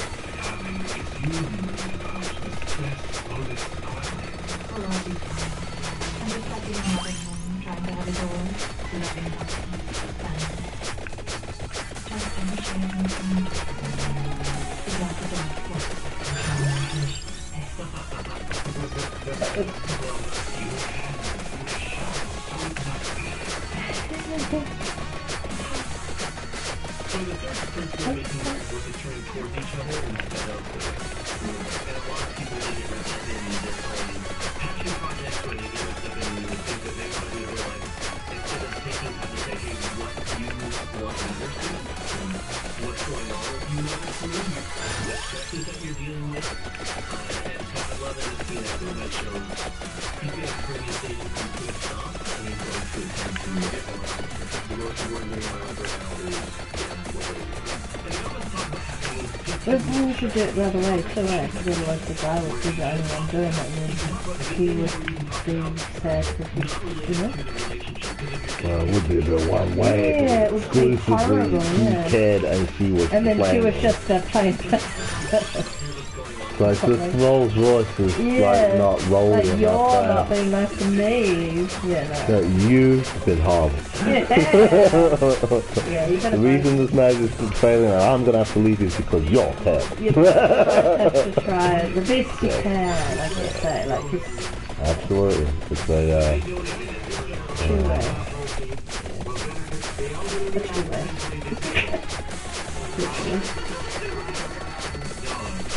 well, normally. Actually, this bit I always really loved.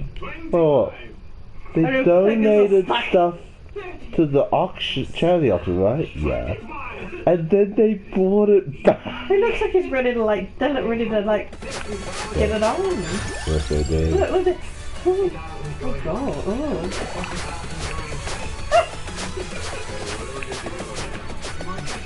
Go.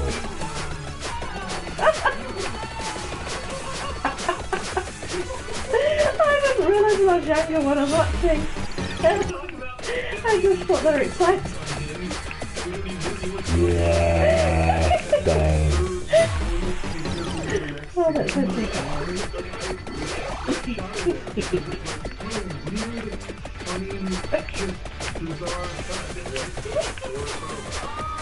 Oh. Well, he's touching her or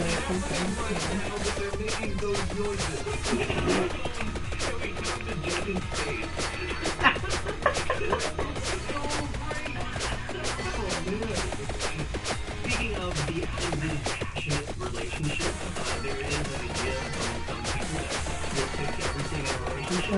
I'm still running up men in my videos. So this illustrates the report of letting your partner influence you. And I love that he starts Well, you never let that happen.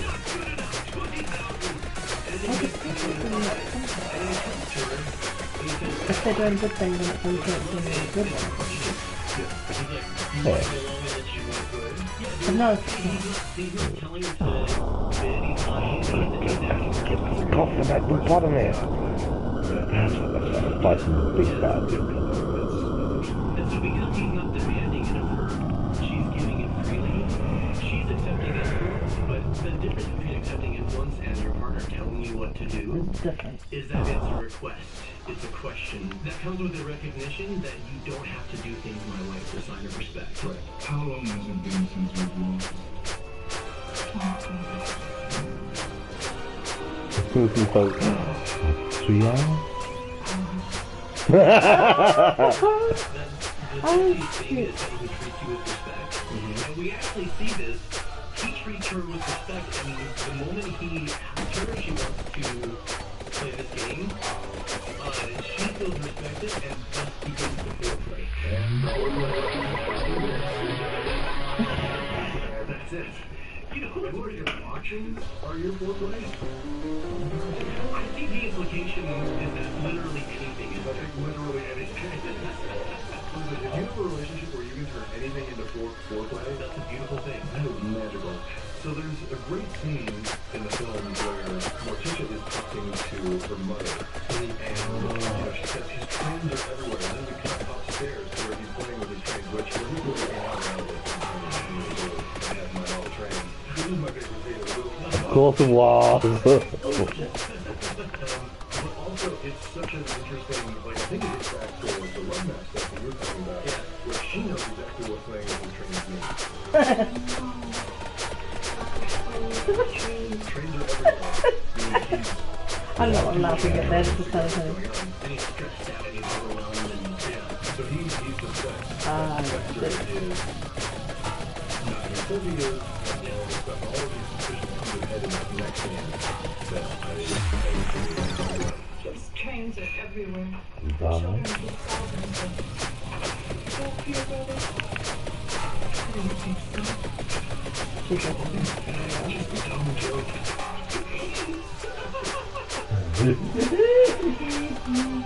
Can't go on.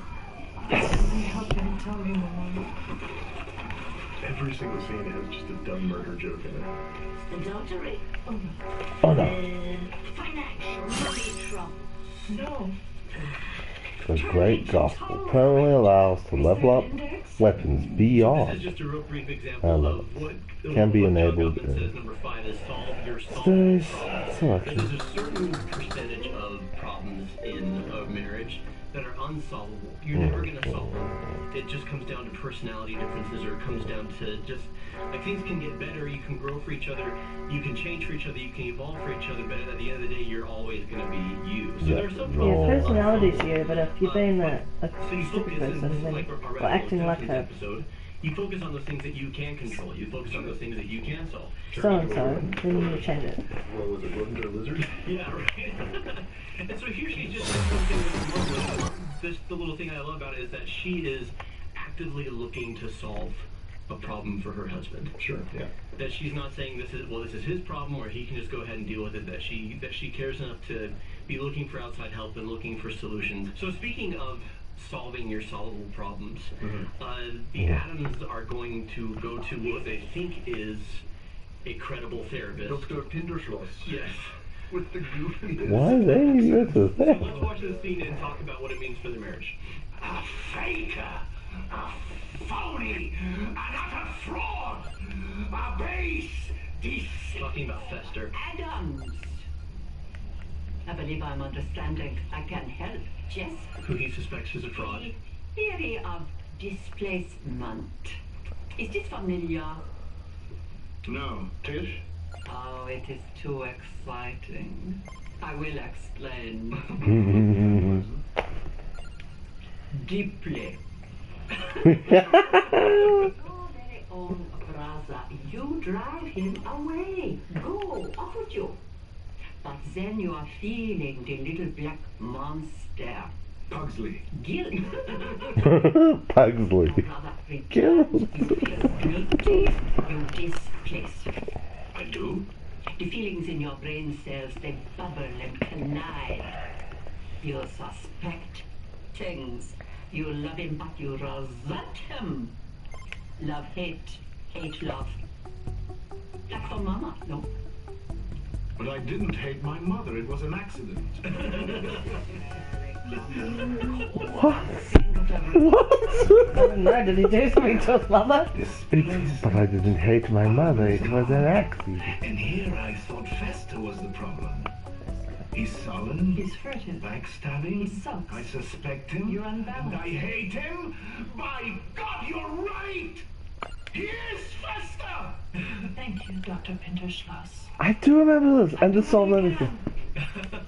Okay, so this is number 6 of the 7 principles of making a marriage work, which is overcoming gridlock. What's going on? I just can't. Oh, good lord. Yes, Just so much. yes. I love it. You meet her in pass, it's like, yeah, no, there's nothing to debate. I didn't Now know it's my mother war. was an accident. there's like so many throwaway lines that suggest a very disturbing history. Do you remember our honey? That glorious crew. No care. No survivor? So Dr. Pinderschloss is a fraud. That's part of the plot point. But as pertains to Morticia and Gomez, they have no problem seeking the help of a counselor. They have no problem saying, we've got a gridlock situation, we've got something that we don't know how to solve it, we don't know how to get past it. What Dr. Gottman calls overcoming gridlock is getting help to move past things, to find solutions, to get unstuck. And sometimes you can't find solutions, sometimes it's about enduring. But that couples that make their relationship work, they don't just stay stuck on a problem and they just stay there for years. Right. And I've seen that with couples in therapy where they're just like, we just kind of tried to work around it. You know, like almost like a growth or a cancer or something where you just try and live your life around it until it becomes something that you can't avoid anymore. Right. And happy couples, balanced couples, couples that make things work, at a certain point they're going to say it's okay for us to get help and it's not shameful. And even though this therapist is a fraud, Morticia and Gomez have zero problem like going to a professional and getting some help. And here I thought Fester was the problem. And that's awesome. We're here to talk about Lisa's popcorn, but Jono's not going to be talking because he's too busy. It's owning eating how you're Lisa's behaving. popcorn. It's owning We your have partnered own with them. They have launched stuff. a subscription box where you can get 6 flavors. One of them is missing because Jono is eating it. Because I just got it with the cookies and cream. It's Sorry, cookies I'm and not cream. talking. It's really good. I want you to have this. I want me to have this. What? Oh, shut up. It's not just a cookie and cream flavor, they actually It's have like the different flavored popcorn, There's right? actual Oreo flavors. So it's like the white chocolate popcorn, but there's also it's an Oreo in it, and then it may be off-brand cookies and cream. it tastes like Oreo style. It's heaven. Holy crap. Oh, heaven. Oh, it's down on a popcorn. I'm in heaven. Anyway, so we partnered with them. Go to lisaspopcorn.com/cinematherapy. It's the name of our channel. I'm sure you've heard of it. And use code CTherapy to get free shipping for life. Every box ships to you for free. This is my City whole therapy. face. As in, oh man, this popcorn's good. What were you thinking? You get 6 different flavors. You can choose the ones. John was probably just going to get 6 of cookies and cream every month. Oh, Fantastic.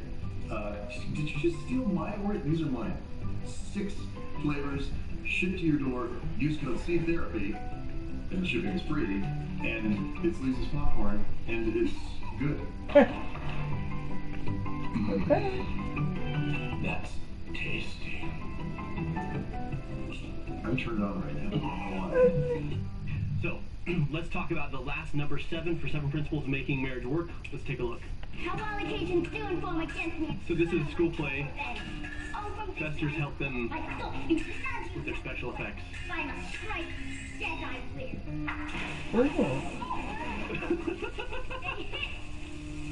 A very powerful hit.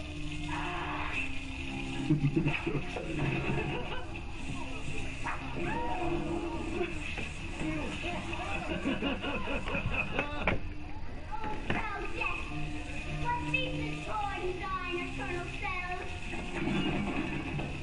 Wake oblivion! Open your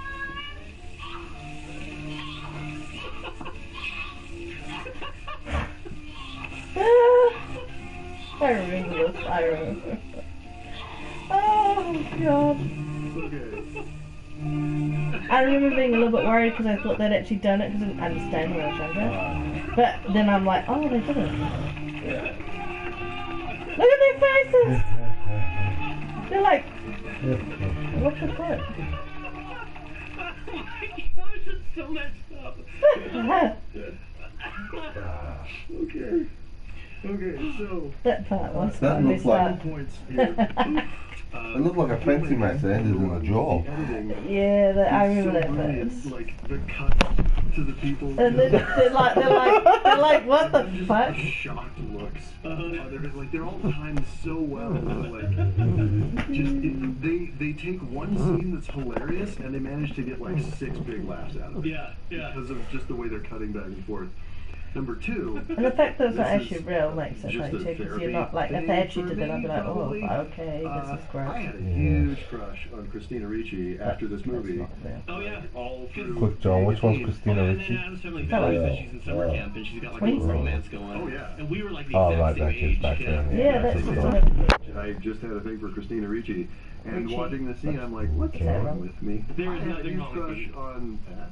You were into goth. That was the term in the 90s. You were into the goth girls, apparently. I have, listen, Well, I am what I am. So this is an example of creating shared meaning, right? That marriage isn't just paying bills and running a household and keeping things clean and raising kids and like, what are your partner's dreams? What do they want out of life? And actively knowing that and seeking to make that happen. And then finding common ground. You won't have all of the exact same dreams, but creating shared meaning. A lot of times it's, we have shared dreams, but then it's also, I just love you and want to make your dreams come true. And that's the shared meaning. It's like we go both ways with that. Now, in their case, they have a deep shared meaning of their family. Yeah. And their family is literally everything. Her mom, his brother, their kids, the time they spend together, the things they do together. I mean, as disturbing as the scene is, I love how proud of their kids they They're are. so proud. And to be fair, if my kids did this exact same thing, I would be just as proud as Gomez Adams. You would My be. wife would respond differently. But you Yeah. what would respond differently? And I could totally see you talking with someone from the audience who was like, that was horrifying. And you're like, I know, right?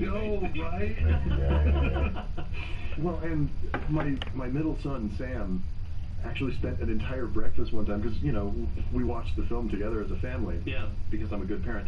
I watch this with my kids too. Yeah, oh, they loved it.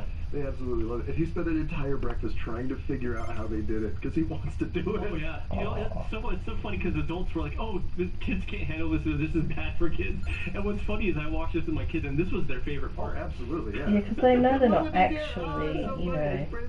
Oh man. If they were, it might be a bit. I mean, in their It case, would be it's an not impact. Yahtzee, it's Raise the Dead. Game night. You know, the family, but they're.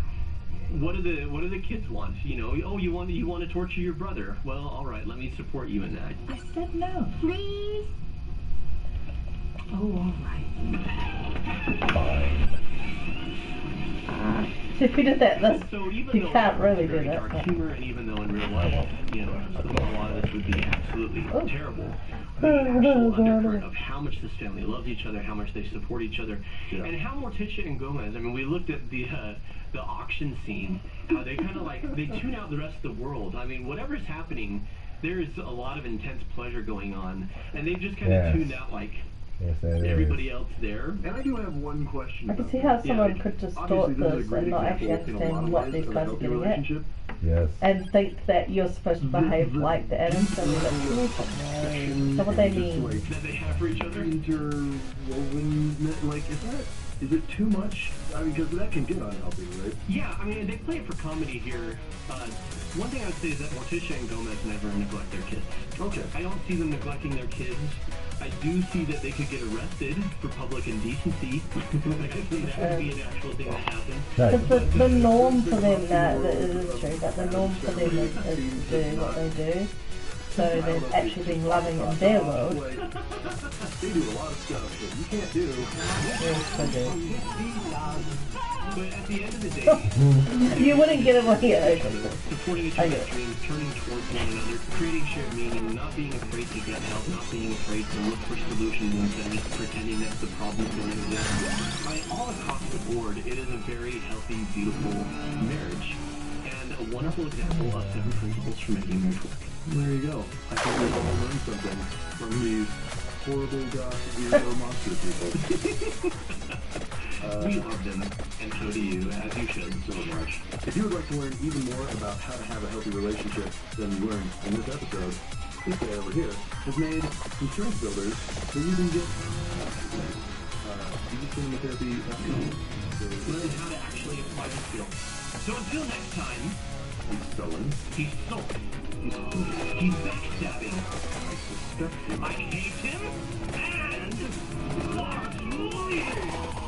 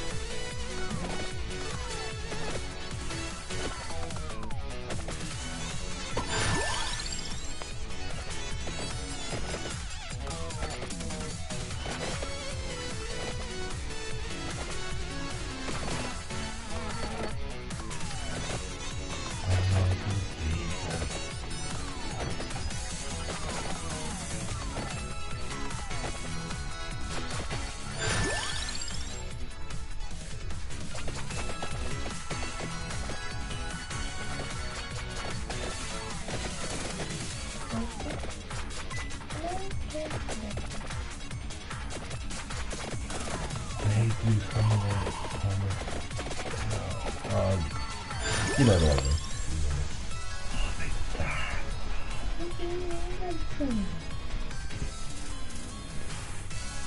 what I mean. You want to put your partner's needs There's before way your own. But down not there every can they time. talk to I know, but why? People who are worth being with respond to real. But why? He There's an doesn't animated change for her. He character doesn't change to playing impress as her or to win her over. He changes because he's influenced by her. Nobody likes him. Anywhere. How do you know? You don't know anything about the guy other than he has pearly white. So this is love. So, Jonathan, is this love?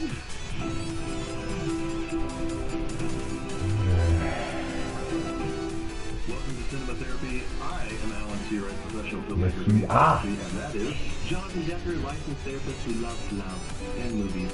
today, Jonathan. I'm gonna have you rank things. So what am I ranking today? We're gonna have you rank some Disney animated relationships. This is kind of a random sampling Okay. that the producers and I came up Right, with. that's your favorite waifus. Not the, yeah. In no particular order, they are. What is So, in alphabetical order, they are Aladdin and Jasmine, Cinderella and Prince Charming, Victor Felix and Calhoun, Rapunzel and Eugene from Tangled, Simba and Nala, and Snow White and Prince Florian. Did you know his name was Prince Florian? I thought he was Prince Charming. Yeah, I thought everyone was Prince Charming for like the first 12 movies, but no, apparently Florian.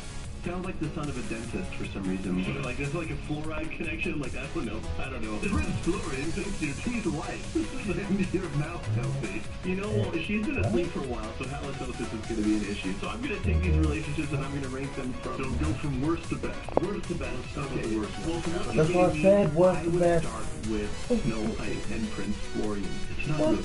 It's no bueno. Yeah. Let's explore. the worst of life? Was the princess you? And she fell in love. Was it hard to do?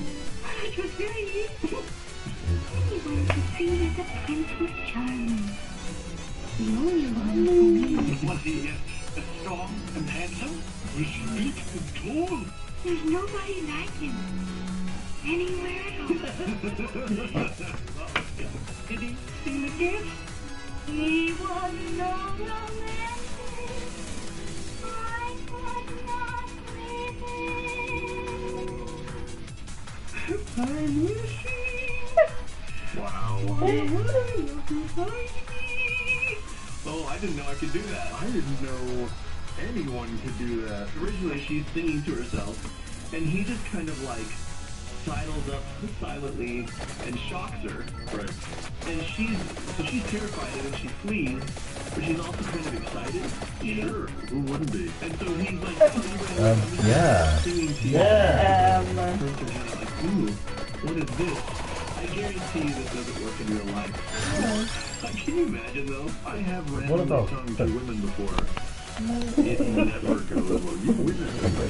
You ever do the top down thing? Do you remember us doing that? I do remember us doing that. I remember us doing it ironically. We never thought it was going to work. And it did. It did not. So yeah, they meet one time. And even then, they don't even conversate. Not really. She sings to herself, he startles her, he sings to her, and then they're done. Snow White, you are experiencing a chemical rush that is probably a combination of responding to his pheromones and being physically attracted to him, and the adrenaline of absolute terror. And so those things combined can be kind of potent. Doesn't mean it's love. But the big thing here is consistency. So she eats the poison apple, she gets knocked out, and then he sees her, and he's like, I should totally kiss that. Yeah, like, that's the thing. If you're watching a movie, you have context for what happened to her. Yeah. You really think about that? He doesn't have context, right? But kids don't do it that way though. They're not into that. We see that, but they don't. But then when you get older, you're like, oh. What? Watch this in a minute either. Did the Force tell him, or did he just stumble across his different story? But if they didn't, Get her, and then just pass out. Try and get with her? doing a good job. Some of these couples need Oh god, I just thought of it like that, and it really Yeah, it was a little Cosby. But then again, in the storyline, his kiss saves her, like, there's something about the kiss that takes the poison off. So, that, even though that looks wrong, the reason why he's doing it, not wrong. Yeah, you need to be taking the poison and take the poison off or something. The kiss. No, it's just, yeah. There we go. With a broad range of expertise, which may not be available in your location, wherever you are. You can log into your account at any time to send messages to your therapist and also to schedule weekly phone or video sessions. And they make it easy and free of charge to change therapists if it's not a good fit. It's more affordable than traditional offline therapy. Not worried with it. And financial aid is available. Visit BetterHelp.com/cinematherapy. That's better HELP. And join the over 2 million people who are taking charge of their mental health with the help of an experienced professional like that guy, except not that guy because he's only on YouTube. I don't exist outside of this.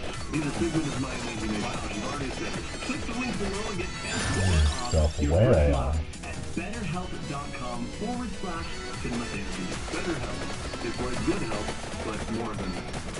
But better, that's the best. Next I'm going to say is Cinderella and Prince Charming. This is the actual Prince Charming. Yeah. Slightly less. No, I thought this one was over. To be clear, we're talking about the animated version here because the live action direct is probably the best live action adaptation that Disney's done. It was like their first one, and it was really good. Yeah. Significantly improved upon what was remade. I agree with that. But we're going to go with the animated. They literally lock eyes, don't say anything, and start dancing. And then, do you know what the song is that plays it immediately? Oh, I remember. Oh, it's this song. So this is love. So, Jonathan, is this love? No.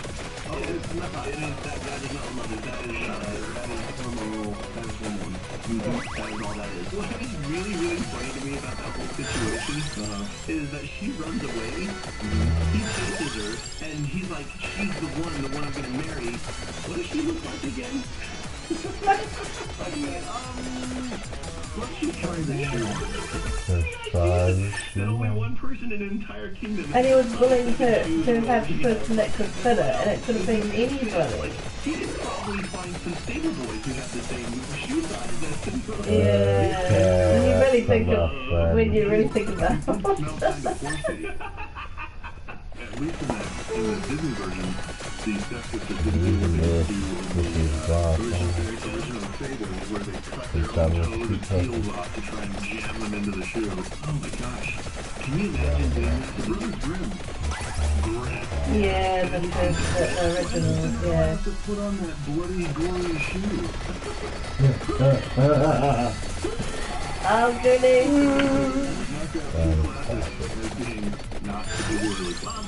Those would be other shites. Now we're getting into relationships that are problematic but salvageable. Okay. So we go with Aladdin and Jasmine. Obviously, when they meet, there's instant chemistry. Sure. They have a lot in common in terms of feeling trapped. I like But the here's the other big guy. issue. Once he finds out that she is royalty, he starts lying. And he never really stops until almost Pretty much the very end. until There's the literally a this is a stuff. real issue where people, I mean, you see this all the time in dating. I really want this person to like me, but I'm too insecure to think that they will want the real me. Yeah, they won't like me, but if I make up a made-up version of me, that's the person that's gonna like me. Maybe if I was a good maybe if I was not Genie, make me a prince! But you have to be nice. You have to be I'll apologize because they love me and we'll be okay. It wouldn't be nice. Yeah, I want to see the lad that didn't make it. Turned out he just won the money. Always figure out the truth. And the fact is, like, yes, we all write those insecurities, but if they don't fall in love with you, it's not worth I'm your father.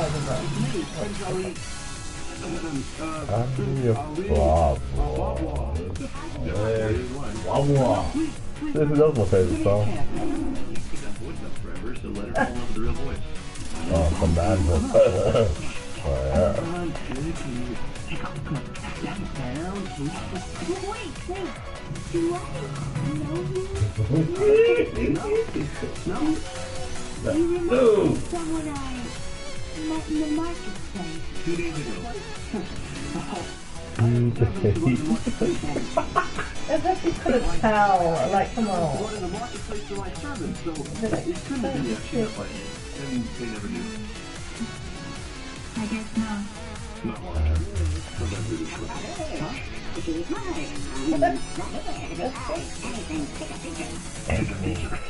Jasmine? I miss you, Williams.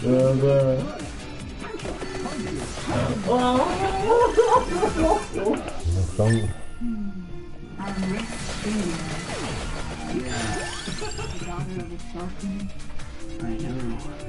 Creepy elevator with her out.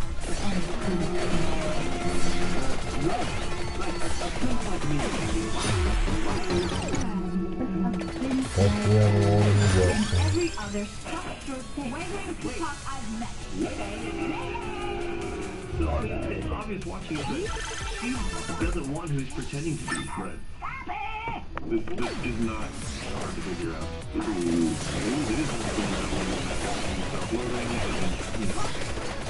issues about your place in the world. Well, and yeah, that's true for Latin. You know, do call him a street rat. Like, people mistreat him. He should be. So he actually. I think this has happened to both you and I. Someone is interested in you, and you don't buy it. Like, you can't bring yourself to believe it until they have to literally, like, hit you over the head. But hey, this is a good ride. So, and this is the That's right. It's your sweetheart. But the thing is, even though he is lying to me, he's not actually interested enough. You know, like, there's lies that are not nice, and then there's lies that were, they just weren't sure how you would, or didn't think you would like them as in. Yeah, this is exactly what I was saying. Yeah. But he's not So awful, first he of all, just doesn't know don't how lie. to Second of all, if you're caught in a lie, don't try to lie to know get how out to of the lie. Only just get out of it. right then, I'm a true rat. I've got a genie. I really want to be with you, so I may not have friends. Also, I got 2 wishes left. So, one wish. But I want to give you a genie wish. I could have actually done really well. So here's the thing. Yeah, then it turns out it's her kinky fetish. But I like murdering clones of my loved ones. Oh no, I won't kill you, I'll just kill the clone of you. See? We'll keep the real one for later for a step up.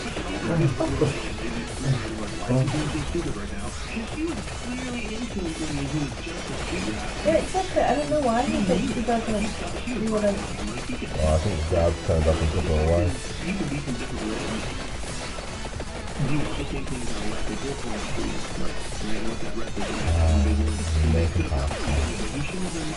And so, you know, by the end, more or less,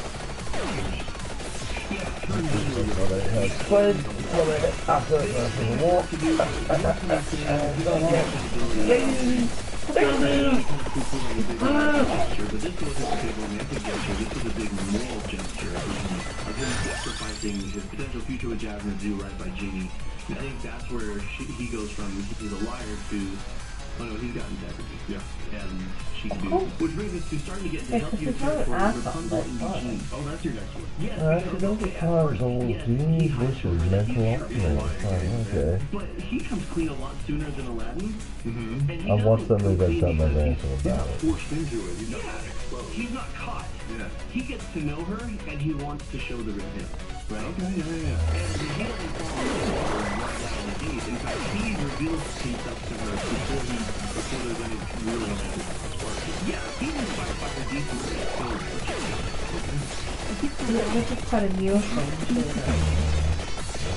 That's why my never let me. That's why I never left. So she's being vulnerable and accountable. She was blaming it on her mom. She's like, no, it was me. I could have gone. And you're still gonna go back? No. Yes. So I love that he shows genuine concern, and again, it's not because she's a potential romantic partner. He's just caring about her on a human level.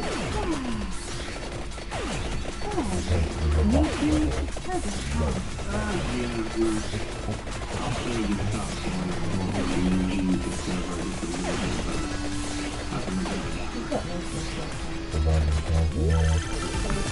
I can remember It was this book.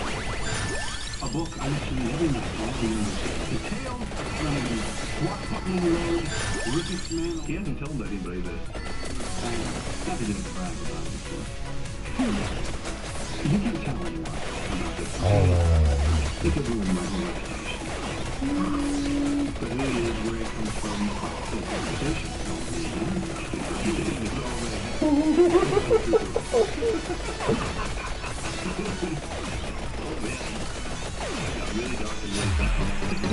No, that's real. Come on. We're all telling stories about ourselves, too. Hey, Steven Spielberg's a year older than he says he is. I like Eugene Fitzherbert much better than Flynn Rider. Well, then you'd be the first. But thank you. But that's totally beautiful to me, because so much of dating is posturing and pretending and projecting, and she likes his goofy name and his weak story compared to, you know, I'm this womanizing swashbuckling hero, and she's like, no, you're attractive looking, and it's kind of cute. And a bit of a nerd. Yeah, and a bit of a nerd, and it's kind of cute. You want somebody who digs the real you. Eugene goes from somebody who is really self-involved to looking out for just her and her needs and her wants. And yet, it's a little bit of the, like, bad boy with a heart of gold changes for a woman trope. Yeah, kind of. It doesn't feel so much that way. Why not? I think Why not? because, Why do you disagree with me? again, he's not doing it like Cut yourself. he comes clean before Yeah, I think he's changing there are real, he has to. It's just you know, naturally romantic happening. opportunities. There's probably a spark. There's probably physical attraction. And he there's doesn't come good clean because looking. he's busted. Right, yeah. He comes clean because he feels like it's the right thing to do after she also came clean and was very vulnerable and open. Yeah. Well, and for somebody who presumably has a womanizing past, at least that's what he was aspiring to, he very much gets this place where he wants her to see the lights. Mm-hmm. He wants her to have the experience that she wants to have. He starts making sacrifices of his plans, his wants for that. and I'll say this all day, every day, you want to put your partner's needs before your own, but not instead of your own. Oh, okay, that makes sense. And so Flint still has his wants. I mean, he still wants the gold, and then ultimately he's willing to give that up because he's inspired by her goodness. Yes, there's like the person you are with should make you want to be a better person. Yeah. He just wants her to be happy, and then if she goes back to her tower, he will already be a changed person just from knowing her. Right. And we're, of course, just talking about the movie. We're not talking about the animated series that comes afterwards. Please don't add us in the comments. We know it's great. We haven't watched it. But one of the things that I love about the movie is it doesn't end with, and we got together immediately and we're happily ever after together. Yeah. Like, he says explicitly, it took years of work and all of this stuff. I finally said yes. But she's Join us happy in because eating it's the most romantic flavor of them all, raspberry dreams from Lisa's Popcorn. What's the website? Lisa'sPopcorn.com/cinematherapy. Upside down, just like some of Make these me hungry, but Bingo. stop it. So which brings us I want now to to, eat it. we're getting into really good territory here with Simba and Nala. This seems like a healthy relationship. Yes, there's a little bit there, but they work through it, and they work through it in a really healthy way. I love that they are friends. They're betrothed to be married, so I mean, having an arranged marriage may not be the best situation right out of the gate, but they have a really strong friendship before they have a romance. Absolutely. It does seem like that, eh? Their childhood, like, run around the neighborhood. Yeah, Tackle each other, partners. Like, this is fun. Because the fact is, only a small percentage of a committed relationship. Oh, no! I only now realise. No, because I think they're like similar age, so they're like, you know. Oh, I like Shrek and Fiona. Shrek and Fiona, that, yeah. That's where she gets you. She's sneaky. I really like Snuck it. up on me then. I am very, very sneaky, sir. But then she comes back and they're excited to see each other, but he doesn't want to go back. Obviously, everyone knows the story of why he doesn't want to go back, but he's not telling her. She says he's holding back, he's hiding. And why can't he be the king I know he is, the king I see inside? Like, she sees his potential. That's at once a beautiful thing and a dangerous thing. Because relationships don't run on potential. Right. And a lot of failed relationships, people get into them because they're like, I can fix them up. I can help them meet their potential. I can help them rise to it, and then it never happens. Right. Here's what I would say. Are they good as is? Do you want this person as is? Like, if you see even greater potential, fantastic, great, amazing. But if you get with somebody banking on, I'm going to make them change and grow, buckle up. You're going to have a real fun ride on your way to miserable breakup or divorce. Let's take a look at what happens after Can You Feel Love Tonight, which, by the way, this is the closest we've seen a Disney film to actual coitus. It's like they rolling around on top of each other, and then she looks at him with the funniest actually hurt. eyes I've ever seen. Ow! Oh, quarter. Just squashed me. Not a furry, not judging furries. I just broke my leg. What Sorry was for wrong? Timothy. Oh, look. I was that pop. Ranking has the distinction of being the only Disney animated film I've ever felt uncomfortable with my parents in the theater. You know, like all those memes about when you're watching a movie with your parents and then there's a sex scene and it's super uncomfortable. My parents and I'm like screaming at the projectionist, can we fast forward this? Can we? Oh my gosh, this is so awkward. This is making me feel bad. I know things about a cat. I don't know. Yeah, it's like, oh, this nature documentary gets really up close there. Well, let's see what happens after Simba and Nala create some couplets. Simba, if you don't do something soon, everyone will starve. I can't go back. Why? You wouldn't understand. You wouldn't understand. It doesn't matter. Hakuna Matata. What? Hakuna Matata. It's It's not really a fun. sometimes bad things happen, and there's And nothing then you have to cope. So why worry? Yeah. Well, what about you? You left? Oh, defensive counterattack. Found you. Don't you I only wakes up to it, he realises, oh shit, when he gets back. He goes, oh, what? He tracks, tap. You're right. I'm not already satisfied. No, just disappointed. Oh, you're starting to sound like my father. Good. At least one of us does. Damn. I love the noise. You can just show up and tell me how to live my life. You don't even know what I've been through. I would if you just tell me. Exactly. But he doesn't tell her, right? But she does pursue and he withdraws, and then he gets defensive. and launches a counterattack to her perceived attack, and then it just spirals out from there. They're not doomed, not by a long shot. The fact is, He just sees her as attacking him, but she actually does trying to help the situation. But he just thinks she's being whatever. Yeah. Challenging him to be better, because honestly, the two of them are fun. Yeah. One of the farm, I think we were very traumatized by what happened to his dad, I think, because he could see what actually happened. I think that's true, right? He was living with the trauma, wasn't going beyond I think that's what's happened to him, but then he kind of snaps out of it, accepting influence from your partner. Simba hears what she has to say, and I can't tell you how many times I've had this. No, you're wrong. And you didn't like it. Nope. And you hit a nerve, and you take a little bit of time, and but you get your head on it. It's like right? So Simba and Nala, they have some work to do in managing their conflict in a healthy way. But I've only done a whole literally the first time we did it. and then they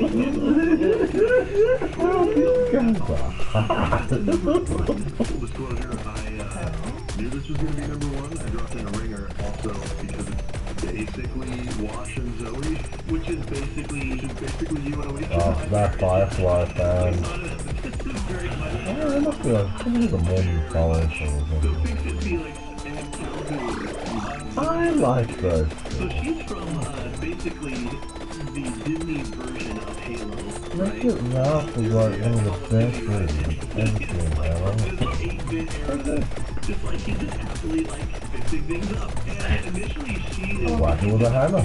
chipper and peppy, and she becomes just Jack McBrayer, which is kind of Sorry.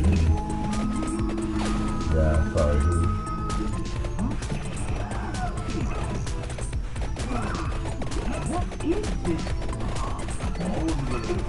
This quicksand. Candy puns in Sugar Rush are I forgot about that part.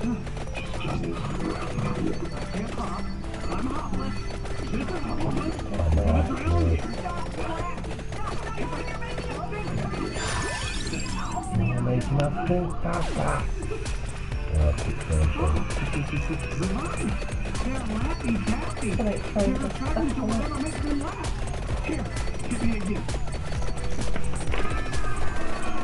Got it. Wasn't that easy? Is there more? Go on, John, how much you spend? I didn't finish. Shut up. Now you're lying. I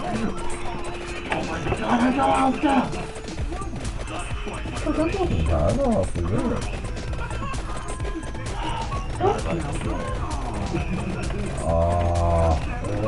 Is it a special event, John, or is it part of the main? Special event. Is it hard? Well, I'm up to the middle of episode 2, but I think you get to the lobby at the end of episode 1. Oh. There you go. Oh, are you alright? Yeah, sorry, I just didn't run it out. Click. Yeah. I'm sure that's the click. That fixes everything and now your knee will come right. Because of the, loose.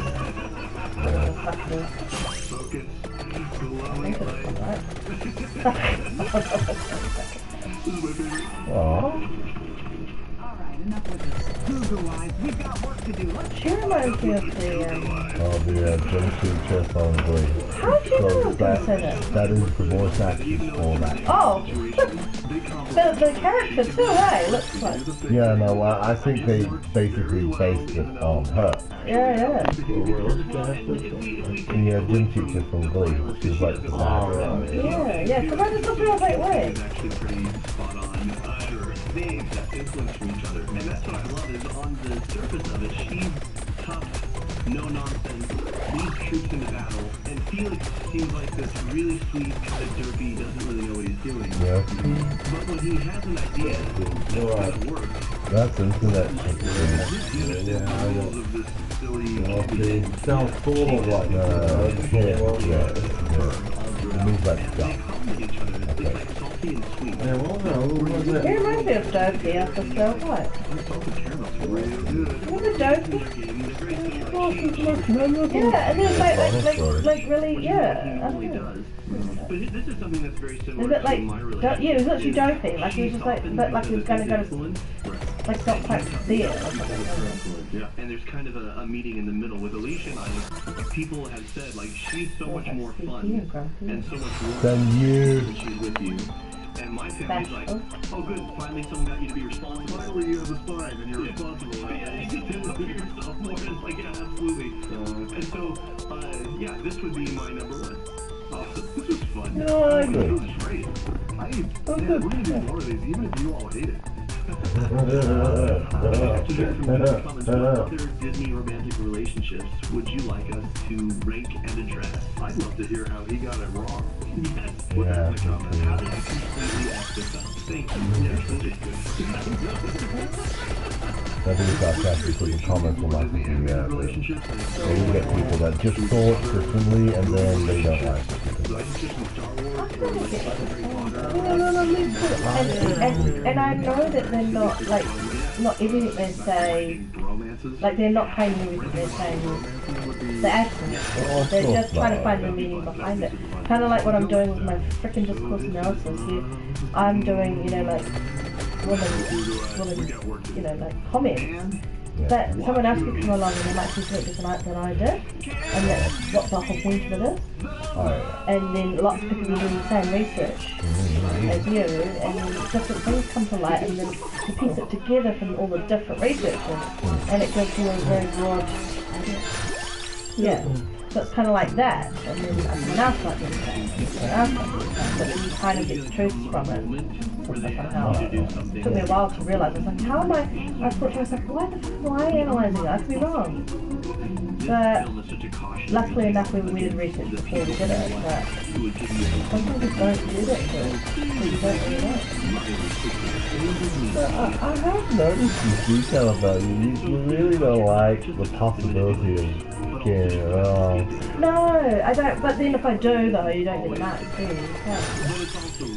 Well, quite often the times you don't have the luxury of knowing everything. No. But with the assignments you kind of have to know. Gauge it as best from what you got. But you do have, with your assignments you kind of have to fish for as close to correct as you can. Oh, of course, I mean, more time, more money, more love, instead you would like to you've got to try and come at it at the most correct angle you possibly can get. Of course, and when they finally contact ChatGPT therapist, we'll finally know what that means. But until then... ChatGPT is doing the only thing, like, you know, like when I got my results, it like broke it all down, and because it had some part in it that made it sound like something else. Yeah. And then when I put it in, they go, no, this is what it says, and I'm like, oh. I'm like, dang, couldn't the doctors just be good enough to say that? They fucking do. And all the conditions and all the conditions and charges and... They use the conditions, which is fine, but the sentences, they put them into a very, like, read between the lines. Implied. Yeah. Like, this is wrong. You're saying it is this, or you're implying it could be this? Yeah. Yeah, no, there's a lot of nudging you in the right direction. And it's like, well, maybe that's your thing. Oh, could be that.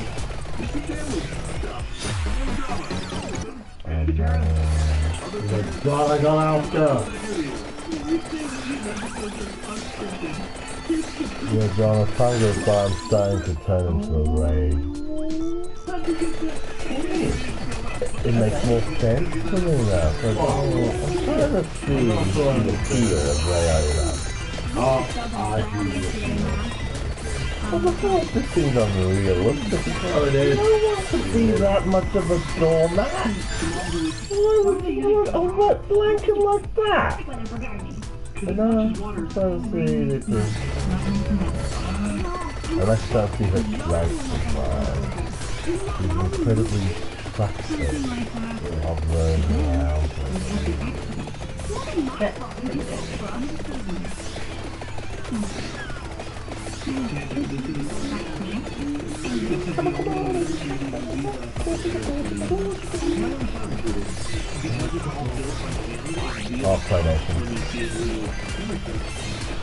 Just being inside of that. Oh, the end of the punch. Yeah. I just want to go. I've seen that move. Oh! Oh, yes, yes. Oh, they look oh. And poor line. No. That's why I bricked it. I bet the, yeah, no, that doesn't look like It's, But nature's awful, Wow. isn't What the exaggerates the features. then you won't need tools. You know he's fun at parties, eh?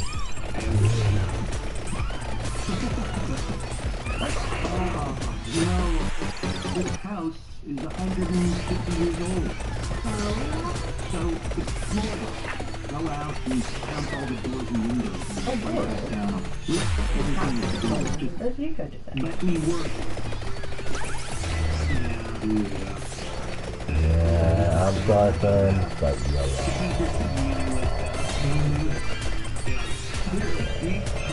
They do work at these top floors, but one of them something they're in scratch, that in the top work. Let the Your house family, break. your family are not the problem, right?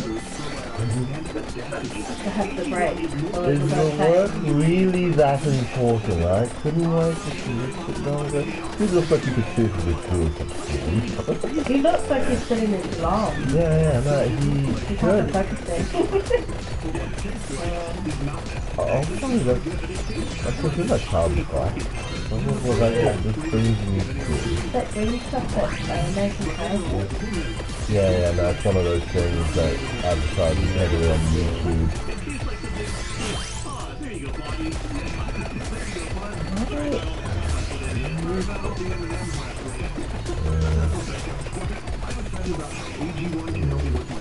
Oh god, my butt's changed now. Okay, Lara. I mean, There's an why did you do that?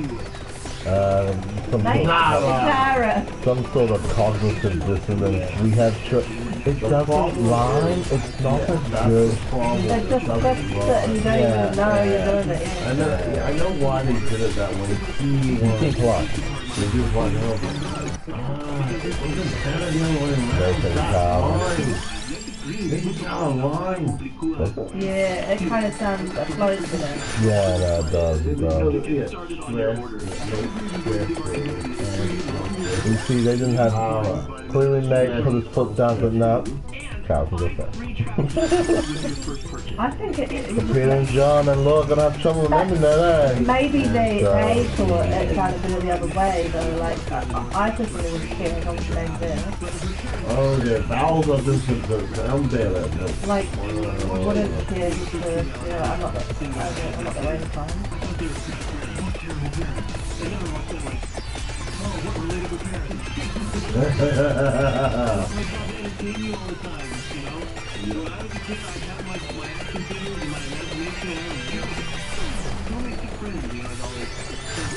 They're not terrible parents and they deeply love her, but they're also just kind of... They're busy, they got stuff to They're do. caught. They gotta pay off We're on that track. accident. Yeah. They probably are actually really too, but It's negligent in the eyes of a child and what's negligent in the eyes of a parent are two different things. people offset, like parents of their products and ask for people that don't have time for a lot. Because it costs actually so much money and you gotta work. Yeah, everyone on top of you is interested in making work a bit harder for a bit less money. When like 3 or 4, she had just been trailing Megan around the house all day while Megan was doing, tasks and work and getting stuff done, and just being her shadow for like hours. Yeah. And like kind of just kept pestering and like poke at Megan. And Megan finally had enough and was like, "What? What do you want?" She was like, "I just want to be with you."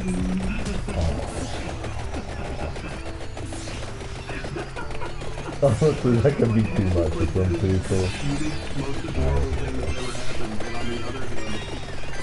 Making that nothing.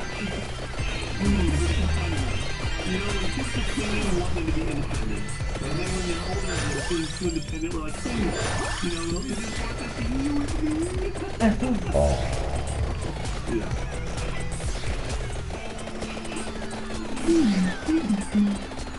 She crawls through the tunnel. This alternate dimension here. These have great everything they can do, everything is the real world. You're born, but it's in shadows. That's crazy. You are not my mother. My mother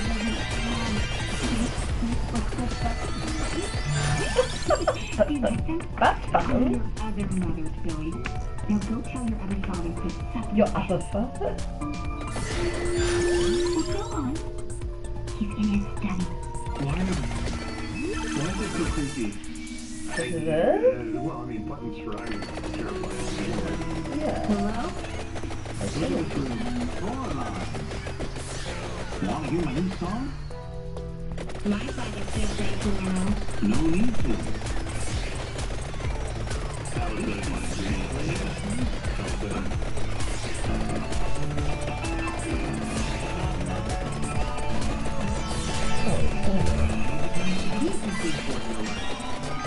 Is it Michael Giants or Bare Naked Ladies? Joe Hudson? No. He's a Mac. Or no, he's a DC. He's that guy? Yeah, he's that guy. Well, he's great. Look at the design of it. Look at the difference. And that is a tough shot to animate. But she said to tell you the food's ready. Starving. Raise your hand. So obviously, unlike her actual father, he's happy and excited to see her and pays attention to her and writes a sweet tune about her. Thinks about her. And her other mother is there to meet her every need. Got that one. Yeah, to your point about why is it so good to have buttons for eyes? Yeah. Well, buttons are just creepy. Yeah. Everything should be just...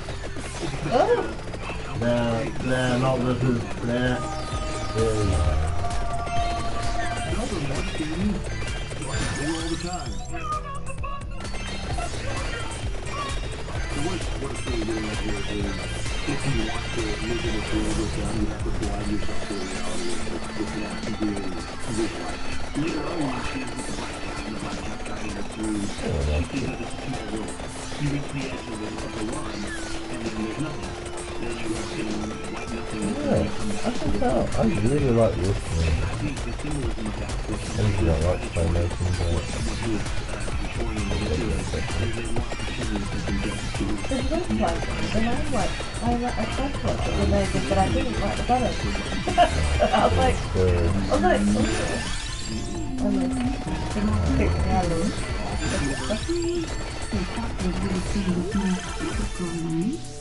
Sure. Oh. Would you go back to father? I bet he's hungry as a pumpkin by now. The tunes are just kind of doing something. We got me going. My parents don't have time to ask. Hey, go. Everything is bright and colorful. Well, and just, the real parents get on their side. So at that time of the game, I don't think they're doing better questions. these other dimensional beings that are lured her into nefarious purposes are paying attention to what she likes. Oh, that's Grimmers. And that's the thing about I think it's just an They eat the imagination. predators. they pay attention I think it's just an imagination. where you're feeling Yeah. neglecting, where you're feeling happy, and then they give you what you want. And it's with a dark reason, and it's with a dark reason. It's actually a really beautiful relationship, still, and a healthy relationship to pay attention to what the partner wants to need. But it's all Oh, people love this. There goes one. Who would give you everything that you ever wanted. You have to ask, why? Yeah. Why is it that way? Yeah. Never trust your ex. That's right. That's okay. That's a good message. Be friends with No, that's your word. think you are so nice. Beautiful,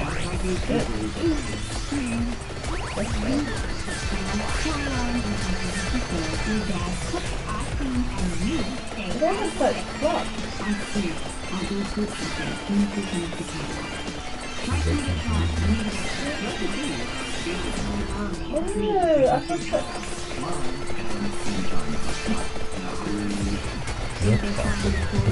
That looks disgusting. That explains why she might want to say that's mother and father.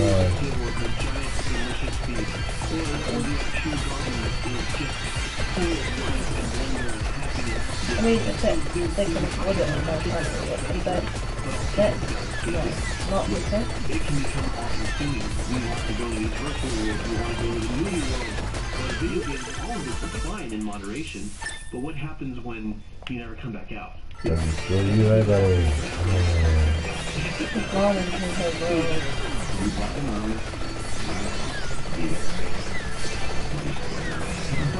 They're thinking it. There's danger there in that thing like that. And there's danger there in that. Man, well then, how you doing? You just get more and more scared and more shots. Playing video games are really because they are too afraid. Just told you. Morning. Honestly, as great as it is to live your life, eating junk food, playing video games, and watching movies. Yeah, but some of it is what other people do. Because some of it is good actually as well, but I'm not. Yeah, I was just demonstrating the fact that I can fix.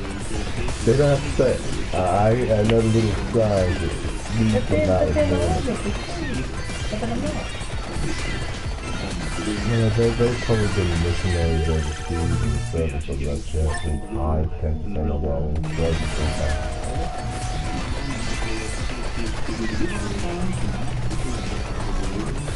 Yeah, that's a good focus. Look at this thingy, like, I think it could be nice and kind, but the people stuff, the behaviour is kind of with an unnatural kind. There's a difference there, there's like a, I don't know, funny vibe there. Yeah, that's, It's too kind. Yeah, it's not a natural, not a natural kind. Because people who are kind also can not be unkind, but like be grumpy, not happy with you, but they still are kind. Whereas these guys aren't even doing that at all. It's like, what the fuck? Like they're feeling bad. It's not emotional. Ooh, what's that?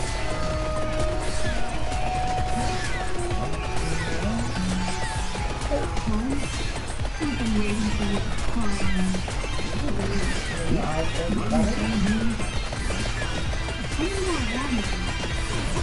You do. Here's my question for you from the theater.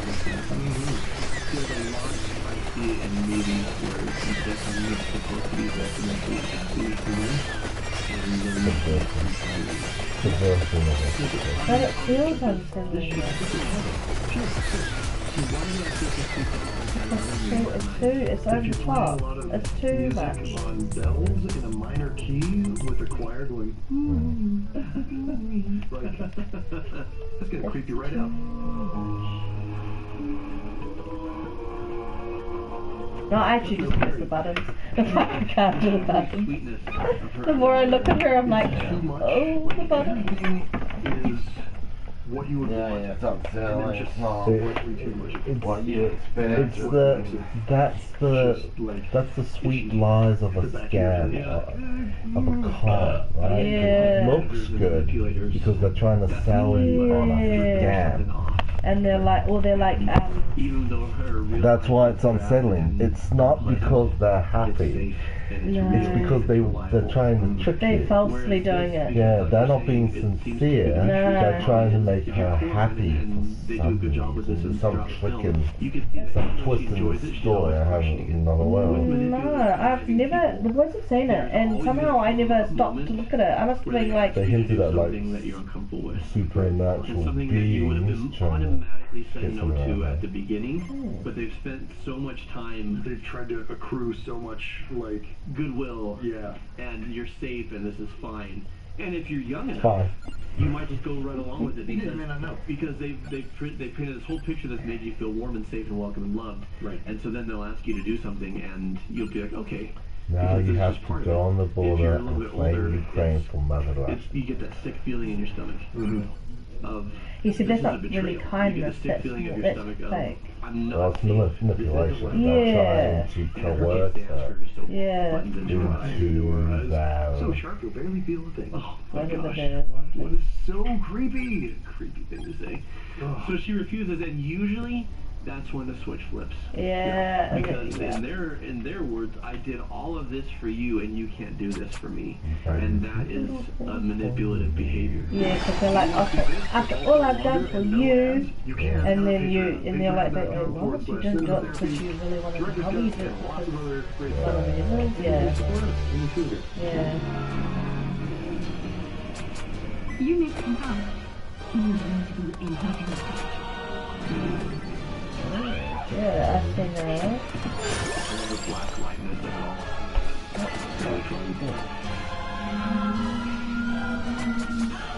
So, see, her parents aren't actually awful, they're just so busy, they're not able to see what they're doing. They're not seeing what they're doing.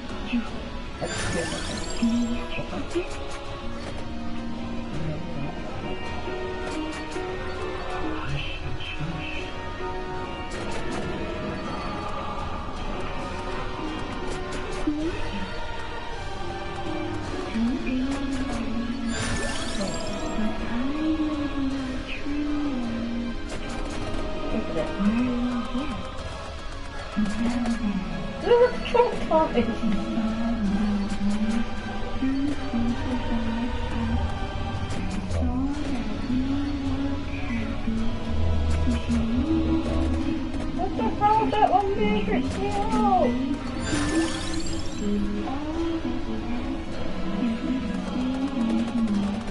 Please don't throw them either. No, nobody, I jumped out with but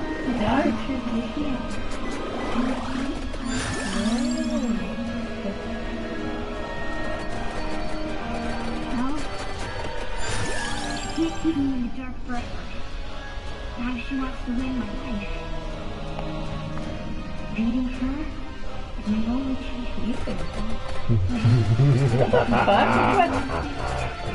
Oh. The thing that really sticks out to me, the animation, you know, it's stop motion animation, but they're actually doing fewer frames, and then they're doing a weird frame blending thing between them. And it's just, because we've been in this world, you know, stop motion animation obviously doesn't look like it at all. Yeah. Right. Yeah. Or plastic or whatever it is, doing weird stuff. But we've been in this world for long enough at this point that it just feels This one's not too bad though, but some of the claymation. Oh yeah, some of that stuff makes good. It does too, I understand. It makes it, Yeah, it's very unsettling. yeah. That's the thing with that Crystal, even though I watched it over and over again when I was little, and I can't figure out why. But now I watch it now and it makes me feel unsettled. I think this might be the greatest puppet show It ever. is, but I can't figure out why. Something about it unsettles me. It's like I realise what I was watching. I don't quite understand. I don't quite understand why. Because I still love it. Oh, like I asked to watch it over and over again. You think there's Lord of the Rings, man? But yeah, everything about it grosses me out now. It's like, ooh, they can move. But when I was little, I thought they were amazing. Lips don't move. So they, the one is just in the frame. Yeah, I don't know. Yeah. Maybe it's actually realising what I'm looking at. It's safe to see things.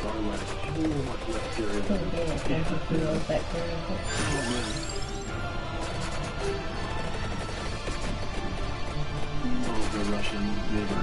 The mouth circuit. That's like coffee. Yeah. I honestly are selling it to me. Like seriously, I heard the boys watching it and I saw the buttons and looked away. I remember going, I've seen it advertised. I remember going, oh, and then I did housework with it while I was watching it. And I've never watched it. Oh. So we had to watch this one on YouTube first before we were allowed to see it. Yeah, but it actually, it's creepy but interesting.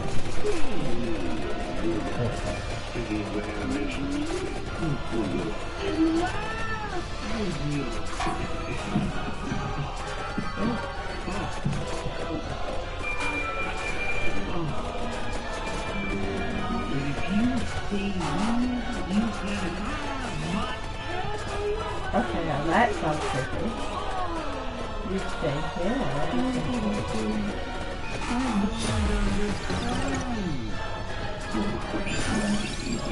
Just a copy from the real messages. Not my home.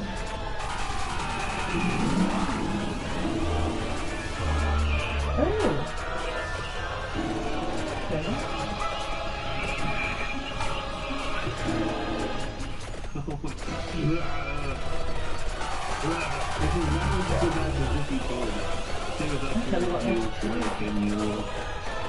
And that, speaking of escapism versus reality, reality isn't always the best. In fact, it frequently isn't. It's boring, we live with records and weird I think furniture. But it's also real. Living in it makes the escape more enjoyable than if you just spend your time with all the escape. And I have to imagine there are, when I'm watching this episode right now, that there's an unhealthy balance. Sure, YouTube's great. You know, we're on YouTube. We're fans. But this is your life. And it's your life because your actual life you don't want to do it. There is value in escapism, but if it overtakes everything, nothing gets better. Nothing gets put right. Or maybe sometimes things can't be put right, which is why you escape so deep down this rabbit hole. But it's not right here either, because here you feel afraid. And what I love about the story of Coraline is the serious amounts of courage that it takes for her to get out of the dream world and then to go back to her drab reality and to accept the reality of life sometimes. How she feels and to embrace it. I mean, by the end, she's embracing like all of life, including the just boring greenish grayness of Oregon. Yeah. Well, and then things start to look up with her parents. Because instead of avoiding them or pressuring them, she just starts to live, and then they follow her example, and then they're out in the garden, you know, and it's muddy, and it's icky, and there's worms, and it's gross, but they're doing it, you know. And her mother does go food shopping, and sometimes things get better if you wait them out. Yeah. And sometimes they don't. But we have to face them. And when things aren't that great, that's when we're at our most vulnerable to the manipulators, either in our real life circles or, you know, in media, whatever it is, wherever you're escaping. Yeah. And so stay alert, and stay focused, and stay sharp. That's me. Stay on target. Stay on target. Too close. Stay on target. So until next time. It's so sharp that you won't feel a thing. And watch movies. I really don't know what he was trying to say there. Yalbushka is further than I think the idea is that he's so drunk and he's such a...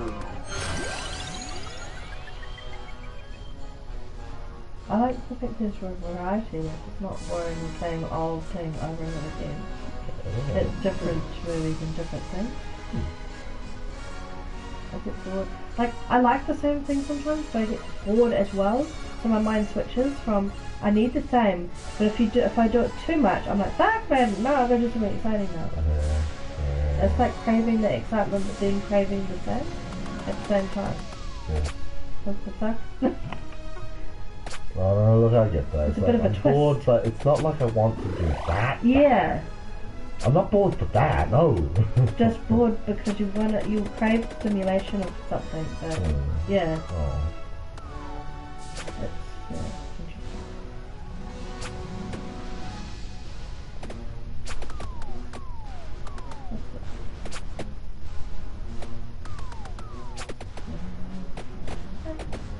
Hey, did we watch all of that? Let's see.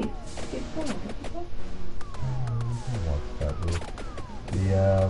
That red line glitch glitches, there's certain things that will cause it to think it's already done. Oh, that was a good class.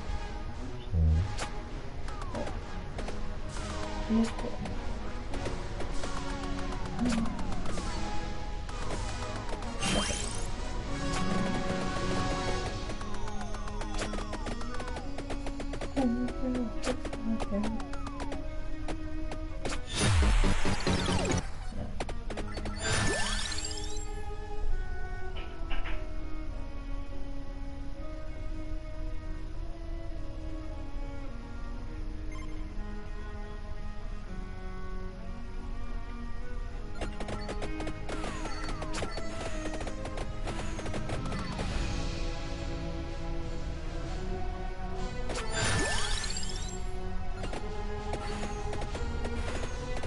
oh, Megan.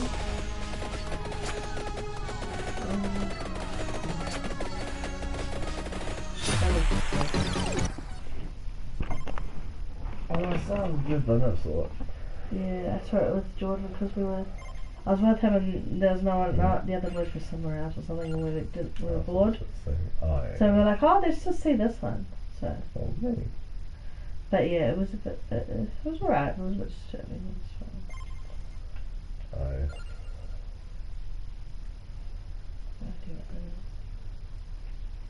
I think this was the one. What? Mamma Mia!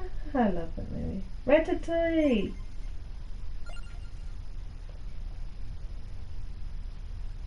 I like Ratatouille.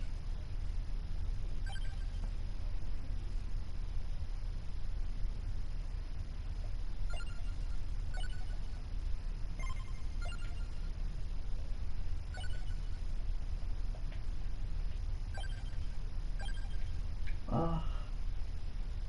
Oh. That movie. Yeah, I've seen that movie. Okay. Princess Bride. Okay. Google?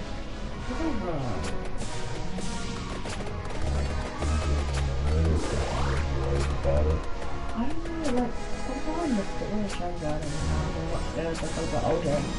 I don't know, it didn't really... Oh.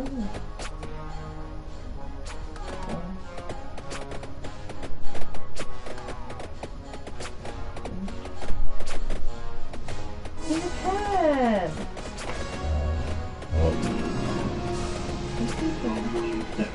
Wait for you. When I tell you I related to Peter's journey in a very profound spot on You know what? Peter's journey! Maybe Deadpool. But it's better in Peter Pan. I'd rather you were in Peter Pan than Deadpool. Deadpool's better. In that movie theater.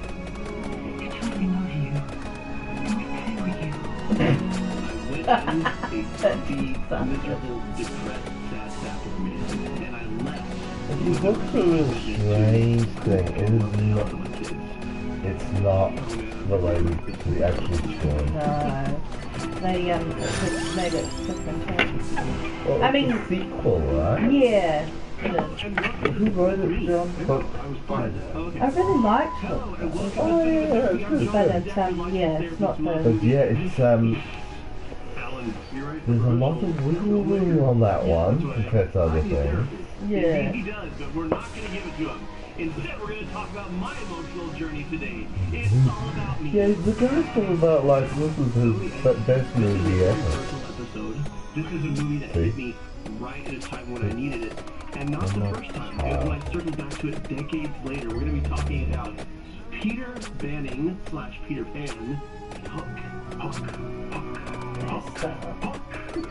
We're going to be talking about finding joy that you've created and in the choices you've made. And in finding your youthful enthusiasm again when life has absolutely beat it out of you. Boy, I'm really gonna need this episode. Alright, you might be getting some therapy after all. Yeah, because when you're a child, it's so magical and you forget when you're an adult. To keep that alive, that doesn't happen when you keep and then you finish. Man, this kid is so great. And he did like 5 movies in the 90s. I'm gonna come to your baseball games next year. Shoot him by the videotape.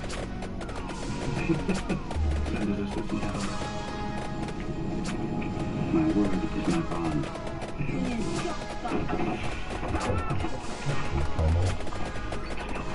When you could stop acting like a child. Take a look at him. Roll up. Here's why this is a very personal film for me. Cast your mind to very early November 2020. We've been doing cinema therapy for 6 months. Yeah. And we have about 3,000 subs. Yep. We're pouring a lot of time, a lot of energy, a lot of money into this thing. Yep. I've got 2 businesses. My marriage is struggling, and I've got 5 kids. And I am feeling super stressed. Now, what I didn't know is in like 3 weeks, cinema therapy was going to take off. After missionary life is But at the literally time, it felt like we were banking on something that We were banking on They got more blessed with more children they have.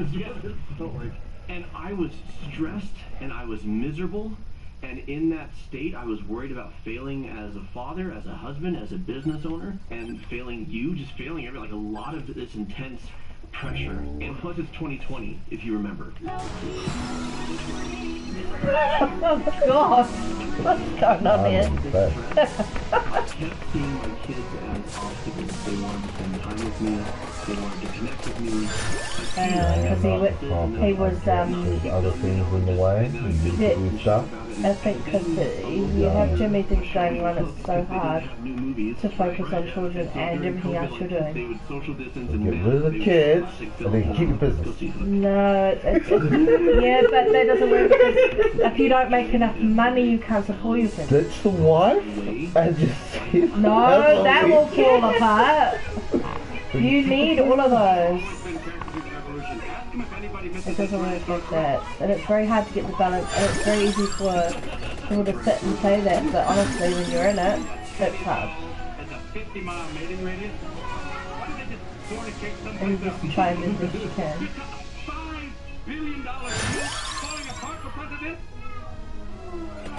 Because money is what will pay for, you know, it's hard.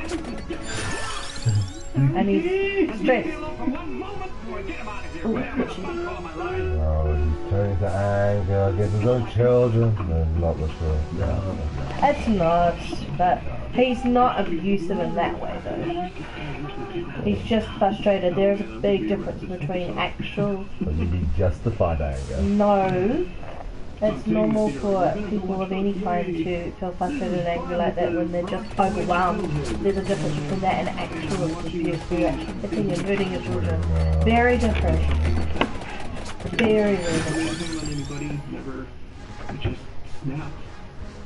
He beat up his kids. No, he didn't. Get out of here. Why is he crying then? He should have been.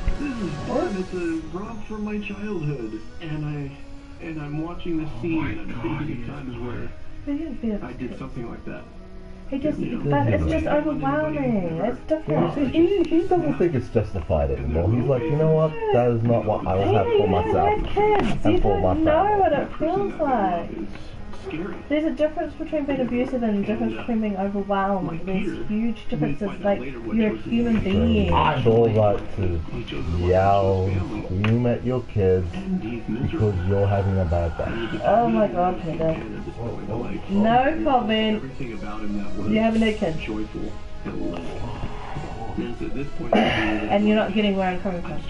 So I can't comment anymore.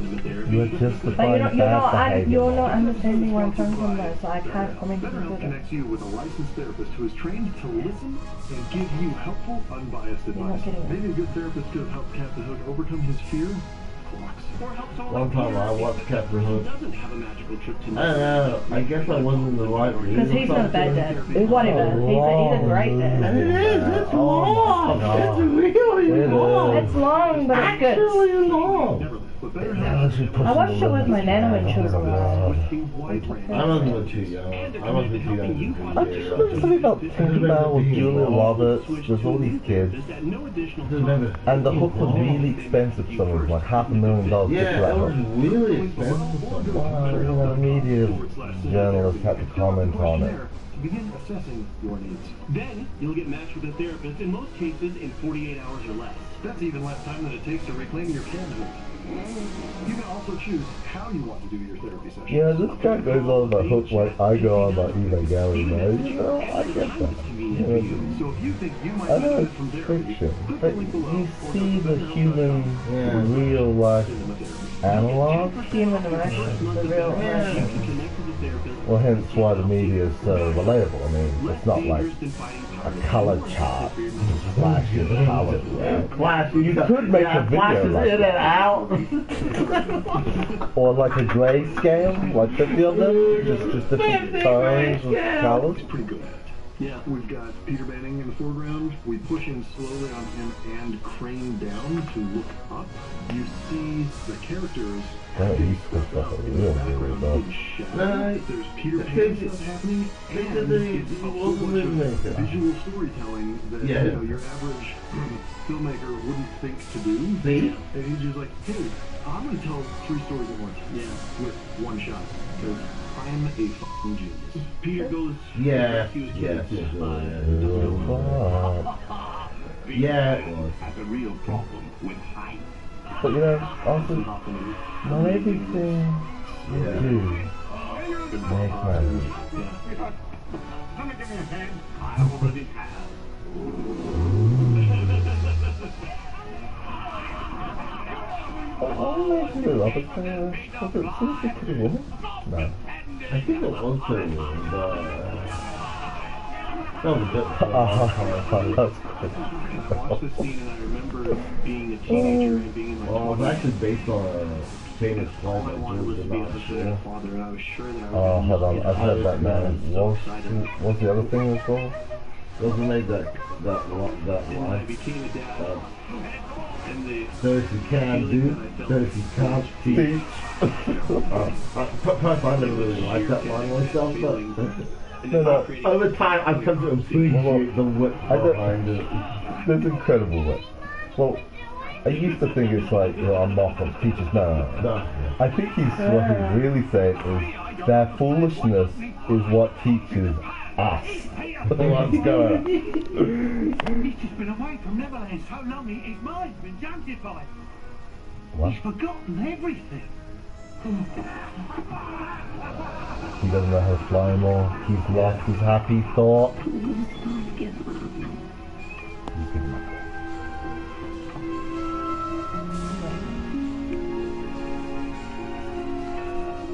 sometimes as a parent, also in life, you want us to have been and be the hero for the people you care about, and you're just paralyzed by inadequacy. I'm afraid I have decided. That's human emotion. What are you smiling about, Dustin Hoffman? Dustin Hoffman. Yeah. So good. Sneaky Like, great. yeah, great. It's like, I wouldn't even know that was You can't be, you can't be perfect. It's just not possible. Right? It's And just the movie, not, it's it's just literal, not but it's a pretty solid reality. analogy. And I'm watching this in the theater, including the line, "Come on, Daddy, Mommy could do it." And I'm like, Not necessarily. and just Be afraid of remembering, heights. starting to remember the father I wanted to be. He'd given 3 days to get in Peter Pan shape. The fact that and he she's meets up crying the is Lost all Boys, that matters though. Fat grandpa man. who think he's a laughing stock and there's no way he's Peter Pan until one little boy sees it. In a scene that is, John Williams goes so hard, and God bless him for it. Yep.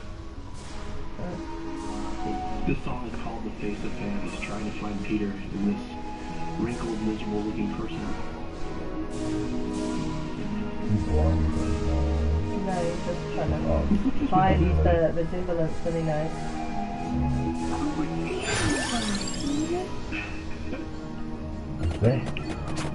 Because he was literally the same age as them, but he left.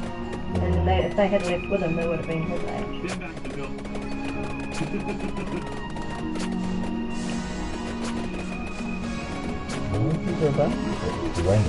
Yeah. Oh no, not Wendy. Moira, Wendy's daughter. He doesn't know that. He goes back, when he goes to go back to Wendy, he thinks Wendy's still younger, but it's Moira, the daughter, that he sees. And he that saying because people and I see frown lines and I see stats. But that's just the storyline that the follow-on has taken. And I feel like I've lost me.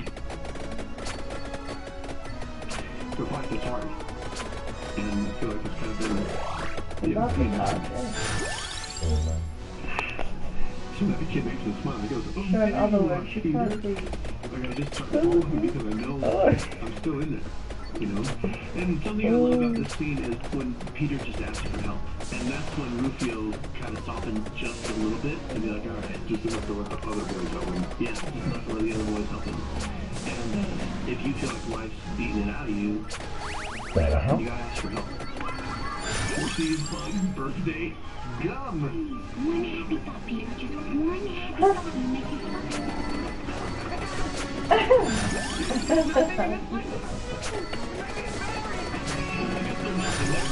but still.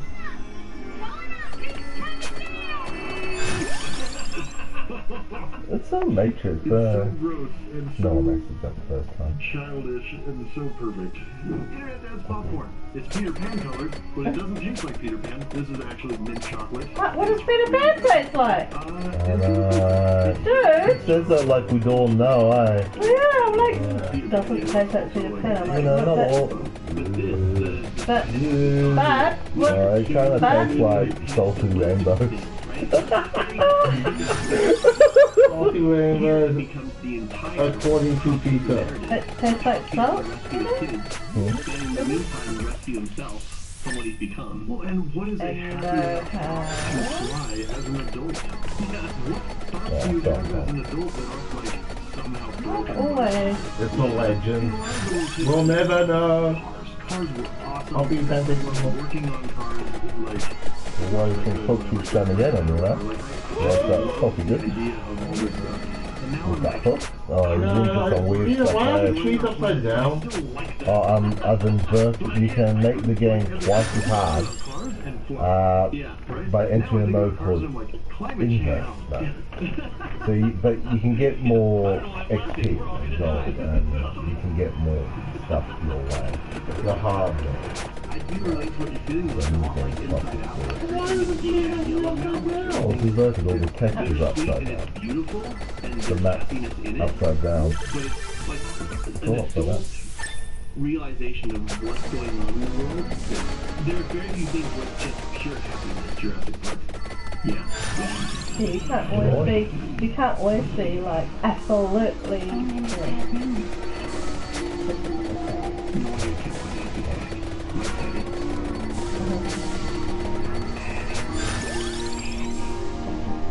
I'll be in a second.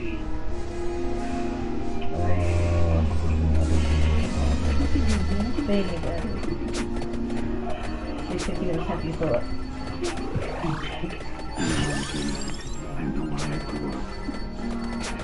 I wanted to be a father. A daddy.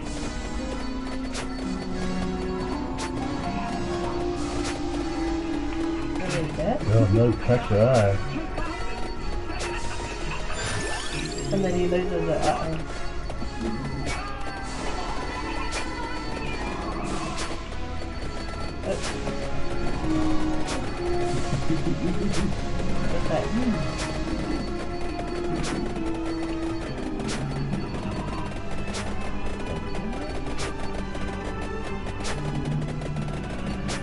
So you see this in the theater with the score, and it is just pumping. Hot damn, I remember watching it in the movie.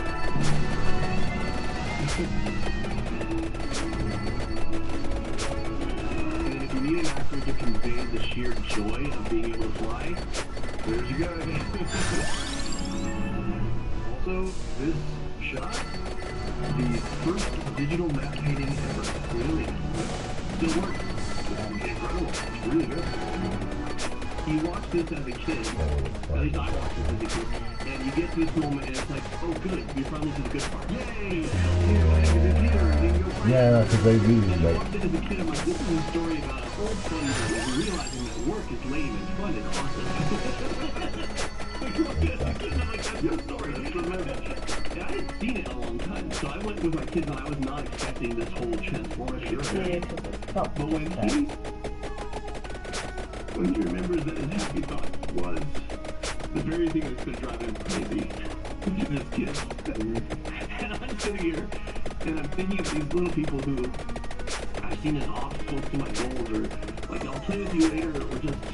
And then If you never like, yes, I want to be a good dad. I don't know. Like, This is a common thing. It's not Well, I'm glad he realized his kids are really not the problem. Yes, It's cheesy for me to say it, but I can't describe it any other way. Like my spirit soared in that movie theater. And it was transformative. I didn't prove what I need in the dark, in a theater, in a room full of strangers. And it was powerful. Like a random bug. I'm glad you found that sound place.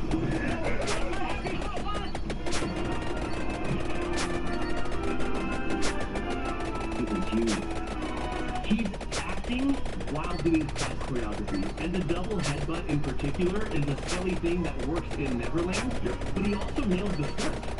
Like he hits exactly where he needs to while he's talking to his kids, boom, and like with full force, like he can actually crash in. How do you aerobatic within the crashing height again? Well, in Peter telling Jack, contrast this to the earlier interactions in the film, is Peter so excited that he's like, I remembered that I love you and I want to be your dad. And he's so excited to make amends and to tell his son that, and for his son to know it, for his son to know how loved he is, and that Peter's struggles are not Jack's fault. And if you think that I left the theater and didn't have a similar conversation with my kids, you don't know.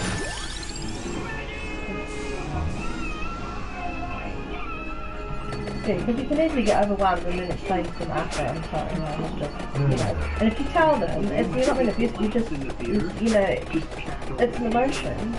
You need to teach them that those emotions arise, and sometimes things do get like that. It's very important to make sure you do that.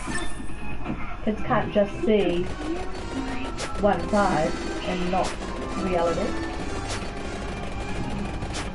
But you should look, but you can't be abused.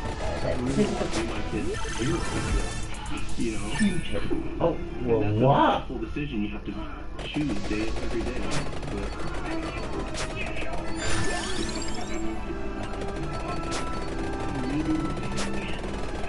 So, with Good Will Hunting, Ron Williams set my standard for being a therapist. And with at least the third act of Hook, he has now set the standard for what type of father I want to be. And I'm watching this and she's like, Spielberg's so great with kid actors. He really is. So at the time we're filming this, it's been 3 years since I had this transformative Hook experience. And when he says, I remember my happy thought, it was you. And then he says to his daughter, I will never lose you again. And these moments delivered the way they're delivered by Robin Williams, like it's like sunk deep in. And neural pathways usually take time, but this was like a bulldozer. She went right in there. And I left the theater and went in a grumpy, miserable, depressed dad temperament. And I left with a recommitment to, I'm gonna love the hell out of my kids. And I'm not gonna sit here and tell you I've never gotten short with them since then, or that I've never said I'll play with you later.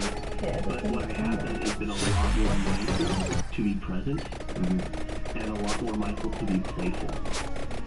We're at the park. I'm the weird dad. But he'll still do those other things. He wasn't explaining.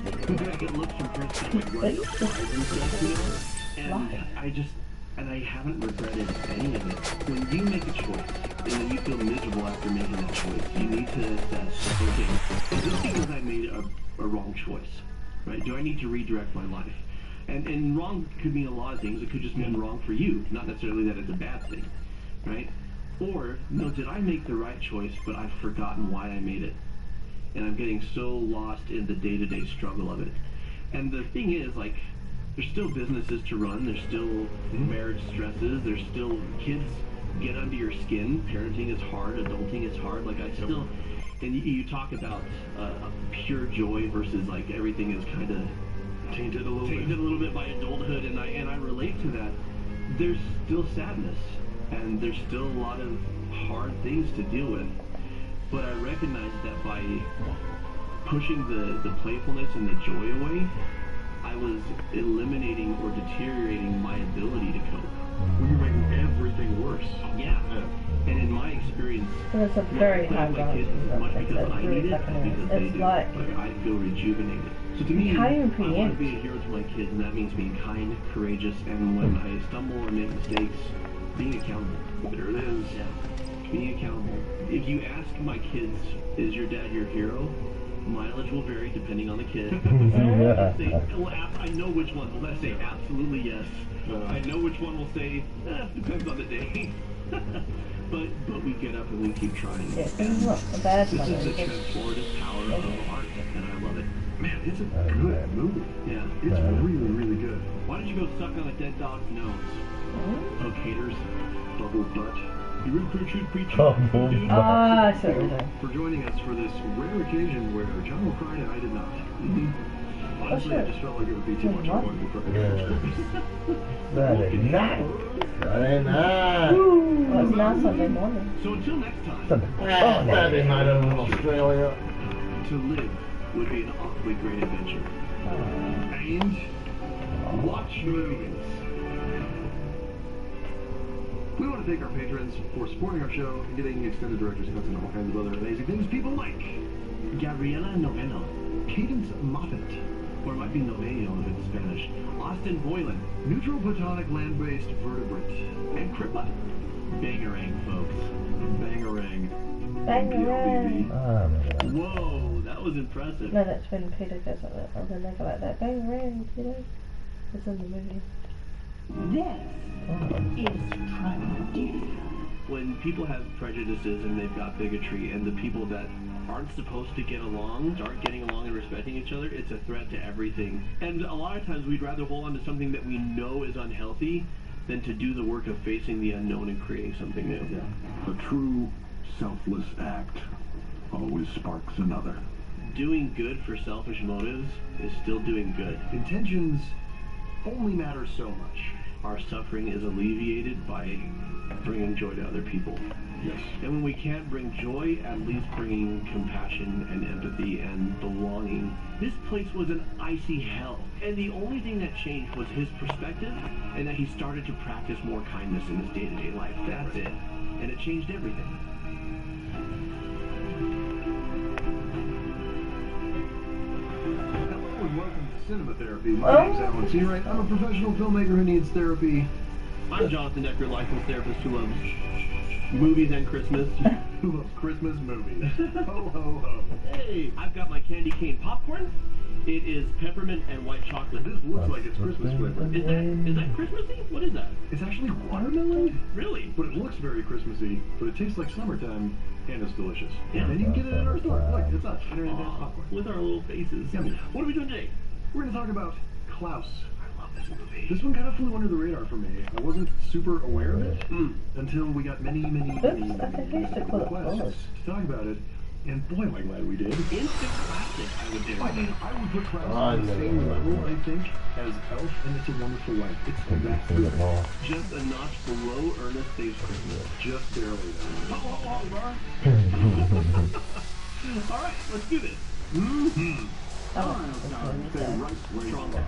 like Christmas a lot. Yeah, I've watched so many Christmas movies. Stop squandering all these opportunities. Would be so kindly towards the innocent and become my own man. I guess I Feels so much like Emperor's New Groove.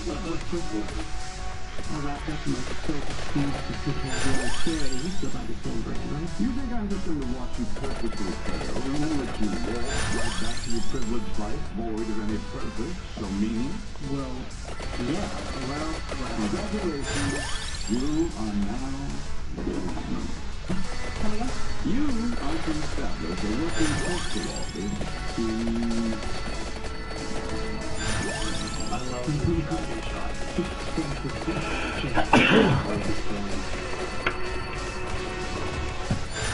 That's some strong parenting. I mean, it's short. Yeah. Here's the thing. we were talking about this earlier. That if you spare people the consequences of their actions, it's actually not love or mercy. It's enabling. Yeah. It's like cleaning up after a drug addict. To show that Giving them money. mercy and letting people out of it, if you could tell there's been a genuine, sincere change. Because at that point, the lesson's been lost. Like, he hasn't learned anything. Nothing. Yeah. You could like a thing about sharing, but just the use of life is so cool in this scene. I watched this, and it's a beautiful film to watch and look at. Yeah, absolutely. I mean, it's super top quality. This movie is 100% romantic. You know that? That'd be good. Really? Because you would never guess. Because you look at it, and the lighting is beautiful, and it looks and CG.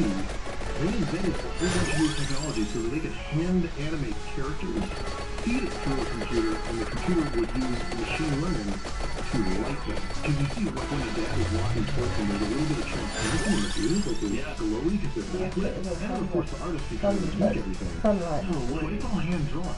That's awesome. Yeah, great work. Anybody?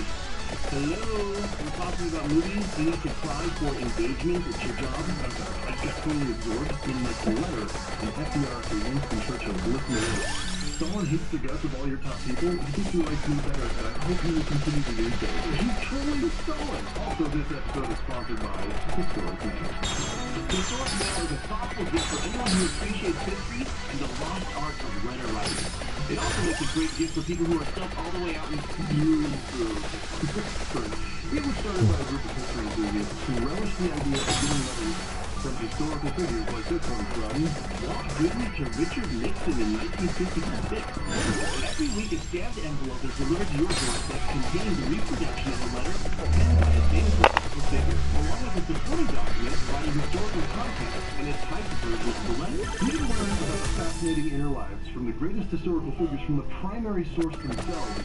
I love history for the stories, and this is a new story and character showing up in your mailbox every week.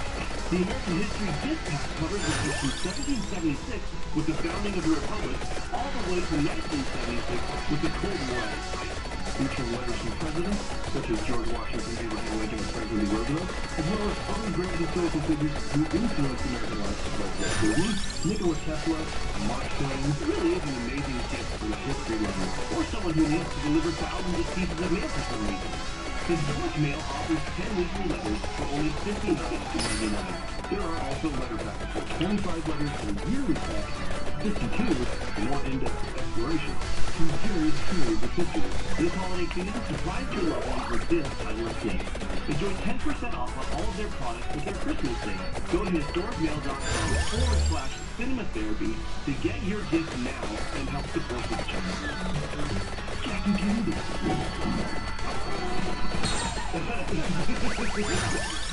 Don't let him get away. I got all of them.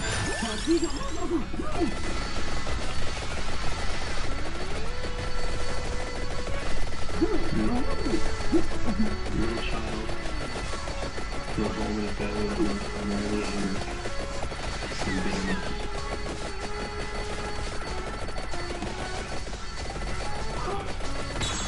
And contrasted with the one.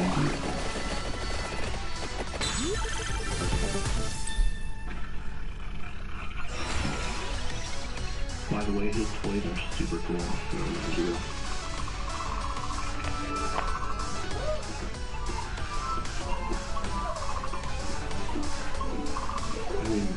The design and animation and everything is great, but what sells it for me is the sound design.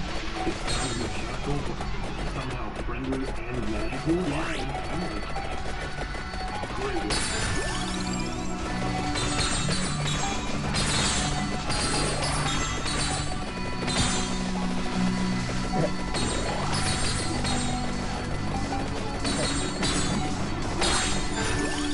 I like that Klaus is having this moment in this dark, cold, desolate, miserable place with the child and he's having this moment of joy. Every once in a while there's one. Yeah. And I like that Jasper is so picked up his door to even actually see what's going on. All he sees is that this big scary person is distracted. Jasper goes to this cold, desolate place where people are warring and fighting, cruel to each other. And tone is slightly fun and happy, but also kind of creepy and dark. Right? And it's just a simple act of kindness. And it's a turning point for Cloud when you made him learn this grieving and mourning the loss of his wife, the loss of children that they never were able to have. And for him, this is the beginning of hope and happiness in this world. I think of the holidays, it is a happy time for a lot of people, it's a miserable time for a lot of people. Yeah, my old boss is just saying that. This story to me is like a I watched out of cancer I used to be a big deal as a small big piece of but then you know now.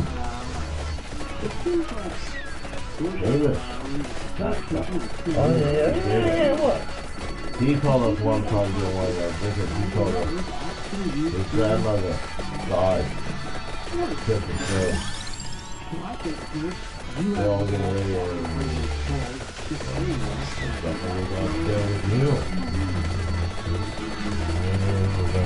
It's the thing of fun normally. My birthday's bad, man. He died on the golf course. After we dancing. I think it was like the 23rd. No, it was a little bit earlier than that. But it was after me, my mum's birthday. It was after.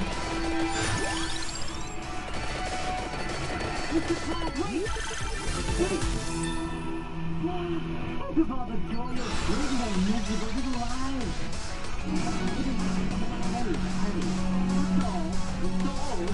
Come over the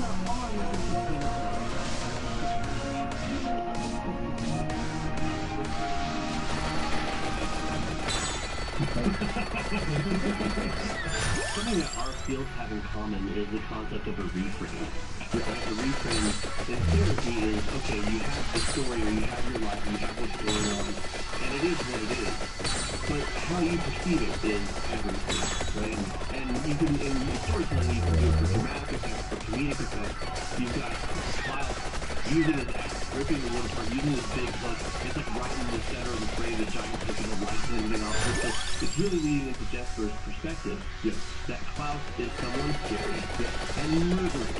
And all of the shots are close up, and they're spooky and they're creepy. Yeah, what nothing to do, so he's like, this is it. The reframe is that it's something personal. Because it's a one. You have your three shots of the shot. Yeah,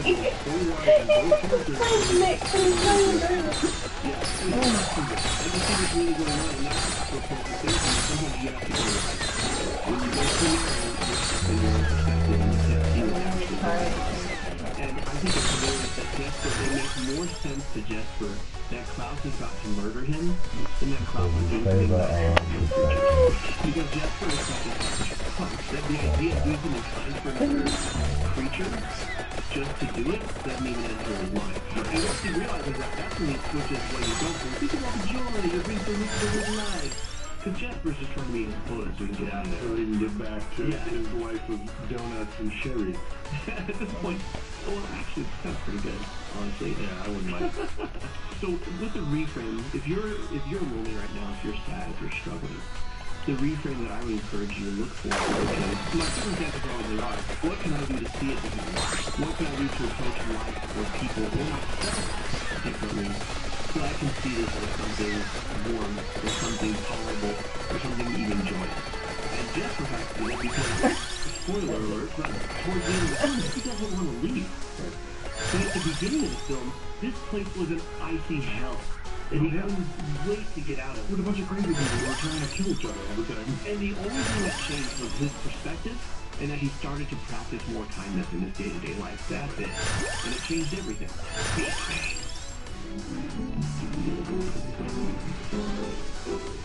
See the lighting. Yeah.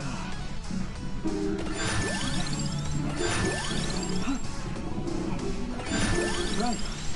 I word him down and you touch him. Toys too heavy. What was it, 2 horses?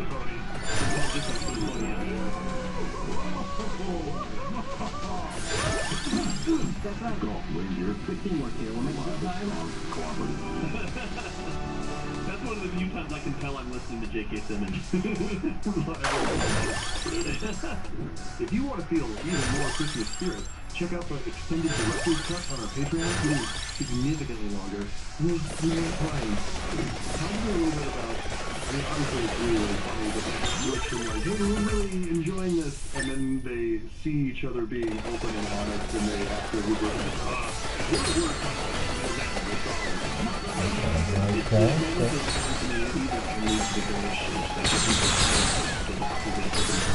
Here, neither of them has really connected to the human beings directly. Even Klaus is doing this with his children.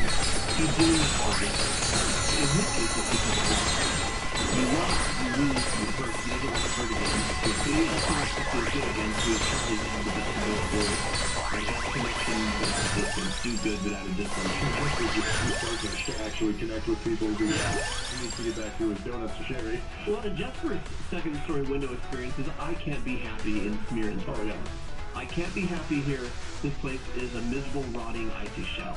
And then he just has perhaps one of the only true moments of spontaneous joy he's had in his life, and he had it in Smirrensburg. It requires him to reassess his entire worldview, his entire paradigm.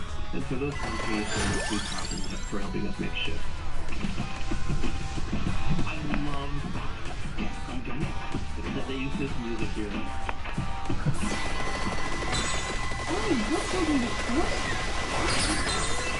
We can pull up the boy child that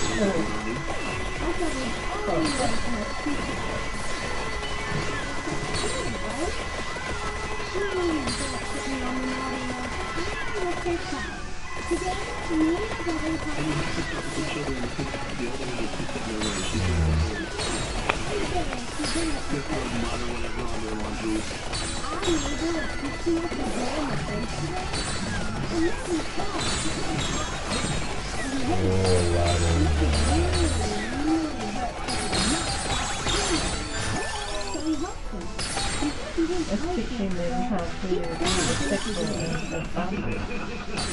And how to deal with shit.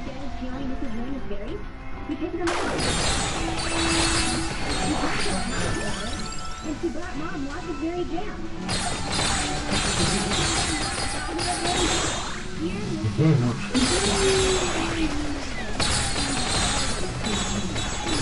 Always do nice things outside. Miss Alva is the best teacher ever. And my dad goes for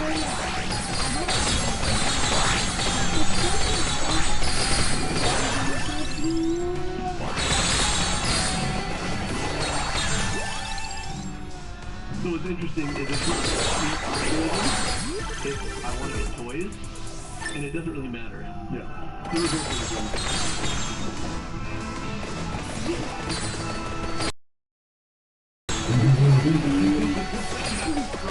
I'm gonna hit the color line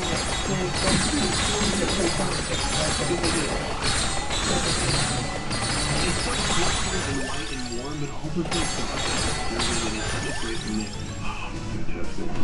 More of this.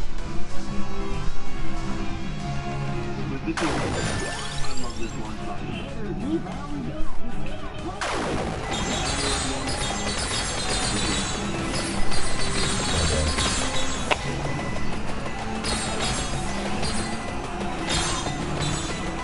And I like that the sun is shining, right? Or colorful, and the sun is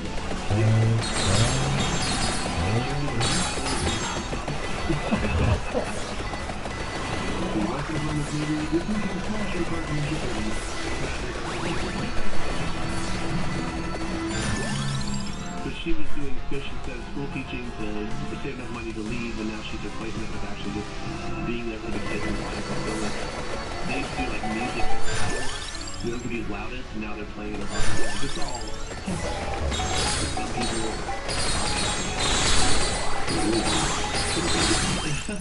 Well, you need the conflict in the story, but that's also true to life. When people have prejudices and the people that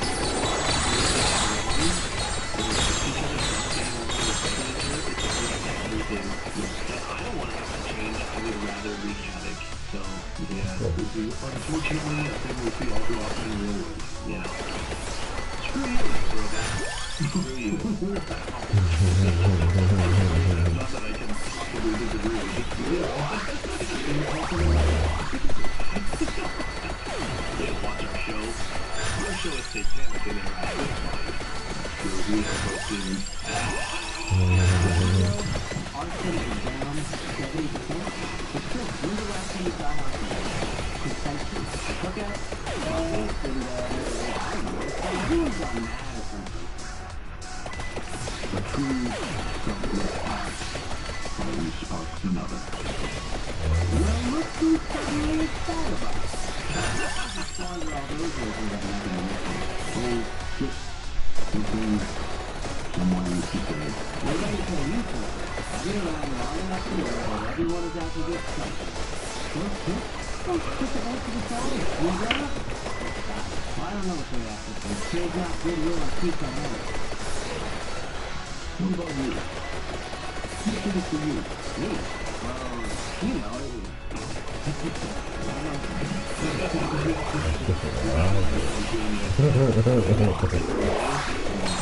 Doing good for selfish motives is still doing good. The good still gets accomplished. Yeah, I mean, you talk about this all the time on the show.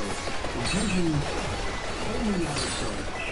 Yeah, what matters is the result. Yeah. And I would say in relationships, intentions matter when it comes to why are you doing this? Are you doing this out of a self-serving reason or because you actually care about me? But it is true to put intentions and muck things up. Or I could have not the greatest of intentions and cause real change. Sure. And this happens in therapy. We often motivate people with whatever it is they came in wanting. I'll motivate them, I'll use that as motivation, and then along the way they discover the change and growth, right? And especially when people come in saying change my partner. I use that all the time, like, okay, listen, I'm going to work on that stuff that's like this, that's horrible, it's absolutely ridiculous. Change them. They're going to resist that if it's just them changing. So what can you do? What can we do? And they'll start doing something thinking that, okay, this is just me playing my part and change. And then along the way, they'll get warmth and affection from their partner instead of what they usually get. And then it's like, okay,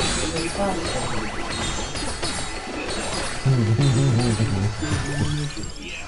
So he's not wrong, but he doesn't have the big picture, right? Speaking of the reframe, we still need to pull back and do more.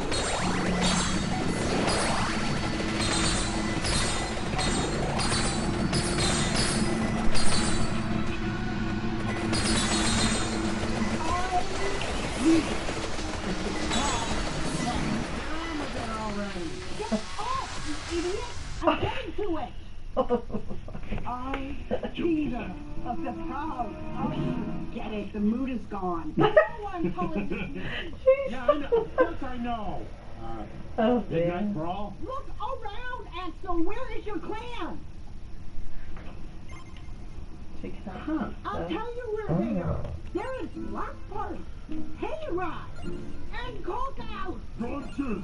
Don't forget about the brunches! Look, that's just my horseman. Horseman and that old toy maker are brainwashing everyone. What are you saying? I'm saying it's time to join forces against the common enemy. I'm saying we need a truce.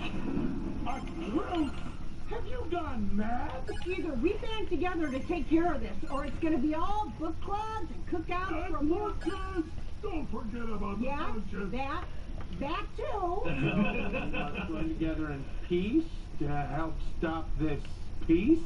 Our ancestors demanded. What you do?